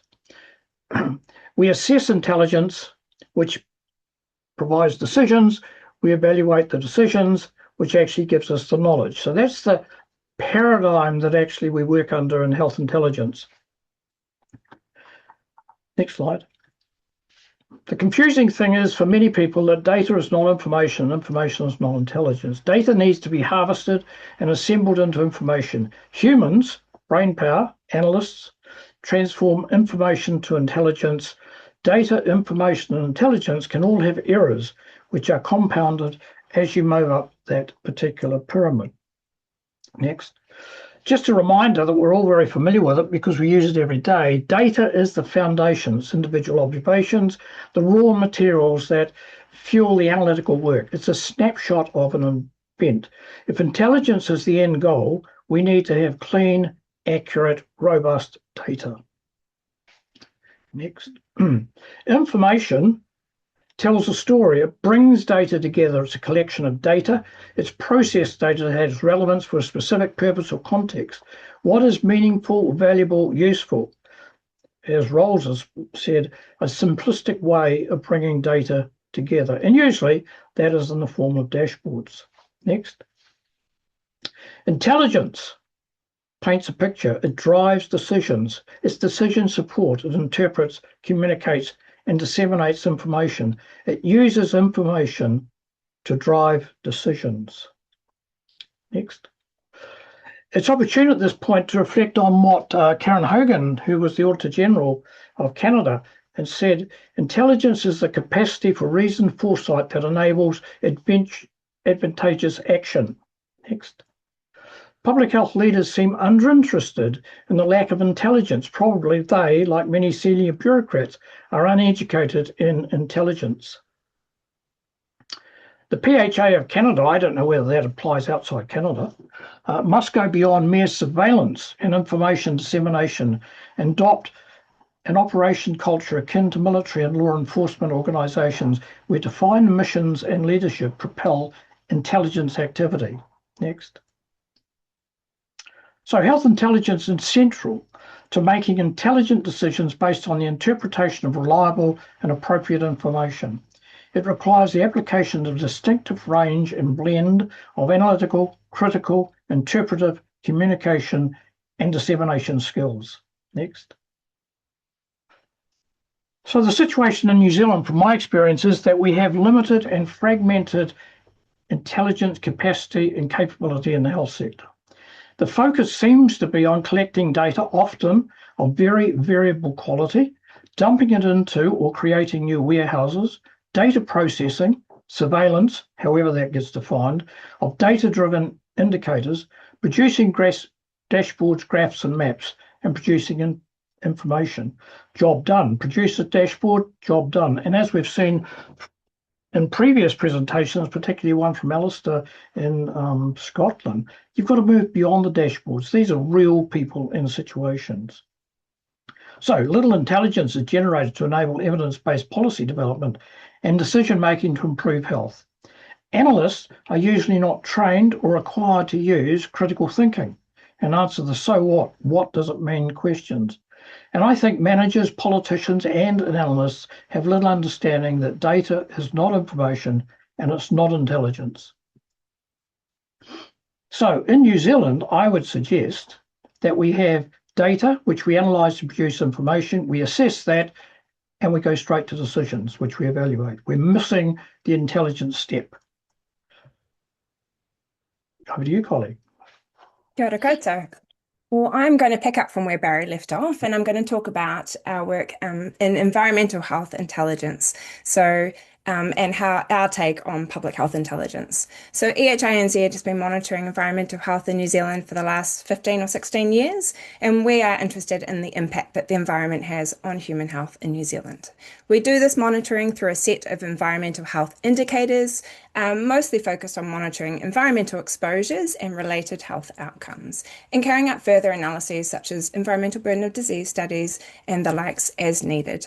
Now, we have a really wide range of end users. So predominantly the health sector, including Public Health Agency and Health NZ, the Environmental Border Health Team and the National Public Health Service, but also transport, housing, environment, climate change sectors, local councils, regional councils, and others. So we make our information available through a website. We try and make it easy to access and understand. We have web pages for each of our indicators where we share the information. We have surveillance reports where we synthesize the information, pull out the key findings, And we also have a data dashboard for those who want to explore the data further. This is our approach for how we turn data into intelligence. And we build off Barry's pyramid. And I'd like to acknowledge the work of a former colleague, Kirsten Lindberg, and also Emeritus Professor of Statistics, Steve Hazlitt, that was our advisor of statistics for several years. So Steve talks about how you can't just get data in and then just analyze it and do some statistical tests and Bob's your uncle. It's like a multi-story building, and you've got to start at the ground floor. And that ground floor is you've got to check that the data is good quality. So first you've got to check, do we have high quality complete data, or is there missing data? Is it not very representative? And because we're working in environmental health, we have so many data sets that actually often we see problems at this point, and we need to do checks and whatnots. Then you can move on to the analysis stage of processing the data, checking for unusual data points and results. And then you can get to the information stage where you're exploring the data, looking at patterns, trying to start understanding what's going on. From there, then we can go to the interpretation and starting to figure out, what does it all mean? What's it telling us? And for that, we have two lenses. Firstly, statistical significance. So we want to know, has this result happened just randomly, because of chance? Or is it actually likely to be reflecting real life? And also public health importance. Is this finding actually important and meaningful in terms of real life, in terms of public health practice? And we also, you can think about clinical significance as well in a similar kind of way. And from that, then we get to intelligence, where we're pulling it all together and we're saying, so what? What does it all mean? We're interpreting the results in the wider context, and then we're communicating those results to people that need to know. To our mind, tables, graphs, maps, dashboards, data tables online, that covers off those bottom three stages really, really well. So data, analysis, and information. And sometimes that's all your end users need.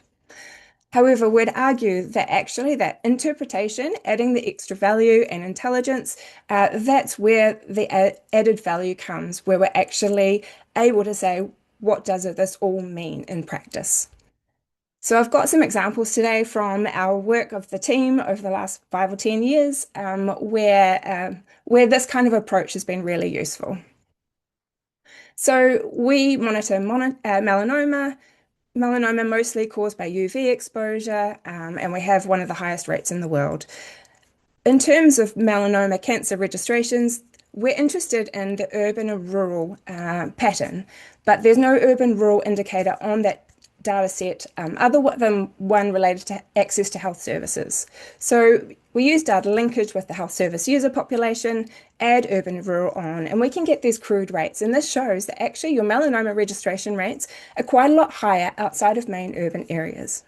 What's the story? Well, as we all know as public health people, crude versus age standardized rates is really important to consider, and they tell you different things. So if you're interested in the health burden, maybe in terms of provision of services, the crude rate's really useful. But actually, it actually represents the age structures of the different populations, and that you have an older population out in more rural areas. So standardizing by age, you still have a slight difference, but those differences have mostly been explained by age. We can take that same approach of data linkage using the urban-rural outputs to look at other environmental health indicators and start build up our knowledge about urban environments versus rural environments. So, for example, road transport injury hospitalizations, we can see that the rates are actually a lot higher among small urban areas and rural other areas, probably due to those higher speed limits in more rural areas. Here's an example of melanoma deaths. So a couple of years ago, we were looking at monitoring melanoma deaths over time, and we saw this really big decrease from 2017 onwards. And this data was actually, the counts were published online, and we couldn't find a suitable explanation for this. Looking at age standardized rates, also you see this big drop, and this is really unusual. But what we did remember was that in the news several years earlier, they had announced that the government was going to be funding some new treatments for advanced melanoma. So actually, when we looked at it, Pharmac had started funding these treatments from mid-2016. We ended up contacting their cancer control agency and they went, oh, that's very interesting, and gave us the names of medical oncologists to contact. So we worked with Professor Chris Jackson and also Jodie Jordan, and we all considered that actually this is probably reflecting the impact of those treatments. And we ended up doing a little viewpoint in the New Zealand Medical Journal. So we didn't have the funding or resources or data sets to do a big epidemiological study, but simple surveillance and going past just, here's a graph, bish, bosh, bash, done, actually asking the question, what's going on here, gets you quite a long way down the process of understanding what's going on. We also monitor occupational lead absorption notifications through GP systems. Looking at this graph, we can see that there's big disparities for Pacific peoples with occupational lead absorption notification rates. And we want to ask, what's going on here? Well, also, if you look at occupation as well alongside, you can see that painting is actually almost half of all the occupational notifications for lead absorption over a certain threshold. And this is predominantly, we're explaining about 71% of lead notifications among Pacific peoples. So this raises an equity issue and a workplace health and safety issue. Also, we look at oral health status of children, looking at fluoridated drinking water, which we know from the literature can help protect oral health. We'll look at the statistics from the school dental services for 5-year-olds. We can compare fluoridated areas compared with children living in non-fluoridated areas.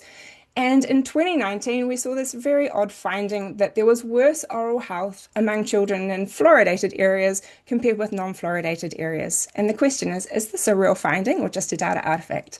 And I'll just acknowledge Patrick here, actually, he did this work. And when we brought in the estimated population of 5-year-olds across different parts of New Zealand, actually we saw that the percentage of children in the Auckland region that were actually seeing an oral healthcare worker in the past 12 months had decreased from about 70 or 80% in 2010 down to about 50% in 2019. And because the Auckland region is one of the main fluoridated regions in New Zealand, this was having a really big impact on the overall figures. And if you're an oral health service who's just struggling to see all the kids in your area, you're probably going to prioritize kids in high needs areas. So this is probably not a representative sample and shouldn't be extrapolated to the whole of New Zealand in terms of that fluoridated versus non-fluoridated findings.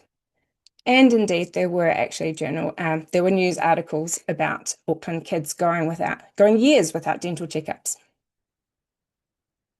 We thought probably data artifact, or at least be really careful with interpretation and dig deeper if the findings are looking a little bit weird. And then just a point about you've got to start with the right indicators in the first place. So we use a concept-driven approach rather than just going, oh, this data is available, we'll just monitor this.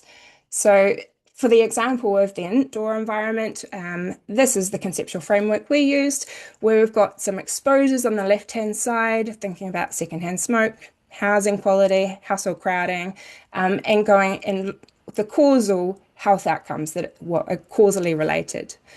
From here, how do you select some indicators? Well, ideally, you'd use some selection criteria.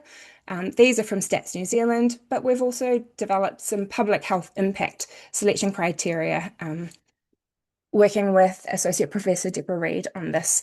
And so these are some other considerations when you're thinking about what are the highest priority indicators to be monitoring. Do they affect a large number of people? Severe health outcomes, inequities in vulnerable populations, are they relevant to policy? And also, sometimes you need to review indicators when the data sources change. So here are the indicators that we've been monitoring for a number of years now. And these are the indicators affected by either the change in the census to scrapping the traditional census, and also maternal smoking has stopped being collected as part of the maternity collection. So that will need a rethink. So in conclusion, As you would have seen from my whiz-bang tour of lots of graphs, environmental health intelligence has some unique challenges in terms of the wide range of topics and data sources and variable data quality. Data tables, graphs, maps, and dashboards are useful, but we believe they shouldn't be the only end goal, that many end users need summarized key findings and insights and not simply data tables, and particularly because we're reflecting air quality, water quality, transport. It's hard to be an expert across all of these different areas, so we need to make our findings really accessible and synthesized for those end users. Interpretation is really vital for public health intelligence, and as Barry said, requires a human brain, and we need to keep asking those questions. So what, and what does it all mean? Thank you very much. Thank you so much, Kylie and Barry. That was excellent. It was wonderful to see your examples of indicators and how impactful they've been, and yeah, taking us on a step-by-step journey of turning data into intelligence and impact. So thank you so much. And it's wonderful to know about the resources that are available on the eHINS website. In the interest of time, I will move along to our next speaker though, and I'll ask our colleagues to please direct their questions to you directly through your emails and through the eHINS website. I hope that's okay. Thank you very, very much. Now our next speaker is Sarah Alland, who is an epidemiologist from Health Protection New South Wales. Kia ora, Sarah, lovely to have you with us. Thank you so much for joining. And I'm going to hand over to you now to talk about epidemiological intelligence from routine surveillance data. Hi, thank you, Vanessa. Sorry, just sharing my slides while you were talking. Thanks for having me. Yep, I'm Sarah Alland. I'm an epidemiologist from Health Protection New South Wales. So we provide or look after health protection and infectious diseases for the state of New South Wales in Australia. And so I'll just give you a little bit of context to start about how health protection works in Australia, and then share two case studies of how we use our routine data from notifiable diseases and gain intelligence from that to inform our policies and protocols and responses. Next slide. I just want to acknowledge first though that I'm coming to you from Aboriginal land, as all of Australia is Aboriginal land. I am on the land of the Cammeraygal people today, and I pay my respect to their elders, past, present, and emerging. So as you may know, Australia has a federated system of government. So we have a federal government, state and territory governments, and local governments. And in terms of healthcare, the responsibilities are shared across those three levels of government. But primarily, I guess the primary operational responsibility for healthcare sits with the state and territory government. So for me, the New South Wales government, but the other states and territories for their jurisdictions as well. And that is true of health protection as well, and infectious disease surveillance and response. So primarily states and territories have responsibility for the operational aspects of that, with some specific responsibilities contributed by the Commonwealth government and the local governments. And at the bottom of this graph is kind of the framework through which states and territories and the Commonwealth government collaborate on that activity. So each state has the Chief Health Officer who sits on the Australian Health Protection and Principal Committee, and then there's a number of subcommittees that sit below that. So while we all each have our own kind of systems and structures, we do collaborate and try to work together through those structures. So each state will have their own kind of way of doing things, but this is how we do things in New South Wales. So New South Wales is broken up into 15 local health districts. So on the left, you can see New South Wales as a whole and see the regional LHDs represented. And on the right is a pop out of the kind of Sydney surrounding areas with the Metro Public Health Unit, local health districts represented. But across these local health districts, there are public health units. So there are 12 public health units. Some of the regional ones share a public health unit, but there are across New South Wales 12 public health units who do the primary investigation and response to notifiable diseases. And then Health Protection New South Wales, where I work sits kind of across all the state, and so we monitor everything at a state level and develop policies and protocols that inform how public health units do their work. And so each public health unit also will be structured differently, but largely will have these responsibilities around environmental health, infectious diseases, immunisation, and epidemiology. And all of our work is governed by the New South Wales Public Health Act 2010, and that gives that makes certain diseases notifiable in New South Wales and gives us the legislative authority to collect information and to undertake public health activities for those conditions. And this little flowchart is just, I guess, to say how we get our data. So all our notifiable conditions are kind of governed by a control guideline. So on the left, so that will detail how they get notified, what public health units do with those conditions, whether they interview them, whether they collect any information or take any action with that notification, which will vary by condition and what is required for that condition.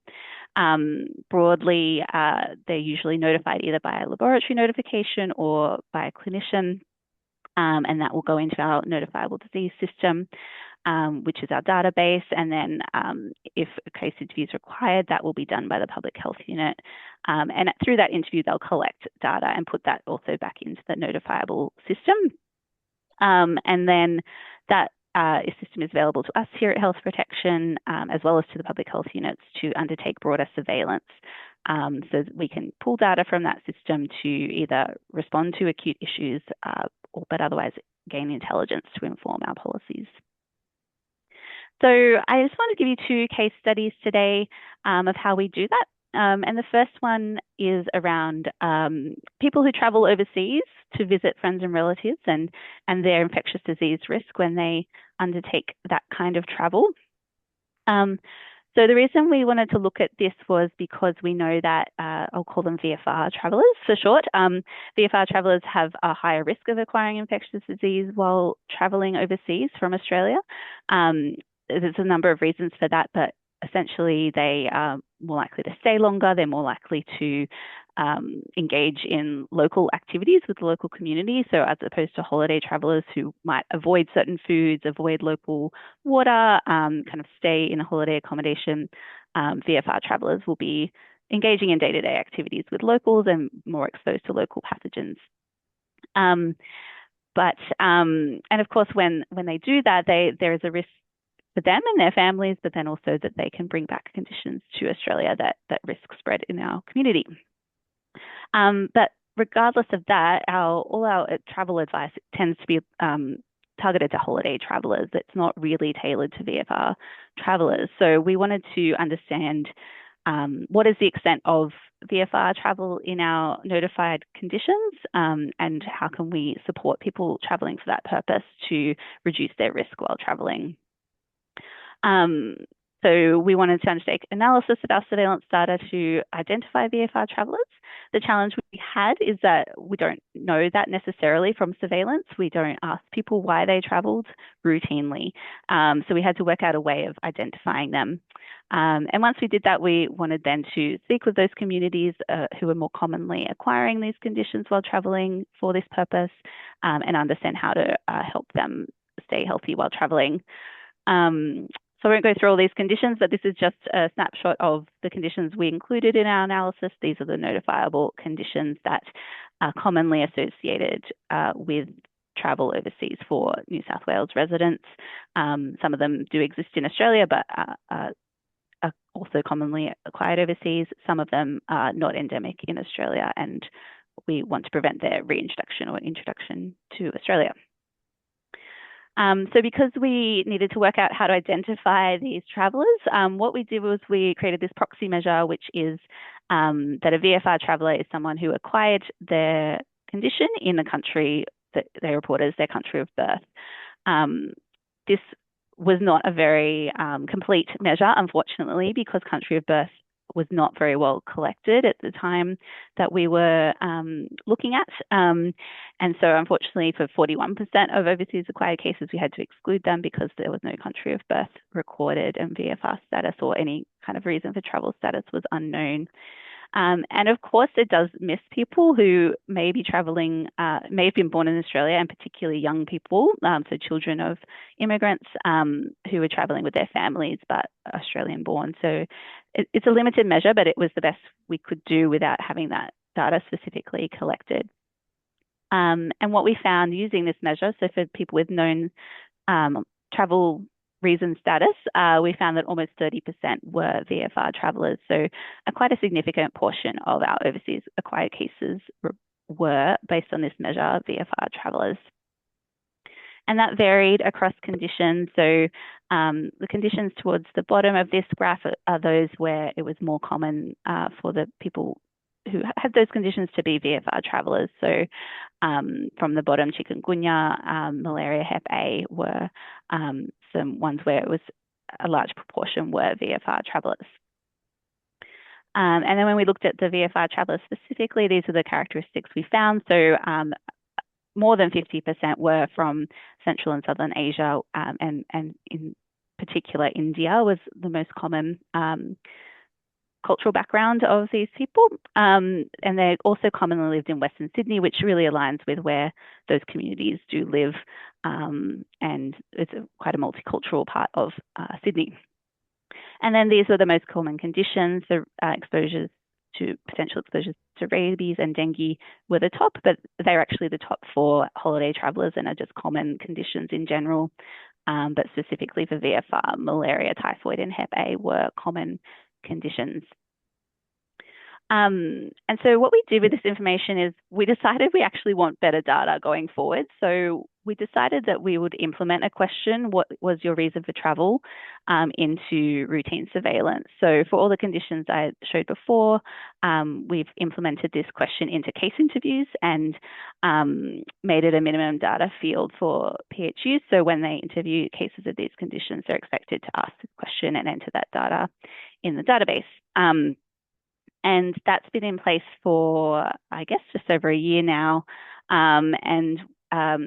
Just this slide here shows a comparison, I guess, of that proxy measure that we had used before and the data when we use this new field. And what we see is this is a different period to the data before, so these breakdowns will look a little different. But VFR travellers, the proportion is pretty similar across the two measures, but we see, I guess, a reduction in the unknowns with now this implemented question, and these have largely gone into the no category, so they're more holiday travellers. But age is probably the most interesting characteristic. So previously, 20 to 39-year-olds was the highest, and we had a very small proportion of young children. But when we see this new implemented question, that those proportions have gotten higher, which is what we would expect, that we're now picking up with this new question, children travellers. But the 20 to 39-year-olds do remain the most common group. And we've also implemented a quarterly surveillance report, which we do once a quarter after a season ends, to provide public health units with intelligence on what was the characteristics of their overseas acquired cases for the previous quarter, and breaking that down by VFR and holiday travellers. And I mentioned we wanted to do some focus groups, so we use our multicultural community health service to help us meet with some communities to ask them about VFR travel and what they think about pre-travel health and how to stay healthy. And we got some good feedback from them, as listed here. We've heard that they really do want health advice, that they tend to see GPs and health professionals as a source of advice that they want to hear from, and they want practical advice. There's some things they can't do. They can't avoid food and drink like we tell travellers often, but what can they do to stay healthy? So we're using that information now to work with multicultural communications to work out how we can get these messages to multicultural communities. And that comms plan is in development now. So my second case study is around botulism. So botulism is pretty rare, thankfully, in Australia. But last year we had some increase in cases, which was unusual. And so we wanted to understand what was going on and also what that meant for public health response and protocols. So we already have a control guideline for botulism. If you don't know, there are 5 types of botulism. So infant is the most common in Australia and is notified sporadically, and that's botulism in under 1-year-olds. And then the 4 other types before recently, we had not been notified in New South Wales, but they are wound botulism, which is contamination of a wound from the environment, and then foodborne, inhalational, and iatrogenic, which is exposure to preformed toxin through food, inhalation, or injection. And so botulism cases in New South Wales are notified on clinical suspicion to public health. And then they get classified according to a national case definition, which requires them to have lab evidence to be confirmed as a botulism case. And for the period that I'll speak about, the control guideline only required public health units to investigate and follow up cases where they suspected possible foodborne transmission. But we started to see some cases of iatrogenic botulism, which we hadn't experienced before. And so we wanted to look at what our data looked like on botulism and what this meant. So we extracted confirmed botulism cases from our notifiable system, but we also extracted excluded cases because, as I said, cases that don't have lab evidence are excluded as cases. But for many types of botulism, and in particular iatrogenic botulism, lab evidence is never going to be obtained because of the nature of the infection. Once the toxin binds to the nerve cells causing paralysis, it can't be detected in the blood anymore. And so it's very rare to have lab evidence for this type of botulism. And so we extracted excluded cases, and if they didn't have lab evidence but did have clinical evidence and epi evidence of botulism, we classified them as clinical botulism. And this is what we found across the period. So in the green is infant botulism. As you can see, it is the most common type and is sporadically notified, as I said. But you can see what we experienced last year, which is this sharp increase in iatrogenic botulism in the orange. And the shaded bars represent clinical botulism. So these are all cases that were not confirmed on lab diagnosis, but did have evidence of having botulism epidemiologically and clinically. So we had this emerging issue of iatrogenic botulism, but it wasn't reflected in surveillance data because they didn't have the lab diagnosis. And then we also didn't have the public health protocols in place to know how to really respond comprehensively to these cases. And so this is just a summary of those cases. So they were all female. There was a median age of 54 years, and all had received cosmetic botulinum toxin injections before symptom onset. They had a median of 3 days from injection to onset.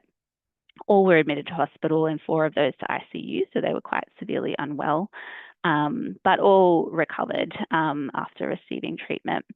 And as I said, none of them had lab results, and in fact, only one had lab specimens collected because it's actually not required for treatment, and clinicians are encouraged to treat regardless of diagnosis in the case of botulism. And these are common themes we saw across all cases. So they all had injections that were provided by unauthorized practitioners. Botulinum toxin is a prescription-only medicine and has to be prescribed by a health professional in Australia, but that didn't occur in any of these cases. All but one had their injection at a residential premises, and the one that didn't was at a clinic that was not an authorized beauty clinic. And where we could identify the product that was used, it was always an illegally imported counterfeit product. And this really reflects a global experience. So around the same time, there's been a large increase of iatrogenic botulism globally in Europe and North America, with outbreaks in those locations, and including a large outbreak in the UK last year, which commonly the same issues are occurring. There's unauthorized providers and counterfeit products in circulation. But what we found really was an issue with our case definition. So none of these cases are being counted in our surveillance data currently because of that lack of lab evidence. And I won't go into the detail, but there's a lot of reasons why the lab evidence just is never going to be there for these cases, real limitations in the methods that are available, and that it's impractical for this type of botulism. So we presented this evidence to the Communicable Disease Network of Australia, who provide the case definition for Australia of botulism, and they've convened an expert panel now to review that case definition in light of this recent evidence and look at expanding it to include people without lab evidence. And then just in terms of protocols, as I said, we found we didn't have the protocols in place to respond to anything but foodborne botulism. And so we undertook a review of our control guideline, and we've published an updated control guideline in February to incorporate the evidence from the cases we had experienced and also literature review globally, and to put in place protocols going forward. And specifically for injectable procedures, we have been working with relevant agencies who investigate those procedures to develop a kind of associated protocol around how do we work together and respond to cases like this that we hadn't experienced before. So that brings me to the end. So that's two examples of how we kind of get intelligence from our data and try to use it to improve the way we do health protection in New South Wales. Happy to take any questions, or feel free to contact me on my email there. Thanks very much. Thanks so much, Sarah. It was interesting to see a sort of a novel approach to a long-standing issue, and then a novel issue that I hadn't even thought about. Yeah, fascinating case studies, and thanks so much for demonstrating the range of work that you and the team are involved in New South Wales. And it was also great to hear a bit about the structure of your public health service. It's always nice to hear about how public health is operationalised in different jurisdictions. I might leave questions for now, if that's okay. Thanks so much for sharing your details, and thank you again for a fantastic presentation, Sarah. Thank you so much. Thanks very much. Thank you. Now, I'm very delighted to introduce our very last, but no means least speaker for today. Hopefully, we have Tania on the line. Tēnā koe, Tania. Wonderful to have you here presenting to the conference.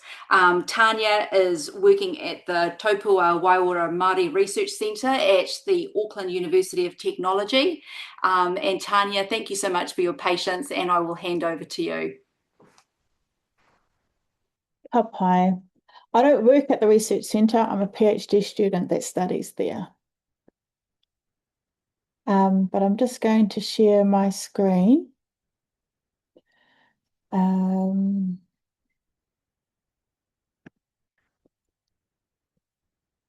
Let's go with that one, and then kapai. Everyone can see that? Hopefully I've shared the sound as well, so if that comes up, we just might need to double on back on that. Let's go with that, shall we?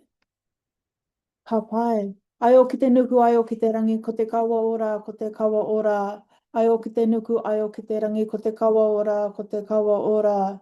Tupua te kawa, he kawa ora, he kawa no te atawhito rāne. Ko te kawa tuatahi, ko te awa te matapuna o te ora. Ko te kawa tuarua, mai te kahui maunga ki Tangaroa. Ko te kawa tuatoru, ko te mai te kahui maunga ki Tangaroa. Ko te kawa tuarua mai, sorry, my apologies. Tupua te kawa, ko te kawa tuatoru, ko te awa te matapuna o te ora. Ko te kawa tuatoru mai te kahui maunga ki Tangaroa. Ko te kawa tuawha, nā mana, nā matapuna, e hono hono kauana, ka tupu hei awa tupua. Kia pai mai mona hapa kai roto, i te rāneri mai te awa tipua, he hapa anō kāmihi, kāmihi, kāmihi. Pukihika te maunga mango te awa nā tihau te hapu, he hapu tērā o te atihau nui a pāparangi whānui, ko Tania McDonnell tōku wingua i a humaio no te awa tipua ara, e rere kau mai te awa nui mai te kāhui maunga ki Tangaroa, kuau te awa ko te awa kuau. Ka tua hau ki te tuku kōrero e pāna ki te mātaurana, nā pūrākau, ki nā kōrero e pāna ki te hunga Kura Urupare. E tipua kia hau i runga i te awa tupua, katahi e tipua kia hau ki wēnei pūrākau mai wā ku karaiwa kuia anō e rongo whakairia ki runga hai. My name is Tania, and I hail from a little place called Jerusalem on the Wanganui River. Despite me new to use, everyone that's listening today, we are no, but it's not for me, nor mai iwi mai rohe hoki. Kura Urupare is the correct terminology for autism spectrum disorders, neurodivergence Māori ki tā te Māori. Ki tā Aotearoa ki tā Aotearoa ni a pāparangi a nā tihau me nā hapua Aotearoa katoa, ko te kawa ora. Oh, where there's so much to cover, and I'm not 100% sure where to begin. I'll begin by trying to paint you a picture.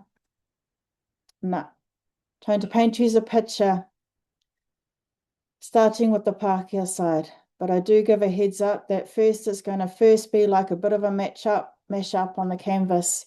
And then as I begin to move about, let's see what the artwork has produced. Ko te timatanga tēnei ki te tikanga a te Pākehā. Hia ha tēnei mea autism spectrum disorders. If we could visualize a shape where there's 1,000,001 disorders upon that umbrella, that's what it's like. That's what the ASD spectrum looks like also. All of these characteristics are disorders that are upon the spectrum. I.E, ADHD, ODD, ADD, PDA, Frottage and Truchism, Tourette's are all placements upon the ASD spectrum.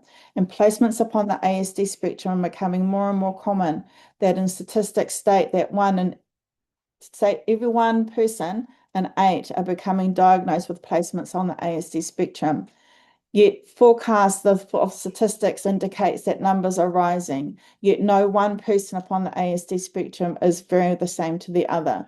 This means that 1, 2, or 3, or 50 disorders have their own domain and get together to decide to play up or just be at play at any given time at their own discretion. Let me take your hand if you have never heard of or been inside the ASD spectrum world. I want to be able to give a slight insight around some common misconceptions of the ASD spectrum as to what it looks like or how it is often seen by one inside society that are not familiar nor live in this world.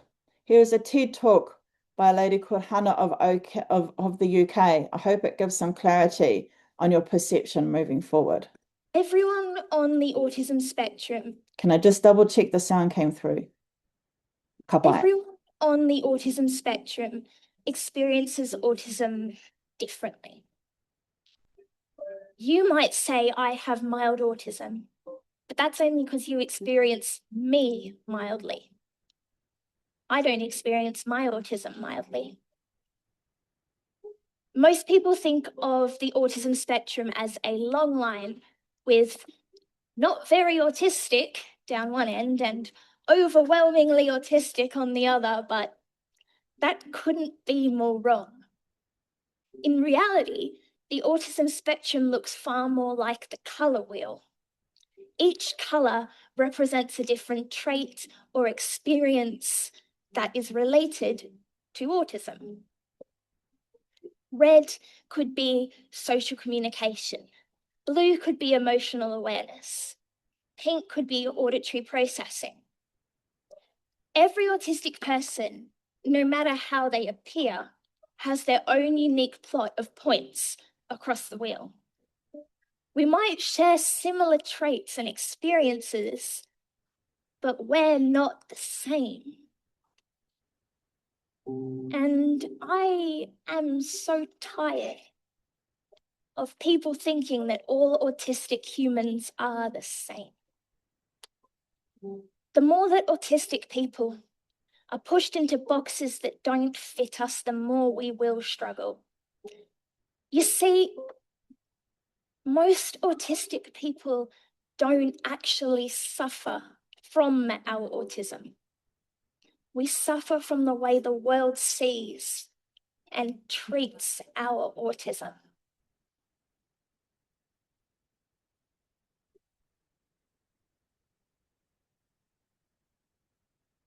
Now we move on for the Māori world view. He aha te atua Pākehā, he tino wānana tēnā, He mea waina pea. Hia hate atua Māori pea. Koera tāku e mea ana. E marama ana tātou hia hate atua Māori. Ko tā tātou atua Māori he atua orana i ara. He wai, he kāo, he kai, hia hate raina. He wao, he tai ao, ko te tai ao o tā tātou atua Māori i ara. Ka ora ai nāna tātou atua Māori, engari mo te taha o te wairua, anō hoki he atua anō, he atua pai. From a Māori world perspective, we take our inspiration from the environment, the whenua, the moana, the taiao, the land, the sea and the sky. We as Māori think of our tūpuna, our ancestors, our elemental atua, to provide the bounty that sustains humankind from the past, the present and the future as a gift to the world. I ai ki a tainui, te matamata o te rangi, te kauwhata o te whenua, te taumata o te moana, kahiri e. From the heights of the skies to the prestige of the land, to the bounty of the seas, they must always be celebrated. The slide talks about me pehea te honohono a te ao Māori ki te ngā Kura Urupare. For us as Māori, we've always had the matauranga I pāna ki te hunga Kura Urupare. I ai ki a tainui, from the heights of the skies to the prestige of the land, to the bounties of the seas, they must always be celebrated. Let's begin with the terminology, Kura Urupare.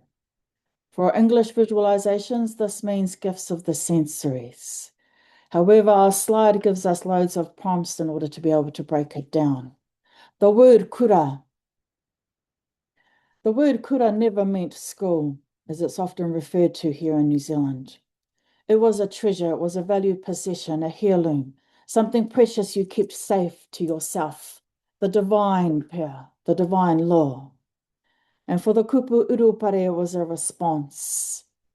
And ko te hunga is the correct way to describe a group of people, a company pea. So if we put those all together, the English visualization means gifts of the sensories. The response is as you are listening at the moment, and as you are thinking, and as you are using all parts of your sensories to be listening to what I'm sharing. Koera te hunga Kura Urupare. Utilising our elemental atua's bounty of sustenance given to us from the atua to have extra strengths inside their beings and way of beings. Ara that comes together as ko te ngā Kura Urupare. For us in Wanganui, ko tā tātou tupua te kawa, ko te kawa tuatei, ko te awa te matapuna o te ora. Our awa is our sustenance of life, sustenance of kai, sustenance of wai, sustenance of oranga, sustenance of mātauranga hoki. E kaukau ana nā piharo, e kaukau ana nā ripo, e kaukau ana nā kōrero a te wai e rere nei. I grew up in Ngāti Hau in Jerusalem with Kura Urupare as the Autism Spectrum Disorders Neurodivergence Brilliance terminology. My PhD rejuvenates ngā pūrākau for our future generations, e pāna ki tā tātou o ngā Kura Urupare. My research uses ancestral kōrero originating in Aotearoa, Awatupua, that derives from te rangi kahake, rākeikingi, rangi motuhia, titihi, and roka deras arahanga, and my numerous koraua and kuia. Rejuvenation of mātauranga for te Taihuauru ara ko the east coast of the North Island. Te ngā Kura Urupare are various kaipunu, tuhunga, taking on, utilising their various expertise roles in some occasions. As a part of our iwi rejuvenating mātauranga, we have a number of us working in unison around the rejuvenation of a number of areas. For us in Wanganui, we have three commoner ancestors. Hene Nāko, Tama Upoko, and Tūpoho. Hene Nāko is the ancestor of the upper river reaches. Tama Upoko is the middle reaches, and Tūpoho. For inside of Tūpoho, I have a number of cousins rejuvenating Wanganui tāne well-being and the importance of their roles. For te kāhui maunga, we have a number of cousins rejuvenating ritina ceremonial practices. I both proudly and humbly volunteer Oh, where I think I drew the short straw, being the matauranga I pana ki te hunga Kura Urupare. This is how our framework works that we have devised to get things underway. I'm pretty sure I got volunteered to do this role.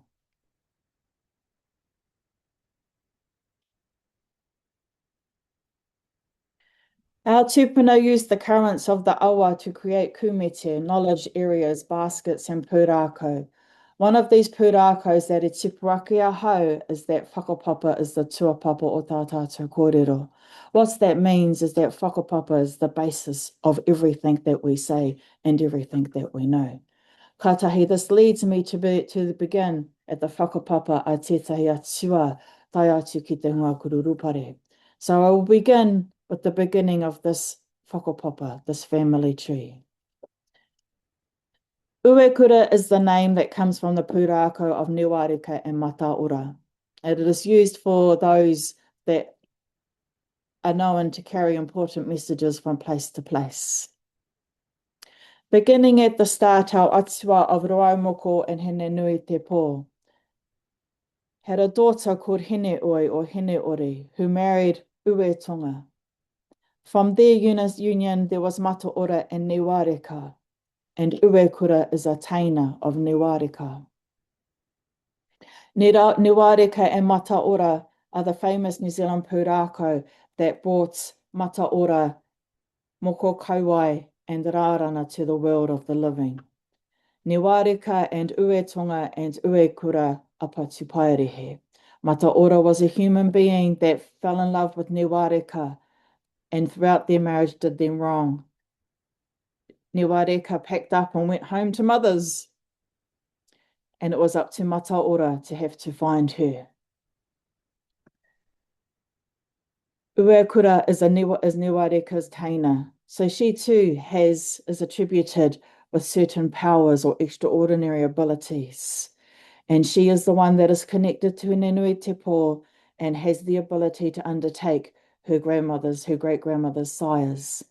She also has an extraordinary abilities when it comes to the divine. Uekura is known to have to rest, or after she left her sister, to settle in the west coast of the North Island.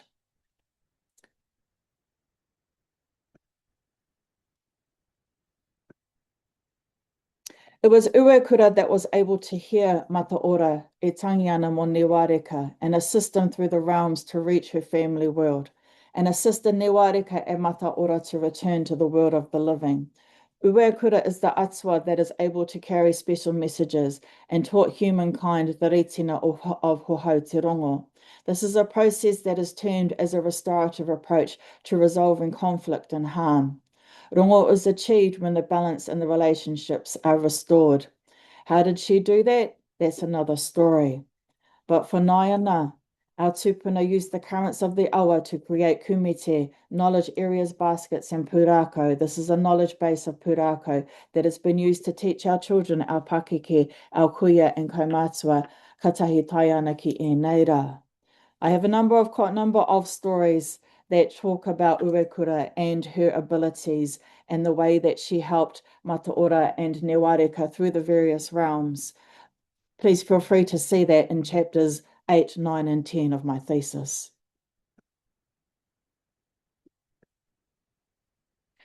Ko te hunga Kura Urupare, for us as Māori, have always had innovative ways of thinking, creating, and an automatic acceptance of society for their gifts. They've always been nurtured within their roles of choosing as puatapuhi, wariwānana, kai arahi, kai tiro, kai rongo, kai ponu. They are the innovators, the respiratories of all of our mātauranga. They were nurtured to become tohunga of their realm experts in their chosen subject matter.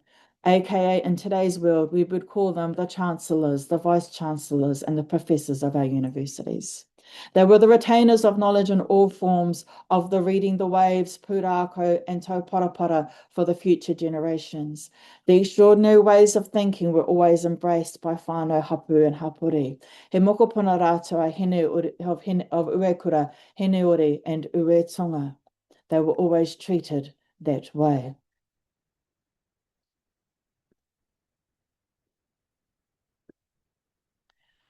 These are some videos that give visualizations of the transformative powers Te Kura Urupare can hold, unlock, and dissipate hara to the world of the nothing.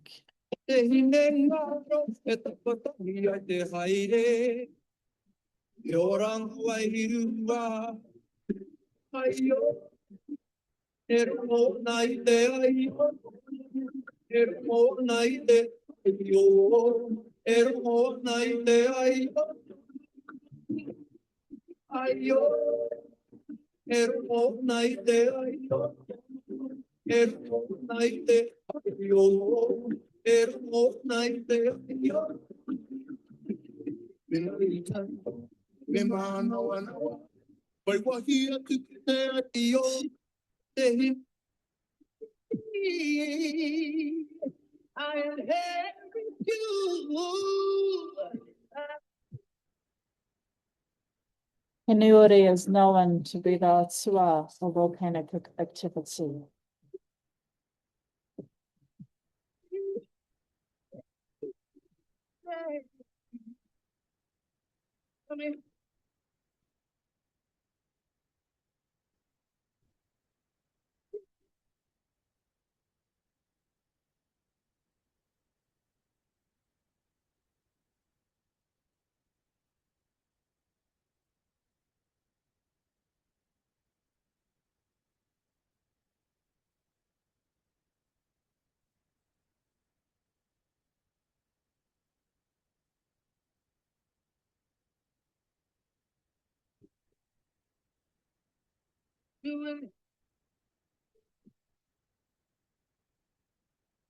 Ko te hunga Kura Urupare can be just as transformational out here in today's world.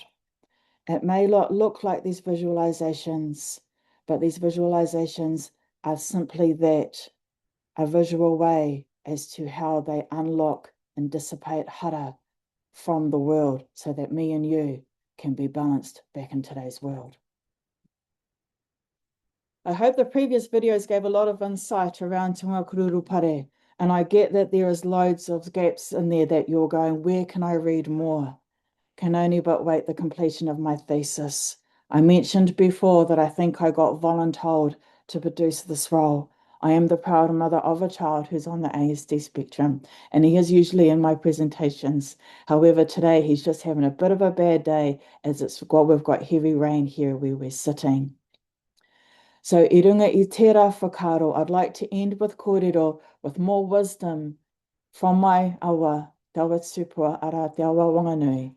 I ai ki taku whanauna tūrama hawera, i te tīmatanga ko te ia, mai te ia ko te maara, mai te maara ko te wakaaro, ka puta ko te kupu Kura Urupare, haumie, huie, tai ki e. These are my references. Please also know too that I had special permission to utilise those videos from social media. Some of them you'll also see from my background too is actually designed by a whanauna of mine who has decided to come on board so that we can rejuvenate visualisations for the English world to understand the way that Māori are, the way that Māori think, better yet to understand the role that Te Kura Urupare play in today's society. Kia ora mai tātou.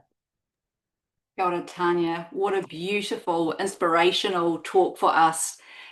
I'm really just totally blown away, actually, about where you've taken us from data to intelligence back to the whenua and thinking about reconceptualizing what might be framed as a deficit to something that's actually a special gift. So thank you so much for sharing your wisdom, sharing your whakapapa, and sharing your PhD journey with us. And I, like many, will be very keen to read up your work, and am very grateful that you have been voluntold. That was very apt from your whānau to direct you towards that. And I'm very sorry that your son wasn't able to make an appearance today, but also am incredibly grateful that despite the tough day that he's had, that you've made that time to be with us and to share your journey. Thank you so much for sharing your wisdom with us, Tania. I feel very grateful and very blessed. On that beautiful note, I'm going to bring us all to a close for today's kōrero, And I'm going to close us with a karakia. I'm going to say the karakia in te reo, and then I'm going to translate in English so that those of you who don't have the reo can understand the words and the meaning behind it. Ka whakairea te tapu, kia wātea ai te ara, kia tūruki whakataha ai, kia tūruki whakataha ai, hui e, taiki e. And the words mean restrictions are moved aside, so the pathway is clear to return to everyday activities enriched, unified and blessed. Kia ora. We'll see you tomorrow.